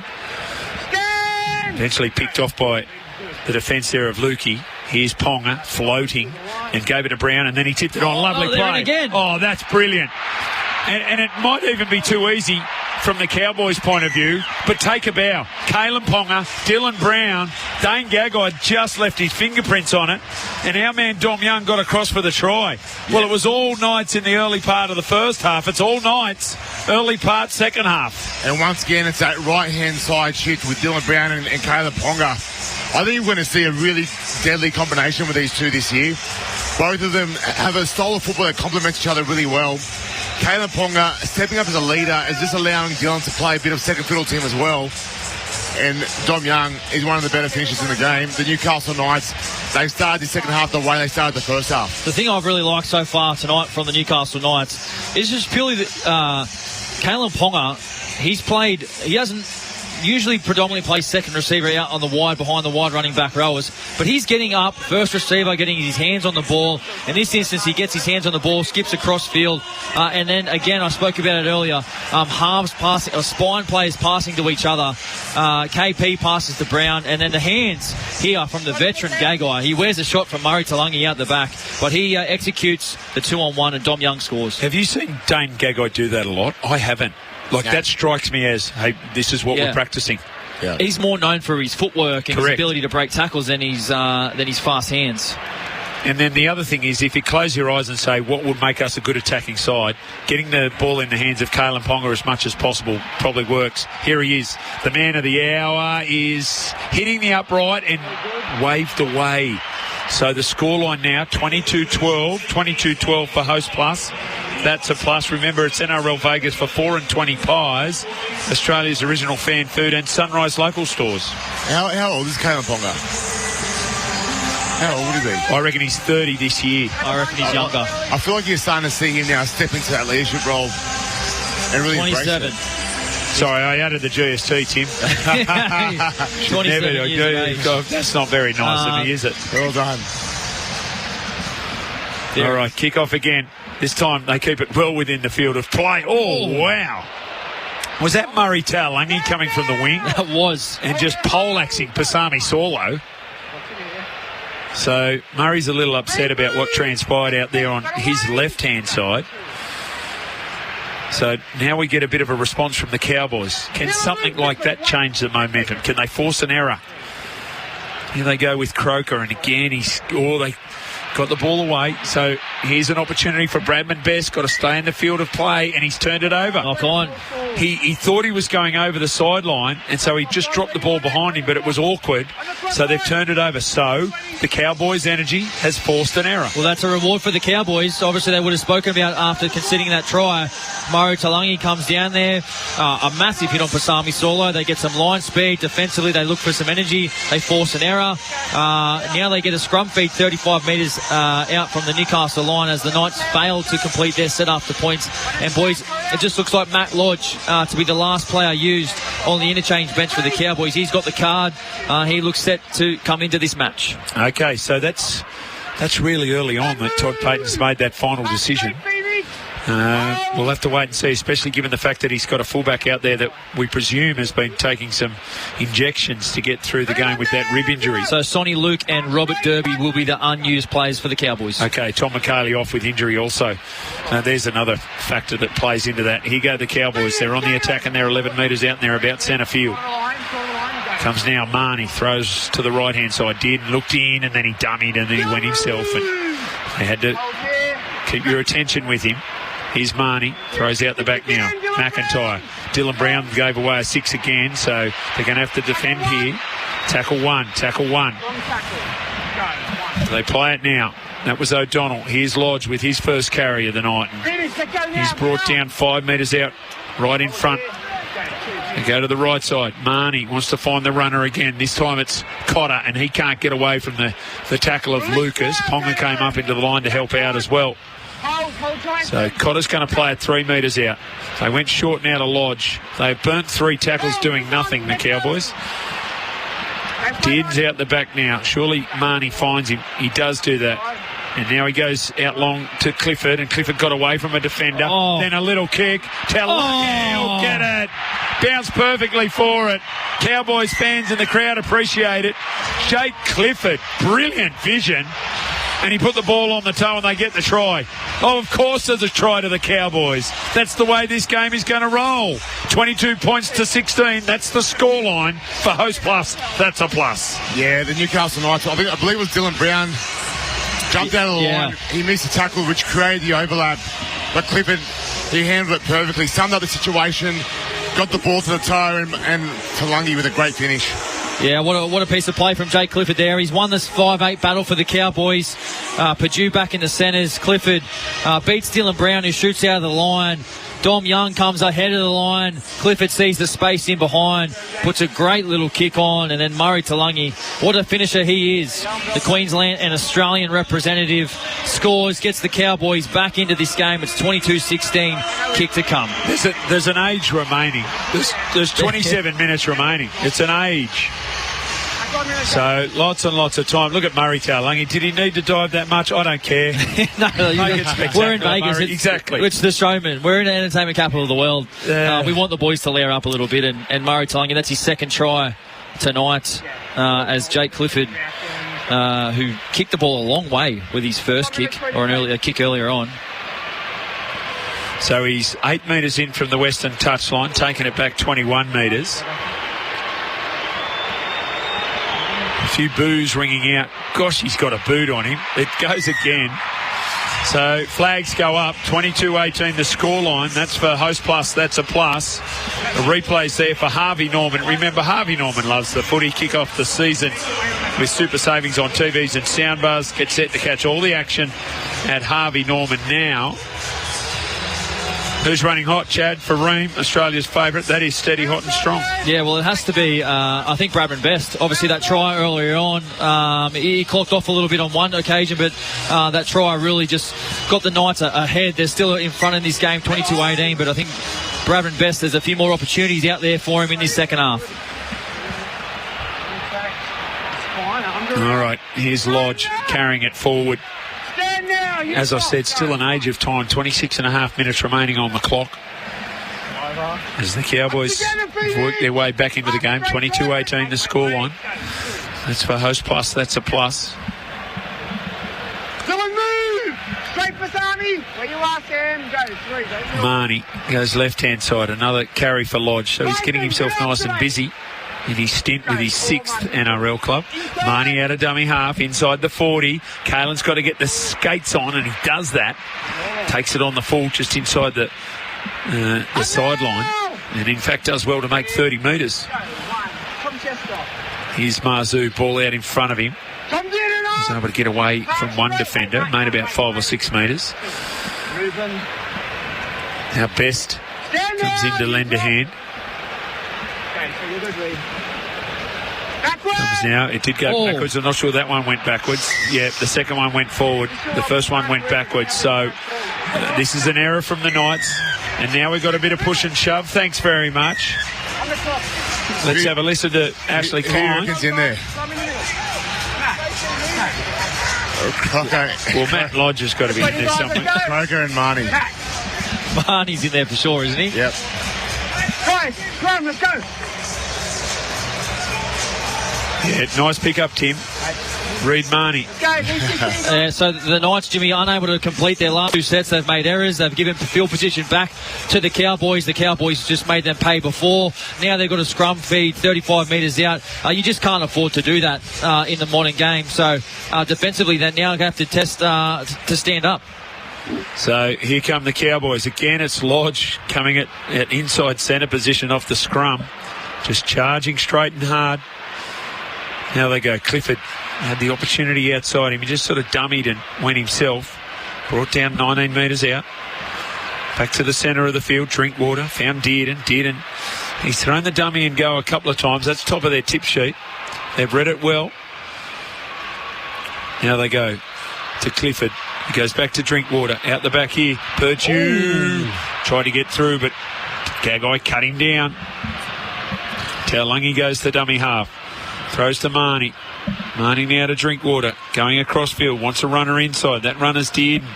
He took it back inside to Drinkwater. So they're passing it amongst themselves at the moment. Now Lodge has got it. He's trying to offload. They've lost 15 metres on that. And Jake Clifford threw it forward 3 metres. Well, we're not playing NFL today, boys. That was a forward pass from Jake Clifford. That was a disappointing end to the set there for the Cowboys. That was They just got lost in trying to offload, and they lost 15, 20 metres, and then Jake Clifford, for some reason, threw the ball forward. Horrible turnover, 23.5 minutes remaining, 22-18 the scoreline. That's for Host Plus, that's a plus. Yeah, I just want to give a wrap to Dylan Brown. In 55 minutes of play, he's had 53 touches of the ball, Jimmy Smith. We spoke about pre-game, about can Dylan Brown get his team around the park with his kicking game. He's been super impressive so far tonight, commanding this attack for the Newcastle Knights. Here he is, he's out here, but he's waving his arms and he's telling people what to do. Now he gets the footy. What's his option? Thinking run, dummy, still going. Brought to ground by Purdue. Clifford there to lend a hand. Last tackle.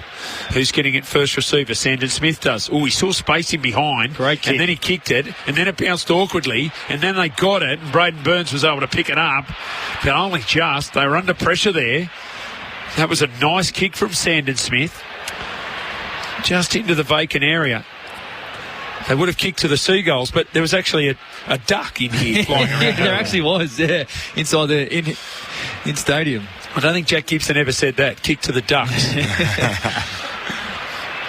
All right, Cowboy. Now Braden Burns in the background with some calf cramps. I guess we're going to see a lot of that in these two games. Early parts of the season. Marnie out of dummy half. That's a great run. Yep. That was the time to run. They were slow at marker. Good play the ball. And got the quick play of the ball. Look at Timmy Manor. Doesn't miss a beat. Goes to Clifford. Kicks high. They come down for Dom Young. Dom takes it. Tries to get away from Cotter. Did that, but Dearden came again to make the tackle. So he's going to have to play it 6 metres out from his own goal line. Now Marzu, good, strong carry. And quick play of the ball. They go back now to Ponga. Ponga's looking for something all the time. Just couldn't quite position Bradman Best there. So they come back to the centre of the field. Lucas it is that's going to be stopped with the footy. Now Thomas Cant, who's come onto the ground. I like this bloke. I think there's something in Thomas Cant. Real powerhouse. They go to Sandon Smith again, and again he kicks it downfield. It's a wobbly looking one, but Drinkwater is able to take it on the full. Comes back upfield, and he's going to be tackled 19 metres out. 21 minutes remaining. 22-18 is the score line. Let's go around the grounds for Chemist Warehouse. Save on your prescriptions at Chemist Warehouse. Just an update of that Bulldogs side, Dragons side. So Hame Sele into the starting 13, Hamish Stewart back to the bench. Something similar to what they did here at the Knights with Tyson Frizzell and Matt Croker. So Lodge plays it just short of the halfway line, and Dearden goes out the back to Drinkwater, and he's trying to go sideways. Oh, that was a bad miss from Braden Burns. Turned the ball over. This is going to be a Newcastle loose head and feed. Who was the centre there that missed their assignment? They just got late on Scotty Drinkwater. And yeah, it was Tom Chester. Tom Chester missed the assignment out there on the right edge for the Cowboys. But now, boys, we're just about to enter the championship rounds, right? 20 minutes to go. Possession, 52% to the Knights, 48% to the Cowboys. The Knights completing at 74% and the Cowboys 77%. So, look, these are the championship rounds. 20 minutes to go now. And a big finish coming with the Knights leading by 4 points. Stats there for Deutsche Fahr tractors. Remember the Deutsche Fahr Tractor Warrior range. It's Deutsche Fahr Evolved. What about a smart play, Tim? What have you seen that has impressed you for Australian made to support Australians right here? A smart play. I think the flick pass to Langi for the Cowboys try. Oh yeah. Yep. We like that. I think both teams, though, if they want to make a statement and be playing finals football this year, they've just got to be better at executing when they've got the opposition on the ropes. Both teams have let each other off when they're in the position to put their foot down. Here's Ponga, quick hands. They went, Marzu was out in front of him. Bradman Best went for the quick hand. Ponga got the quick hands, and Caleb Ponga screaming at people here. I don't know whether he's blaming himself or he's blaming Bradman Best or Greg Marzu. They had a 3-on-2. And that would have been Dearden on Marzu, Mark 2. Yeah, I mean, Marzu, and it looks like Ponga were having some words there. I think Marzu took exception to something that was said to him, but just unable to execute there. I think it was the pass from Best just out in front of Marzu, unable to complete another set in the second half. The Newcastle Knights giving the Cowboys possession and a penalty. Which they were just about to go for a quick tap, but decided to pull out right on halfway. That was Murray. He was really enjoying pretending to be Murray Taulagi, wasn't he? So that earlier one you talked about with Marzu, that's a 1% a moment for -1. Staying cooler for longer while going the distance. So just had to stay cool for -1, and they didn't quite do it. So now the Cowboys go on the attack. Kai O'Donnell is going to go forward, and he's brought to ground.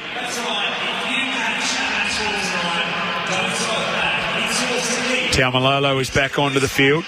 There's another good carry. Back using his step as he gets into the defence. Now Dearden went short. It's good carry from Lukey. Lukey's held up there by Sandon Smith. Not sure if he played it on the mark or found a new mark himself. Now they go Drinkwater. Dearden. Here, they got the extra number. They go. Purdue spun around. Gagai did well to make up his metre. Here's Taulagi out of dummy half. He wanted to take them on. Ponga there to make the tackle. So Captain Kalen getting heavily involved. Now Purdue flings it out to Clifford. Goes now to Dearden. Dearden out the back. Drinkwater out the back again. Chester. He threw the pass. It was almost intercepted by Marzu. A dummy and go. And he is straight through. I think they had him there with the dummy. The Cowboys willing to go coast to coast, sideline to sideline, multiple times throughout this set. They look really nice there. A big shift out to their right-hand side. And Greg Marzu, well, he picked it. He picked it. He went outside and the dummy was on there for Chester as Matt Lodge plays it 10 metres out. Quick play of the ball. Marnie out of dummy half. He was nearly passing. Tried to catch the marker offside. They don't get the 6 again. Here they go now to Drinkwater. Clifford. He's going to stand in a tackle, try to offload. Good defence by Brown. Brought him to ground. Now Purdue goes to Drinkwater. Back on the inside to Taumalolo, who's shifting direction, and he's going to be stopped by Cant. Now to Dearden. Back on the under. There's Cotter. Ruben Cotter's going to be tackled now 3 metres out from the goal line. Marnie goes to Dearden, who dummies and tries to get away from Lucas. You got to hang on to little Tommy D, and they do. They bring him to ground, and that's the last tackle. That'll be a turnover. Thoughts on that last tackle play, Chad? Yeah, Jake Clifford had his hands up in the air on the left side of the field for the Cowboys. It looked like they had all the numbers there on the defence, and they handled it. The Cowboys electing to run on the last play. I've got to say, good defence by the Newcastle Knights. They're under a bit of pressure now coming out of their own end. So all run metres, we like the look of that. Very tight. 1,287 for the Knights, 1,226 for the North Queensland Cowboys. Stats there for Deutz Far Tractors. Here's Ponga. Swarmed on by the defence. Nearly got away from 3 of them. Comes now as Mooney is back out for his second stint. 15 and a half minutes remaining. 22-18 the scoreline in favour of the Newcastle Knights. High kick from Ponga. Goes down, is taken by Drinkwater. Offloaded to Burns immediately. Burns looks like he's got those cramps in the calves again. Now they come to Chester. Dylan Brown just missed that tackle and just came out of it with just holding his left arm a little. Maybe a bit of a dead arm. Tackled right on halfway. That was Tarlungi. Now they go. Another good strong carry coming in from Cohen Hess. He's back out onto the field. Here's Taumalolo. Footwork. Oh dear, he went over the top of Phoenix Crossland. He hung on, Phoenix. Yeah. Well done. He's a bit busted, I think, as he lies in the play the ball. Last tackle comes to Clifford. They go high. Getting through for a chase. Dom Young. He takes it beautifully, in fact, before they knock him to ground. That was the kicker, Jake Clifford, getting through and putting pressure on. 14 and a half minutes remaining. This is the period here, Jimmy Smith. 14 minutes to go. Knights in front by 4. A lot of end-to-end, a lot of ball in play now. A bit of fatigue coming into the game. It looks like, you don't want to be the next team to crack, to put your team under pressure. So let's see how we go. Big finish here coming up for both teams. 22-18 on the Keno Go scoreboard. Remember, play with $2 today. We're doing it for 4 and 20 pies, Australia's original fan food, and the great team at Sunrise Local Stores. The energy of both teams has been great, though. Like, first game of the season, usually got the cobwebs on the lungs and you're struggling, but with 13 and a half minutes to go, both teams are right in this fight and anyone can win. Drinkwater did well, got his man Purdue into space and he nearly passed. There was little elements of pressure associated with it. That's what it's going to come down to. Big moment in the match for Bendix Brakes. Remember, they are the best named brakes. It's sort of got Ponga or Dearden written all over it, hasn't it? Yep, definitely. It's got a Ponga, it's got a Dearden show and go, or a Ponga show and go. A big moment for one of the big superstars coming up. A big finish in this last 13 minutes. Taumalolo takes it forward again. He's thinking second phase. Can't quite get the ball loose. They do a good job defensively on him. Now they come to Clifford, who goes to Drinkwater, who went short to O'Donnell. It was a good hard line that he ran. Good defence too. Gagai there to make the tackle with Brown. Last tackle down a short side. Clifford, little release. That's come off the hand. That's picked up there by Phoenix Crossland, and he gave himself up. I think Ashley Klein would have been all over it, but it was knocked down by Dominic Young. So as a result of that, this will be 6 more tackles for the Cowboys.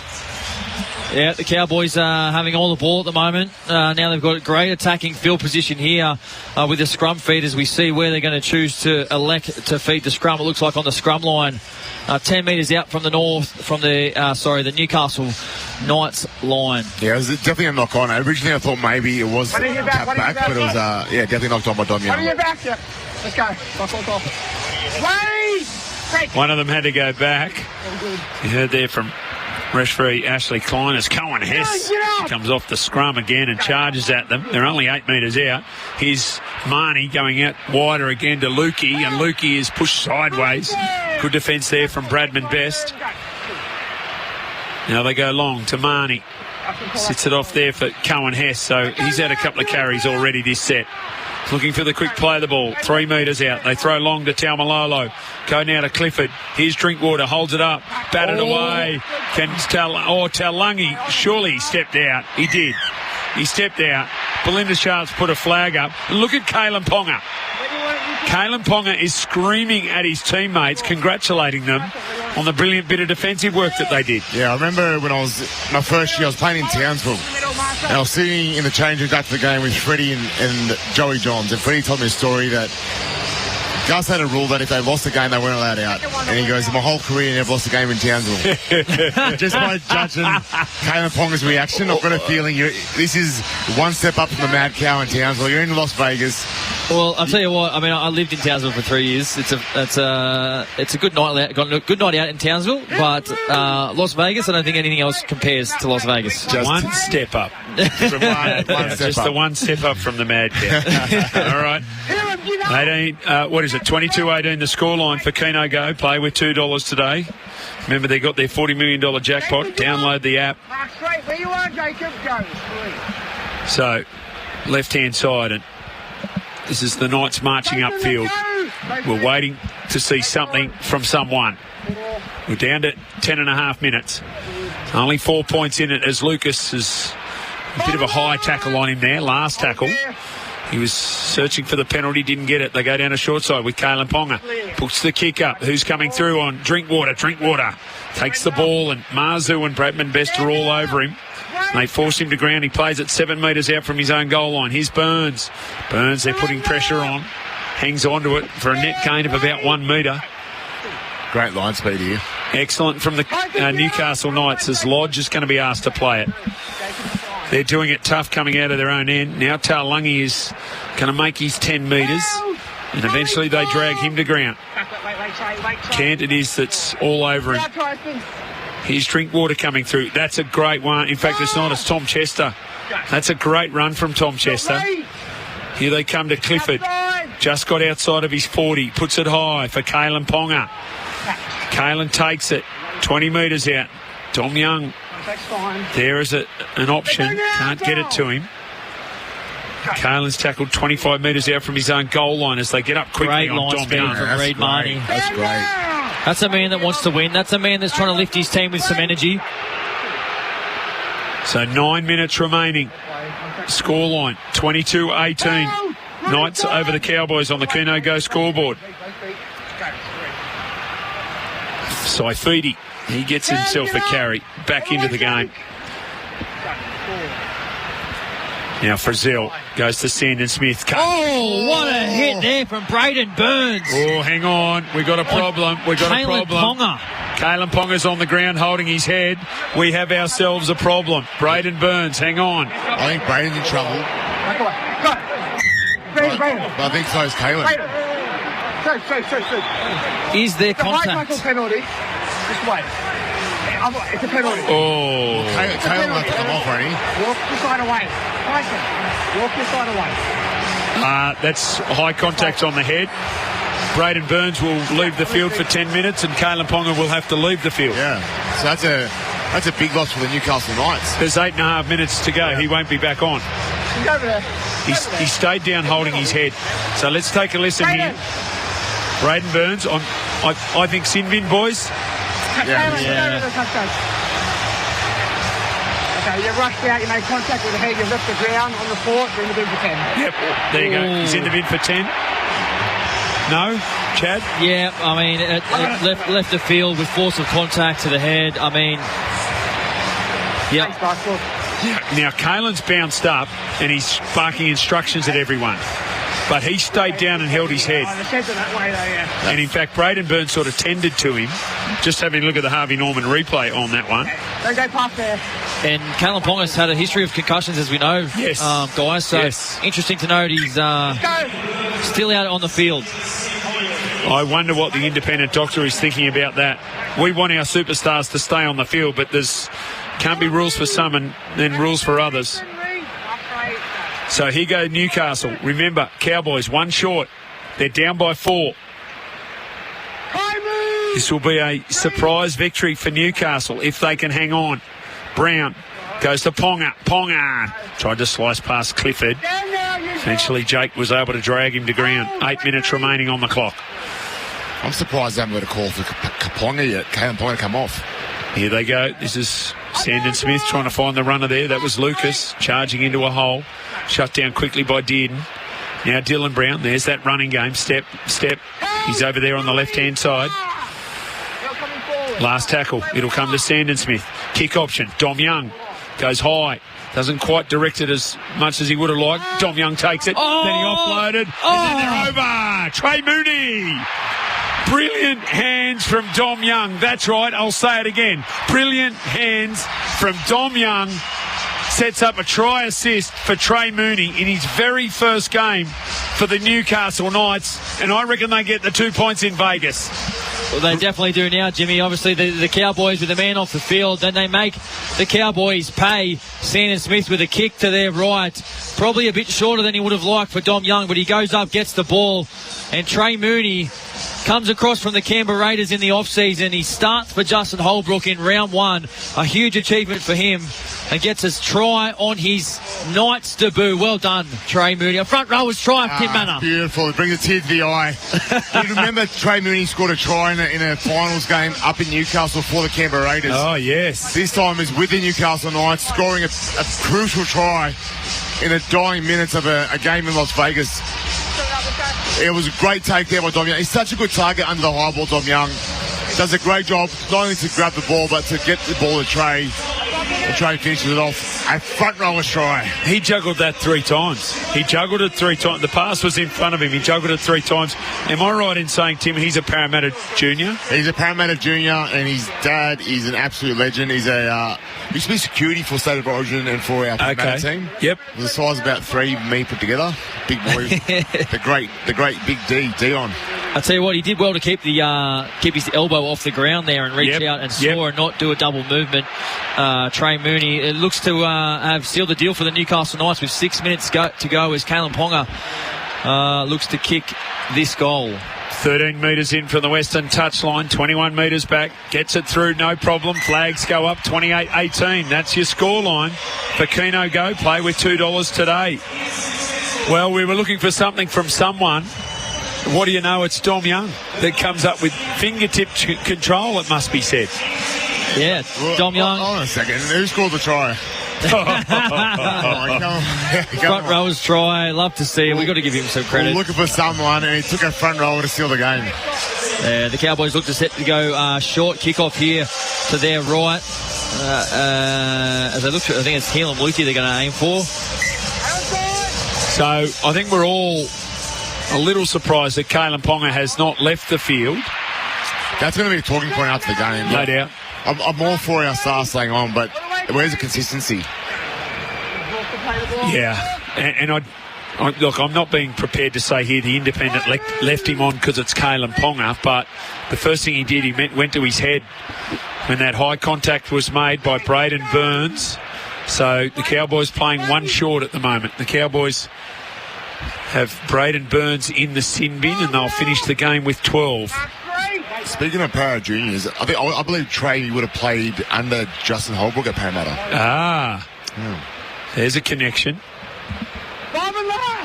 There you heard referee Klein, last tackle. They're 32 metres out. They'll go down a short side with Kalen Ponga. He'll put it up and make it a tester again for Scott Drinkwater. Bradman Best gets through. He bats it back. Punches it, in fact. So still the last tackle. Now they go to Phoenix Crossland. Back to Sandon Smith, who kicks over into the centre of the field. Or now he's got to get back here, Jake Clifford. And I think he's just got himself into the field of play, despite the attention of Thomas Cant. But that was good work there by Clifford. They're down by 10. They've got a chance their hand a little now, the Cowboys. The question is, whose voice is crackling more, Ashley Klein or Jimmy Smith? Yeah, that's a good point. It's a good point, Tim. Ashley hasn't had the build-up I've had. I love that. I love that. Yeah, the Knights have the Cows right where they want them now. Just looks like they're going to suffocate them for the rest of this game. The Cowboys, as Drinkwater goes to the line, really need to chance their arm now and find their danger men. So they went to Purdue. It's the last tackle. Not quite happening for the Cowboys as Drinkwater takes them on again. Now he's trying to find some space, puts a little kick across. That's dangerous. Picked up there by Chester, and Chester can't do anything. 6 more. Oh, they called it 6 more, so there must have been a touch there by Newcastle. There's under 4 minutes remaining. So can they get a try here and make it interesting? Cohen Hess has been strong. Full of running again. Plays it quickly. Marnie, left-hand side to Taumalolo, who straightens and goes hard at it. Made himself 10 or 12 metres. He's been strong tonight, Taumalolo. Been excellent. He's did. He would love to see a show and go. He found the ball out the back to Clifford. They read that. Made the tackle. They're only 7 metres out now, the Cowboys. Here they come. Did. Double pump. Then he went out the back to Drinkwater. Drinkwater to O'Donnell, trying to get the pass back to him. Couldn't do it. They had the extra number. Now Marnie. That's the little kick. It's too heavy. It's way too heavy. It's well and truly out the back. He's panicked a little there, Reid Marnie. And that's the type of thing that is a negative in his game. Anyway, they're hanging on here, the Newcastle Knights team. The chant's starting to go up too with the Newcastle fans. 28-18 the scoreline for Keno Go. Play with $2 today. I'm just trying to see where the Doggies fans are. Where are they? What section? They're littered. Yep. Yeah. They're littered throughout. I'll tell you what, no one makes as much noise as the English. You can definitely tell where Hull KR and the Leeds fans are. Ooh. So that was Hess getting out of the line quickly, wasn't he? He's coming from G defender. G defender. Frizzell tipped it on now to Mooney. Mooney got it.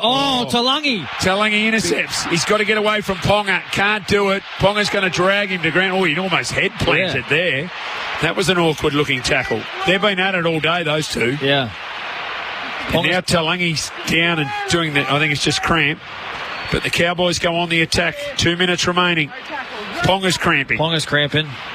Here they go with Taumalolo. Ponga can barely walk. He's stumbling his way back into the line. He's screaming at people around him. They're going to go right side. Ponga was on the left. Here's Drinkwater. Floats it out in front. Chester. They got the one short. Intercepted. Here's Phoenix Crossland, who had no intention of running any further than 10 metres. Yeah, a massive defensive play there by Phoenix Crossland. The Cowboys shifted out to their right-hand side. They had to. They forced the pass and then come back on the inside. Then there's a Knights player there. Saves the day. It looks like the Knights are going to finish this one. 1.5 minutes left to go. Dom Young goes sideways. Goes to Clifford. Pushed away from him. Can't get away from O'Donnell. 1:23 remaining. 28-18 the scoreline for Keno Go. That's in favour of the Newcastle Knights. What a great win for Justin Holbrook and the club. Remember, they lost Fletcher Sharp 20 minutes into the match. It's a suspected knee injury, not a suspected ACL. Here they go, Ponga. He's going to kick high. He's been spectacular today. Taken by Drinkwater. And it's going to be a Newcastle Knights 2 competition points. You've got to remember, the Newcastle Knights won their first 2 games last year. And they had 6 wins last year, Jimmy. And they only won another 4. So this is more impressive than that 8-4 victory over the West Tigers at Campbelltown Sports Stadium. We know that. They've scored some points. They've looked good in attack. Their key players have played well, and they've done it without a key player. So lots to be positive about for Justin Holbrook and the Novocastrians. Meanwhile, the Cowboys, and the pressure will start to mount. Knights fans getting vocal. What do we got here? A lot of blood there. Stay. Cohen Hess has got blood streaming out of it, a cut on his forehead. Get the back there. That's blood. Someone else play the ball. All right, so we're going to... That's the first cut. He's going to stay on that. There's only 15 seconds remaining. Tackle 4, he's being treated. So it's going to be a disappointment to the end Let's go. for Cohen Hess. And disappointing for the Cowboys, no doubt. Lots of supporters here looking to start the season in the best possible way. And it's not happened for them. Countdown is on. Dearden puts it high and hopes. Comes down here. Go on, Dom Young. flew high, dropped it, picked up by Ponga. Ponga just lies down. He's had enough. Taulagi nearly went in for the crunch. But that's the end of the game. Game 1 is decided in Vegas, and it's well done to the Newcastle Knights. They get their 2 competition points, and they do it in style. 28-18 over the North Queensland Cowboys. Yeah, a fantastic result for the Newcastle Knights. Wooden Spooners in 2025. They come over to Las Vegas on the back of a new coach, a new halfback, and gosh, he looked good tonight. He got this team around the park. He kicked the ball well. He ran the ball well. He combined with Kalen Ponga extremely well. I'm talking about Dylan Brown, the 10-year, $13 million man. Tim Manor, a great performance from the Newcastle Knights. Yeah, I thought he really stood up today, Dylan Brown. From early in the game, lots of involvements. We spoke about the fact that he's left Parramatta and had to learn to be the leader of the team. We saw what he did with the Kiwis centre last year. And this is just the start of a very exciting new chapter for him and the Newcastle Knights. So 28-18, Newcastle Knights can be really proud of that performance. They're really excited by it too because, you know, you mentioned Brown, you mentioned Ponga. We didn't see Sharp. Trey Mooney came in and played really well. Dom Young had his moments. So too Bradman Best and Greg Marzoo. Lots of things to build on for Justin Holbrook and the Knights. 100%. And you got the back line really stood up for the Knights in this game. Kalen Ponga, 149 metres. Dom Young and Marju, 177 and 174. Gagai and Best, 109, 162. So running hot their back line for the Newcastle Knights. And a great start to their season in 2026. Great stats there for Deutz Far Tractors. Remember the Deutz Far Tractor Warrior range, Tim. It's Deutz Far Evolve. We'll get ourselves to a break, and when we come back we'll start getting ourselves ready for the big clash. It's the Doggies up against the Dragons, but well done to Newcastle. 28-18. They've got the 2 points in Vegas. Give us a call on 1300 01 1170 or text 0457 736 736. You're listening to NRL Vegas, live from Allegiant Stadium.